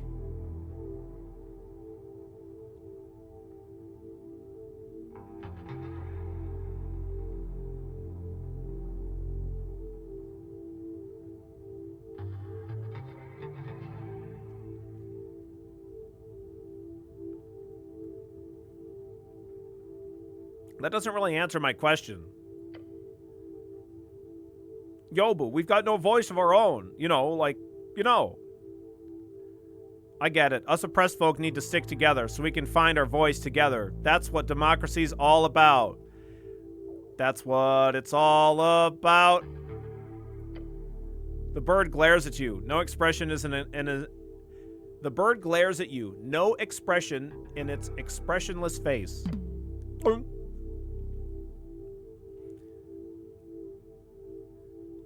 Sorry, you're inspecting the wares, are you? Yes. Well, I'm a local. He stops, shifting his tone deeper. Local entrepreneur.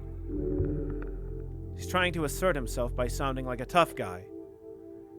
The AR, they're my supplier for tea and sometimes coffee. Coffee, isn't that illegal?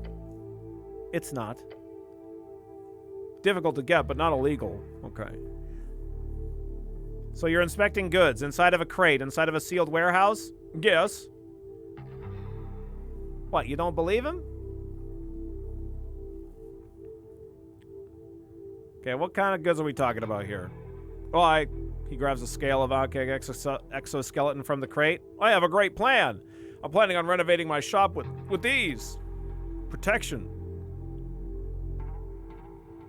Renovating with that chitin? Uh-huh. He says, sounding like a young, naive kid.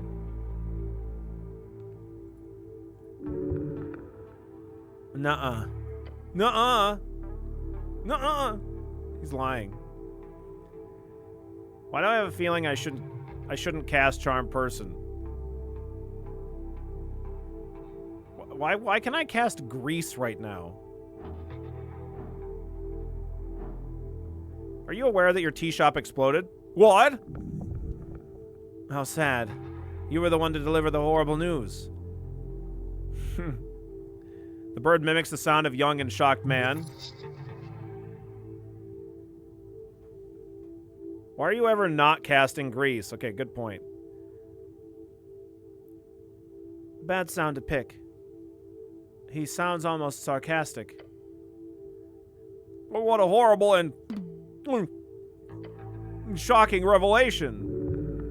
He's struggling to put together cohesive sentences. Ah, it's like his nervous tick when his sentences get twisted like that.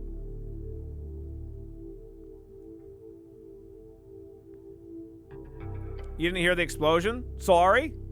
He holds up a claw to the side of his head. This bird fuck is clearly messing with you. Either that or he's the most awful compulsive liar you've ever met. You see your companion rub his eyes. Stop messing around. This is serious. Yes, I understand. Infuriating.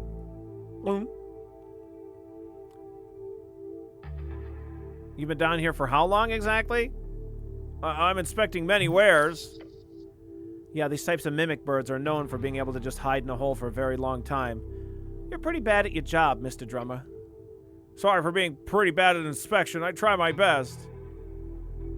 You have any enemies, Mr. Drummer? No, everyone has people tend to dig me, you know. Sure. Does this bird ever say anything true? He's genuinely slippery. One greased up magpie motherfucker. Could grease him. Can't grease him anymore. Tell me what happened that morning when it blew up. Oh, it was all normal. Empty tea shop all morning. I had business on Water Lane over noon. Been busy since then. This is a big shock. Well, now you know. Awful news. Didn't even have no insurance, sadly. That's for the best. Otherwise, I'd say you blew it up yourself. You got something to ask him, Snell? No, he's clearly telling us everything. Sarcasm warning. You hear the bird let out a hearty laugh. No worries. I'll get back on my feet, always do. I'll just go back to inspection and you know where to find me. Why do I have a feeling I shouldn't cast Charm Person? What are you voting for in the election? Oh, same I vote for, the same party as you. Look at me. Do I look like someone who needs a party? Smirk. The Birdman looks you up and down. No, I'm clearly apolitical. Who needs democracy? That shit sucks. Ah, you draft policies and make decisions like a seasoned apolitical. 70 experience. Oh, I agree. What you say is true. Great choice, my man. You get a feeling he's probably uses that sound every time someone tries to talk politics with him at the tea shop. What a genius. You should learn from him. He's kissing your ass. You don't need this.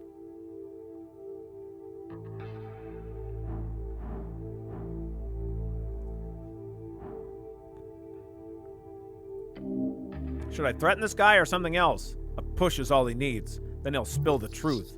He sure talks a lot for someone without a voice, but he sucks at lying. The bird's pretty quick. You gotta catch up to him if you want to find a way to twist reality out of him. Beware, failure here will mean debasing yourself. Why do I have a feeling I shouldn't cast Charm Person? Good question. Something tells you it won't do any good here. Sadly, you don't have time to prepare it. Okay.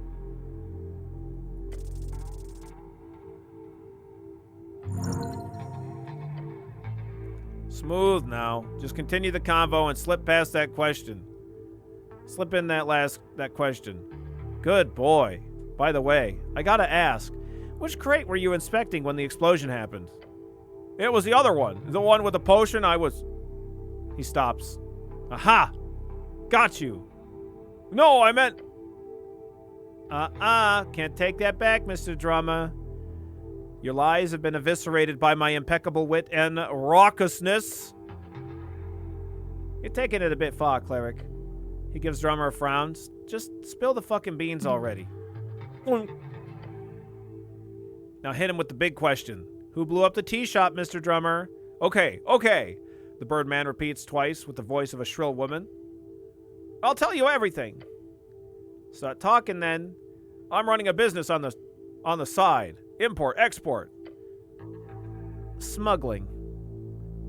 How's it keep going? Free Striders, my supplier. They set up a meeting on that day. I left the tea shop behind. Went to check on the wares. That's true. Wait, did you know beforehand that it was going to explode? No.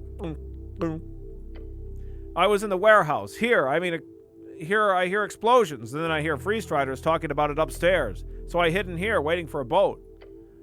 To get away from HWBT and Free Striders and the rest of this bloody mess. Snell, the HWBT didn't know about the smuggling stuff, right? Not to my knowledge. No, goddamn. Sounds entirely like a Free Strider extension. Typical. Why are you afraid of the HWBT? Well, they'll get me punished. They find out my little secret. Possibly. The old lady won't take kindly to having smuggling operation going on right under her nose. How are the Free Striders connected with this? They set it up. They set me up. I had access to the secret tunnel under the temple. They forced me to. I had to. Tell me more about this meeting. It was... He seems to stop for a moment, contemplating his next mimicry carefully. At noon, an information broker, a foreign woman. She was selling something to free striders. She was in the tea shop when I left. Tell me more. Oh, I don't know much. The voice he's mimicking displays way more confidence than his body language admits. I didn't know her name. She would hang out with the dwarves sometimes. Dwarves, huh? You should have a chat with them about that. Who is she meeting with? A free strider freelancer? The hag. Starts flapping his arms as if he had wings. That's it. That's it. The hag, she did it. She blew up my tea shop. Typical, he says, imitating the Snell's voice and giving him a nod. Don't do that. But he's right. If there's a rogue hag running around, some esoteric bullshit is sure to follow. We'll need to follow up. Do you know where this hag is located? No, I don't know. Ask the free striders. That's all I know. Turn to Snell and whisper, what's protocol now? What's your plan now, Birdman? Well, I'll leave. I have business in Reeds, big business. But if you leave now, you won't be able to vote in the election. You should really stay and deal with this tea shop mess. The bird stares at you, looking uncomfortable. Turn to Snell. What's protocol now? Protocol? If he's trying to leave the city, taking his site reg would be a good start. Sit reg, short for Citizens Registry, usually carried in the form of a small piece of paper, can be used to freely travel in aligned ports along the coast. I'm sure the old lady would love to have a word with him. Are sure you can, you've told me everything you can? Yeah, just one more thing.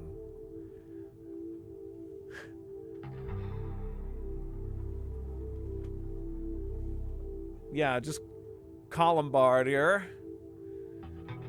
Columbo his ass. I am in trouble, but I did nothing wrong.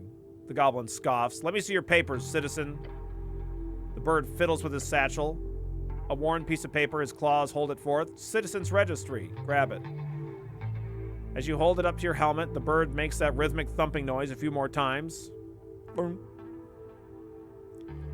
Inspect the papers. Hand the papers back to him. I'll keep these. Don't leave the city, Mr. Drummer. And let's inspect them. You turn it over in your hands. The paper is thick. It says Drummer. Gimling. Born 112 PE. Bet he picked 2 as his birth year just to avoid looking too fake. I'll keep these. Don't leave the city, Mr. Drummer. Oh, okay. Good idea, Snell whispers. You can always drop him off at Lady Sageleaf. She'd appreciate it. The Birdman looks nervous. But I can leave warehouse? He just shrugs. Should I contain this guy? Annoying. Boring. Tossing him in the stockade does seem like a good choice, but spending time on that seems stupid. You can go. Oh, thank you. The voice sounds sarcastic.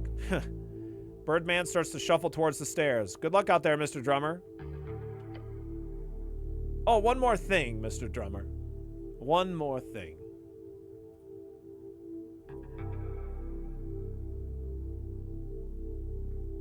Without stopping, you hear him muttering out in a shrill voice, "You too, cleric!"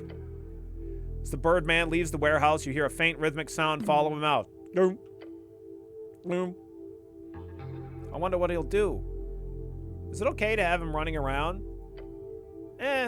Not like we got a jail to toss him in. Well, I mean, you do, but then you'd have to go do that. Sounds like a pain just to catch a lying bird. Going all the way to the stockade to do all the paperwork and document the evidence. It would take a full day if you're lucky. You happy to do his, you happy I took his papers? Happy isn't the right word, but Sageleaf might be slightly less pissed this way in the short term. Having to deal with that bird sure is a headache. You believe anything he said? Sure. I'm certain he believes he's a victim here. I'm inclined to say the same, somewhat. And he didn't blow up the tea shop, not with that smuggling stuff going on. We need to check out the tea shop properly, ASAP, and then check up on that info broker. ASAP, meaning as soon as possible. Silly modern slang. Also popular brewery in the Log District called Arnold's Sleepy Armageddon Palace. And that's not a joke.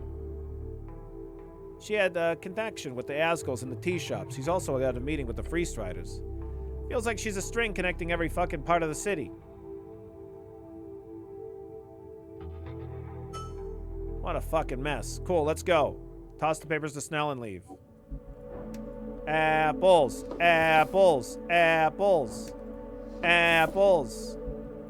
All little teeny tiny bikes. Stare at the rack of hanging tiny bicycles. Some of them very tiny. Pocket bikes, the dream of every kid in Norvik. The bikes don't seem to do anything. Look, Snell, it's a bike for you. Ha ha ha. In response, the goblin points to a crate in the corner with the text, Esso conserved milk on it. Look, cleric, a treat for you. The goblin is calling you a milk drinker. He's not allowed to make fun of you like that, even if it's true. Just play along. He'll think it's funny if you're cool. You take that back. Yum. Play along. We don't have time to make stupid jokes now. Get serious for once. Yum yum. I do sure love milk. Mm-mm. Milk and apples. Breakfast of champions. Yum. He chuckles. I'm assuming they've broken anyhow. They never leave an actual functioning pocket bike in a place like this. Way too expensive. Snell looks around. Okay, try touching one of the tiny bikes. A quick tap reveals the lack of any esoteric tingle. Probably why they're here, covered in dust. Okay. Can I ride one of these things? I guess I'll just... Can I ride one of these things? Unless you're the size of a goblin with a reduced spell cast on him, no. He looked like a jester, but not in a good way. It would be a challenge, one not worth it. Oh man, I never get to have any fun. Advantages in situations where you might need a hammer. A simple hammer. Oh, nice.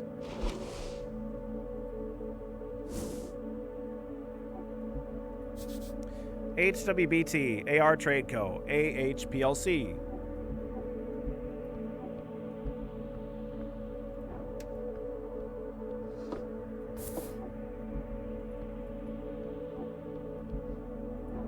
What do we got here? Expensive potion sits atop the shelf. You couldn't possibly reach that high. Enhance ability.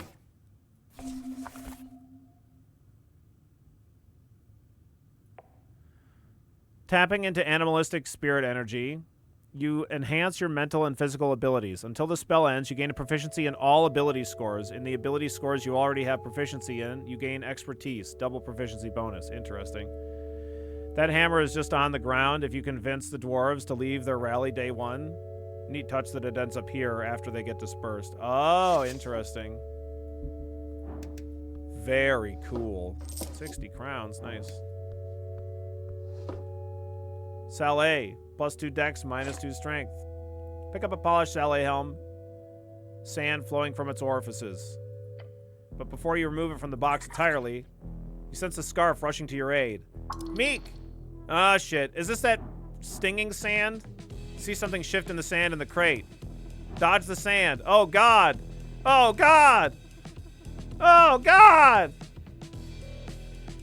Carl. Hi, Carl. How's Carl doing today?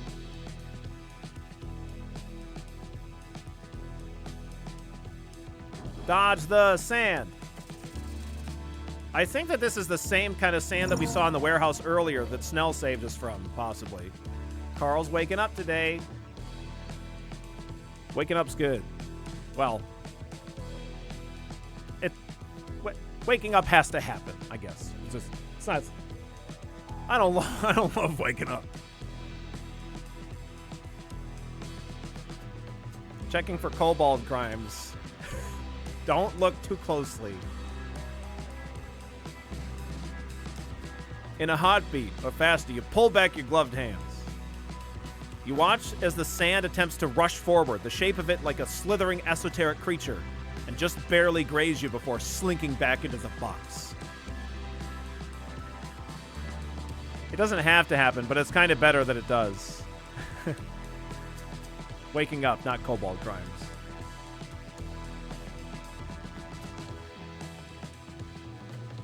Then the sand goes still once more. Look at it. Nice job. But yeah, this sand isn't really sand. Good job getting that helmet, though. It looks really nice. Snell rushes forward with the lid in hand. He shuts it with a satisfying thud. Good gods. I hate mosquito sand. Yeah, same. It's not so bad. I have no feelings on it. I have no feelings on mosquito sand, Snell. The goblin does not respond at first. He simply looks around and sighs. Be more careful. There's a lot of weird shit in there. All right. I'll leave this thing alone now. Be happy about your new helmet. Great. We are truly an apolitical force to be reckoned with. An apolitical god. I've got the rope. I can just climb out. Yeah, but what if I didn't? We've got the rope now. All right, I guess we'll climb out.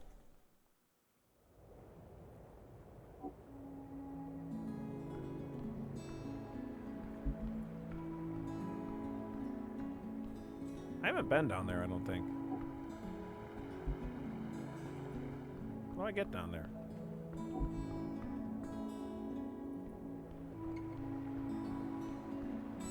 It's supposed to be a thing like right underneath of this guy's building, right? Can I go this way? No. Oh, I probably need... I need to hand out the stuff to businesses, right? Probably.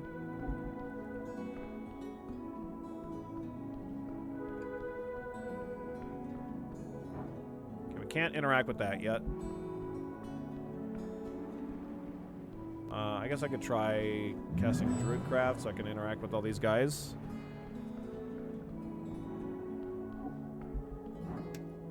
What's up, little guy? Okay. Yeah, so I think I need to hand out stuff to businesses, which will then let me go downstairs here. Because, like, right now I can't go downstairs. I don't think she's going to let me. Oh, I guess I just can. Okay, never mind. Some other thing that she's going to give me access to. Hello there. Hey, man. Along the docks, you see a bustling of humans and dwarves, cargo moving about, among hard, salty waves hitting the pier. The grand port of Waterlane. You see only a glimpse of the dockyard from here. This is where the business happens. Though this is the quiet side. Looking across the span, you see most ships are docked on the West Walk, or Waterlane West, or whatever they call it these days. On the edge behind the Free Strider HQ, a number of workers are hanging out, drinking and talking. One of them, a long-haired dwarf with droopy eyes, throws you a cool head nod. You look like a cleric. Yes, hello, I am the cleric. I thought that'd be clear by now. I wish that we got more opportunities to say that we're a bard. Because it's so fucking weird that we've got that as like a class, subclass or whatever. And we're not even a musical bard, we're a dancing bard? I don't know, whatever. I'm just disappointed that we don't get that as an option more. Yes, hello, I am the cleric, actually. I thought that'd be clear by now. By now? Legends are built on convictions like yours. A cleric endures. 85 experience. Nice. I've never met you before, man. It is pretty obvious. All right. I mean, who else would dress like this? Goblin gestures towards you in your outfit. True, I guess. What's up? Nothing much. Work's over for some, starting for others. It's like a tidal wave hitting the shore, you know? Like a never-ending search for capital. What's your story? My story, man? Yeah, tell me. Holy shit. I'm not that interesting. I just did like what most exiles did as the VK got all stale. This is the dwarven slang for Vizca, as if it needed to be shortened.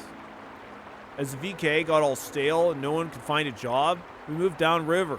Earth was really cool back in the day with all that stuff. My dad took me and my sister all the way down. He worked on the GSP, you know.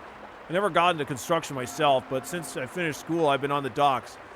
Not here. I've only worked on the water lane for like a year or two, but I've been all over the city, really. The GSP outlet, the Ice Bay Point, North Housing, had a gig with a factory in the North Wall before the Bone Purge, but they shut down once they took down the zombies, so like, yeah.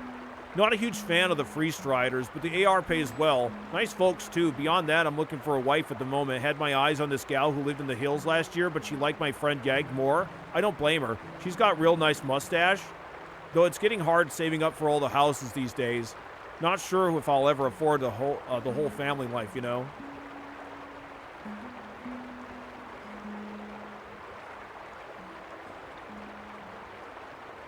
Thanks.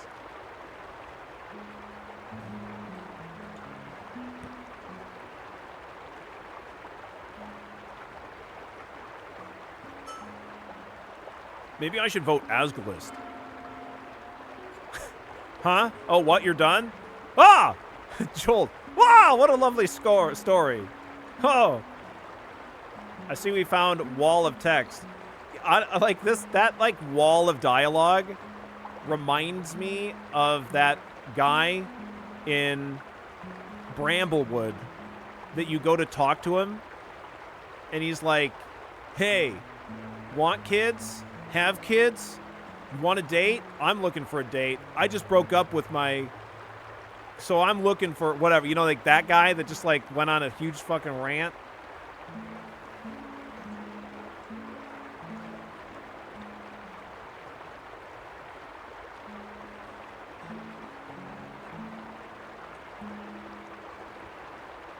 Ah! What a lovely story.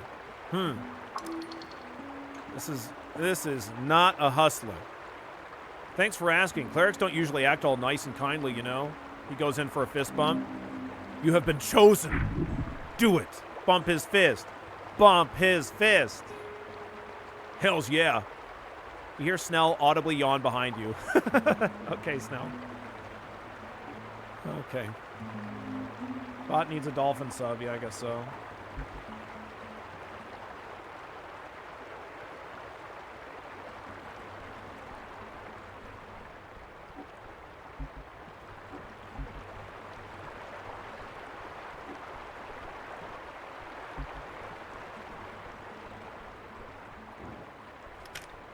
No way. This path is shut for now. What?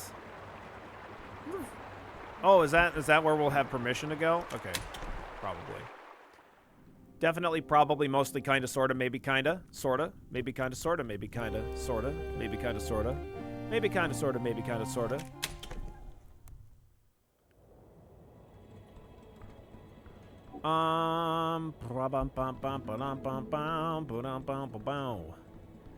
Let's go hand this stuff out to some buildings. That's the other door to the warehouse that you snuck in the roof, isn't it? Oh, sure. Let's not go this way. Well, yeah. Let's go this way. This is the shortcut. I wanna hand out these flyers and then get access to the hoobly-doo. I think this is gonna be the fastest way. So we'll hand out these contracts.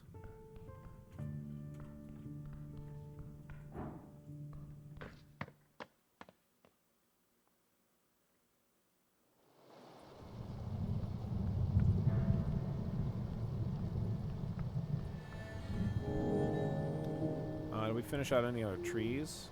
Oh, ruffled feathers. We could take root here.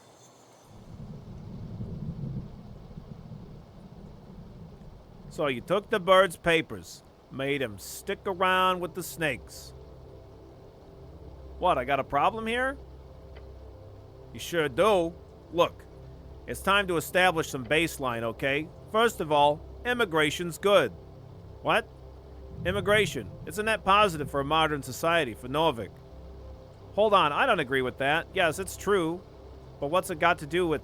First of all, I'm apolitical. Second of all... we can still be this... Even arguing with dexterity, we can still just be an apolitical ass. Okay, great. Let's do it. Freedom of movement. It's literally the most fundamental policy of the Free Strider bloc. In the real old days, the only people with resources to travel would be the aristocrats of societies. In the real early days, that'd be the top dragon servant, the top slaves. Then, during the last few centuries that got changed, the average person suddenly got the ability to move on a societal scale, sure, but also in a geographical sense. Each of the Arcanist splinters dealt with it in different ways, but in general, especially once the Coast War broke out for real, all the borders got real tight.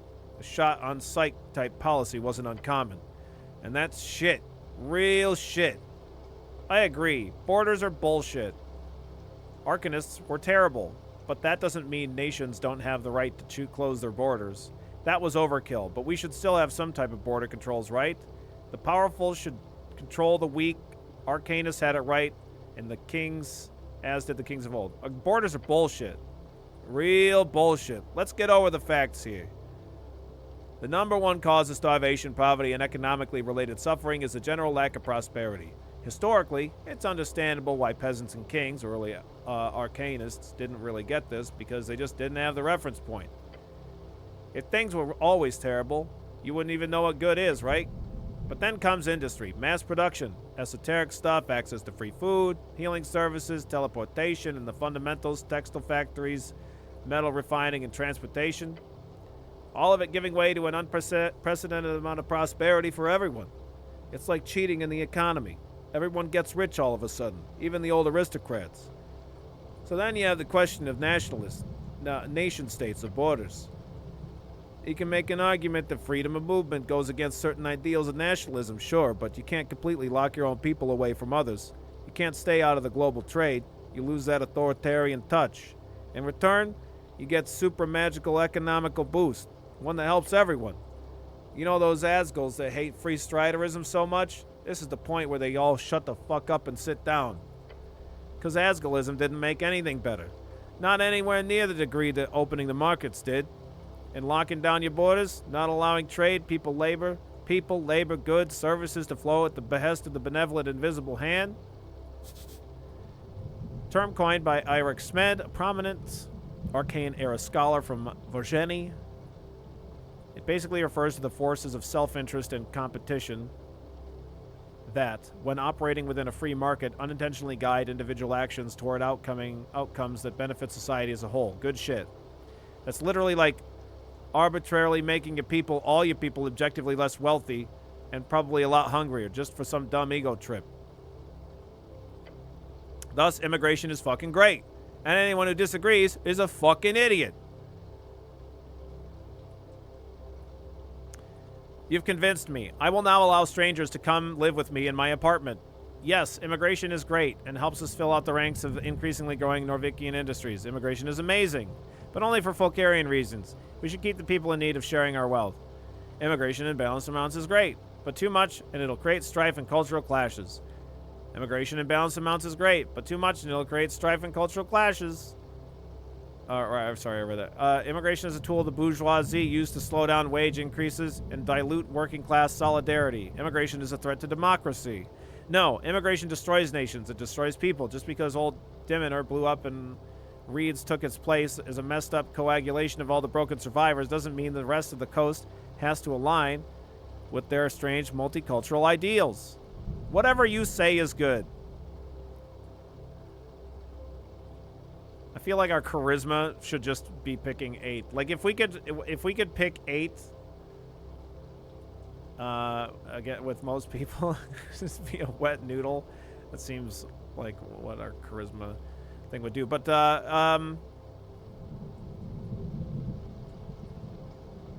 you have convinced me. I will now allow strangers to come live with me in my apartment. You don't own an apartment. You live with your mom. Touché.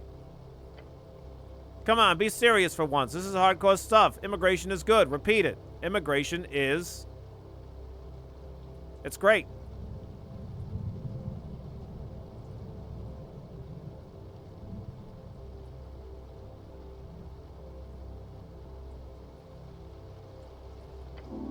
Exactly. The new era is one of constant expansion and increasing value. We need more people, more workers, more consumers. Factory owners win. Those poor immigrants win. Everybody wins. What about the locals? Sorry? The local working class. Oh, they win too. So anyway, yeah. Making drummer stay when he clearly wanted to get out. Shit move. Just straight up asshole move. But you could clearly learn a lot from that bird.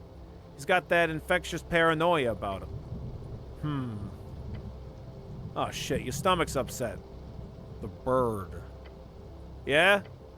The bird is a survivor. That is his legacy. More than that, he really has one hell of a way to handle himself. Ignoring the shitty escape attempt, you saw how he danced around your questions? Seriously, maybe it's a racial thing, but he read the room just as well as he recorded those voices. Honestly, both of those are damn true. Take any lesson you want from him. That bird's got game. And remember, immigration's good. Come on, relax. With all the debating, focus on the choices. Yeah, seriously, I'm apolitical. No need to turn everything into a debate. Look, the suave talk is neat. Not making an ass of yourself? Great. Love it. But just go yellow, man. Stop with this holier-than-thou fuckery. The Free Striders are very influential. Absolutely. But you don't want to lock yourself in. Remember what happened last time you did that? Yeah? Exactly. You didn't do anything wrong. It was just some innocent anonymous articles. The problem was, nobody liked you enough to defend you. So let's change that. What if nobody likes you because you keep changing your mind about politics all the damn time? No, that couldn't be true. Everyone loves a moderate.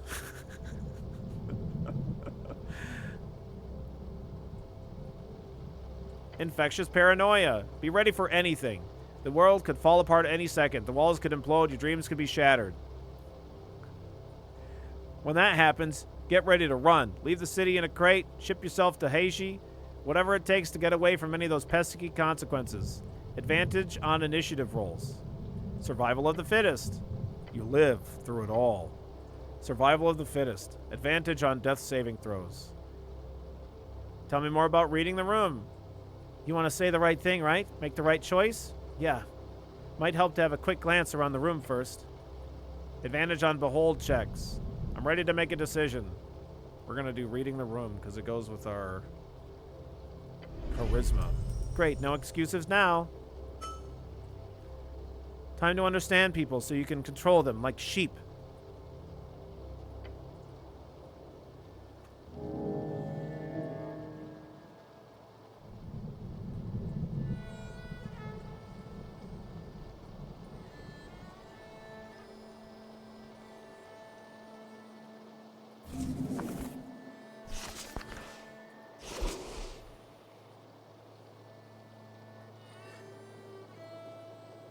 So can we...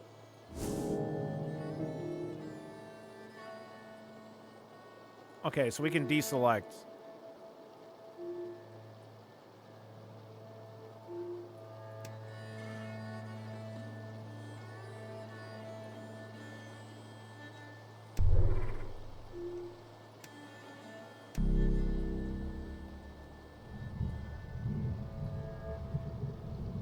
Okay, got it.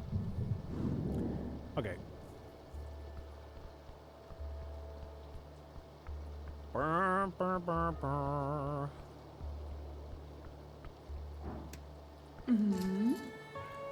It is you. It is.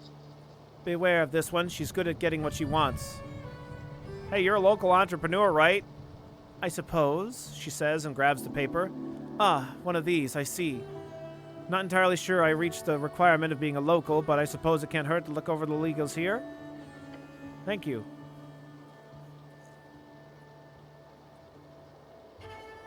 I still don't think I have enough money. Oh, the helmet. Yeah, we can afford the helmet. The empty Ifriti bottle is... I'm curious what the fuck that does. Maybe I should save for that. That's all for now.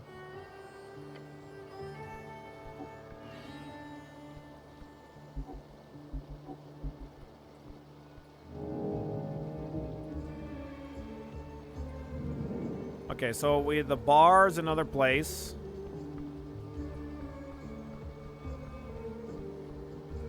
I don't think that the questionable legality potion guy is going to be interested in these papers, but could try that. We can get into the bar, but I don't. Maybe this kid, we could hand him one of the papers, even though it's his. He's not in charge of it. I intervened between Rollo and Medusa. Oh yeah, I heard. That's good. I was worried something bad would happen, but don't tell Rollo I told you to go there, okay? Tell him what? Good. You did great. Truly completed the quest like a hero. Oh yeah, we did.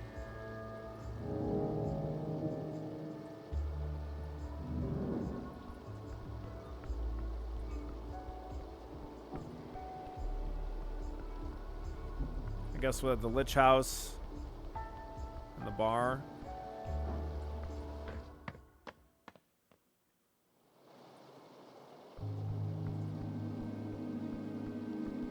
Or there's a little kobold. He's still there. Wiggling his little clawed feet, the kobold follows your every move with cold, unflinching yellow eyes. Even the small blade can fell a giant. Watch out for this one. Master say you behave.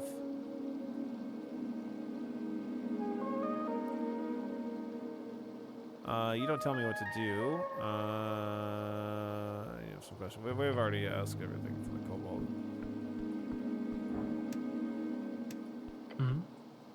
Hennem and Aoife, here's a thing from the Free Striders. Oh, he lists it slightly, reading the text. An economic accord, how quaint.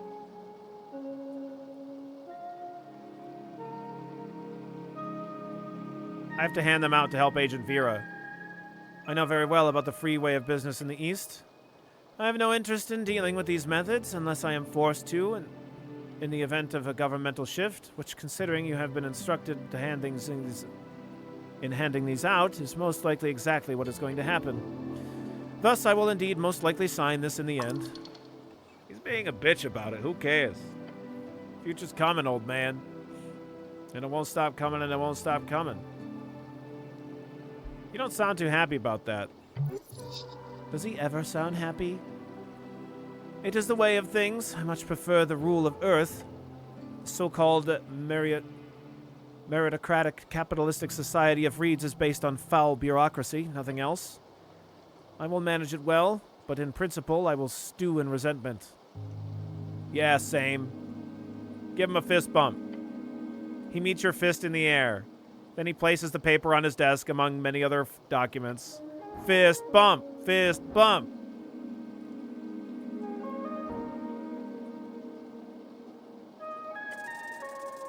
Hey, we did it. You stand there, mulling over all of this strange pale mortician, all you know of this strange pale mortician, when your attention is drawn to the air around you. It's damp and dry, cold, piercing through your chainmail, leaving you with an uncomfortable feeling, a feeling that appears locked within this place, this tower. You close your eyes, focusing intensely on the feeling around you. It's not natural. It's very much esoteric. A negative energy flow permeates this place to its core. All of it focused around a single point, the pale man. By the gods, he's covered in negative energy. Even worse, it emanates from him. This is no human. What you are looking at here is the thin disguise of a creature most foul, most powerful. No mere spellcaster, no mere arcanist, no mere wizard. Viskin is a lich. Oh my god! Abomination. Like an actual lich? To eat your soul and play with your bones type lich? Yes, you're afraid so. What do I do with this information? You have a choice. Either try to deal with this directly, or contact relevant authorities. You can also just walk away. No worse for wear. This needs to be reported to Coin Lord Darrow. He's the highest city official in Tolstead, if only he was available. But we know that Tolstead knows. Or, well, rather, Coin Lord knows. Coin Lord Darrow.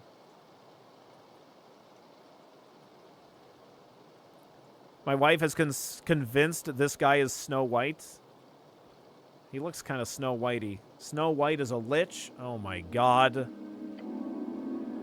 Lich House Blues updated. You should investigate this further, but what if... I don't mean to interrupt, Cleric, but you've been standing here in silence for almost 5 minutes now. Was there anything that you wanted? I can't just tell him I'm suspicious of him and his helpers. What should I do? Spy on them, alone. I should spy on them? Why not bring Snell with me? The goblin will not be useful for this.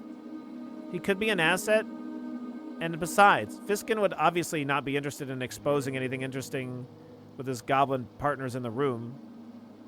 Goblin business partners in the room. Return here at midnight without your companion. That will reveal it all. Okay. This will be exciting. Perhaps. You'll find out soon. Okay.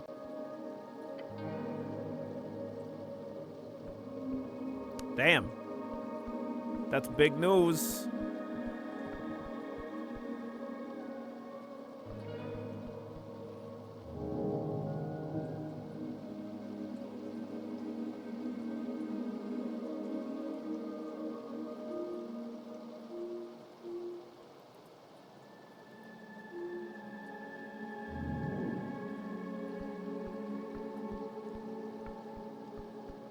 Snow White, famous for having a basement full of apples. Yeah.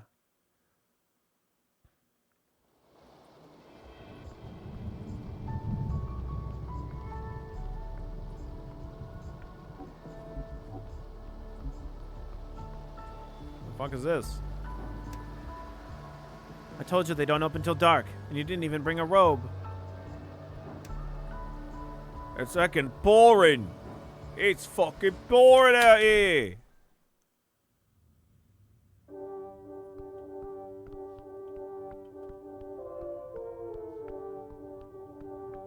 Hi, pretty Sphinx. Sphinx takes a sip from her barrel of wine. Little one. Okay. Well, I can't do any of the bar stuff until after it's nighttime, so I guess what I'm going to do is I'm going to throw up another save.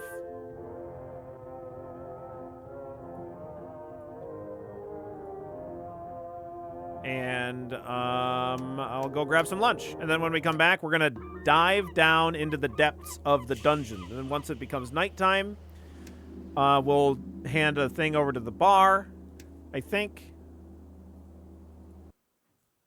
And then at midnight, we'll go and confront the Lich, maybe.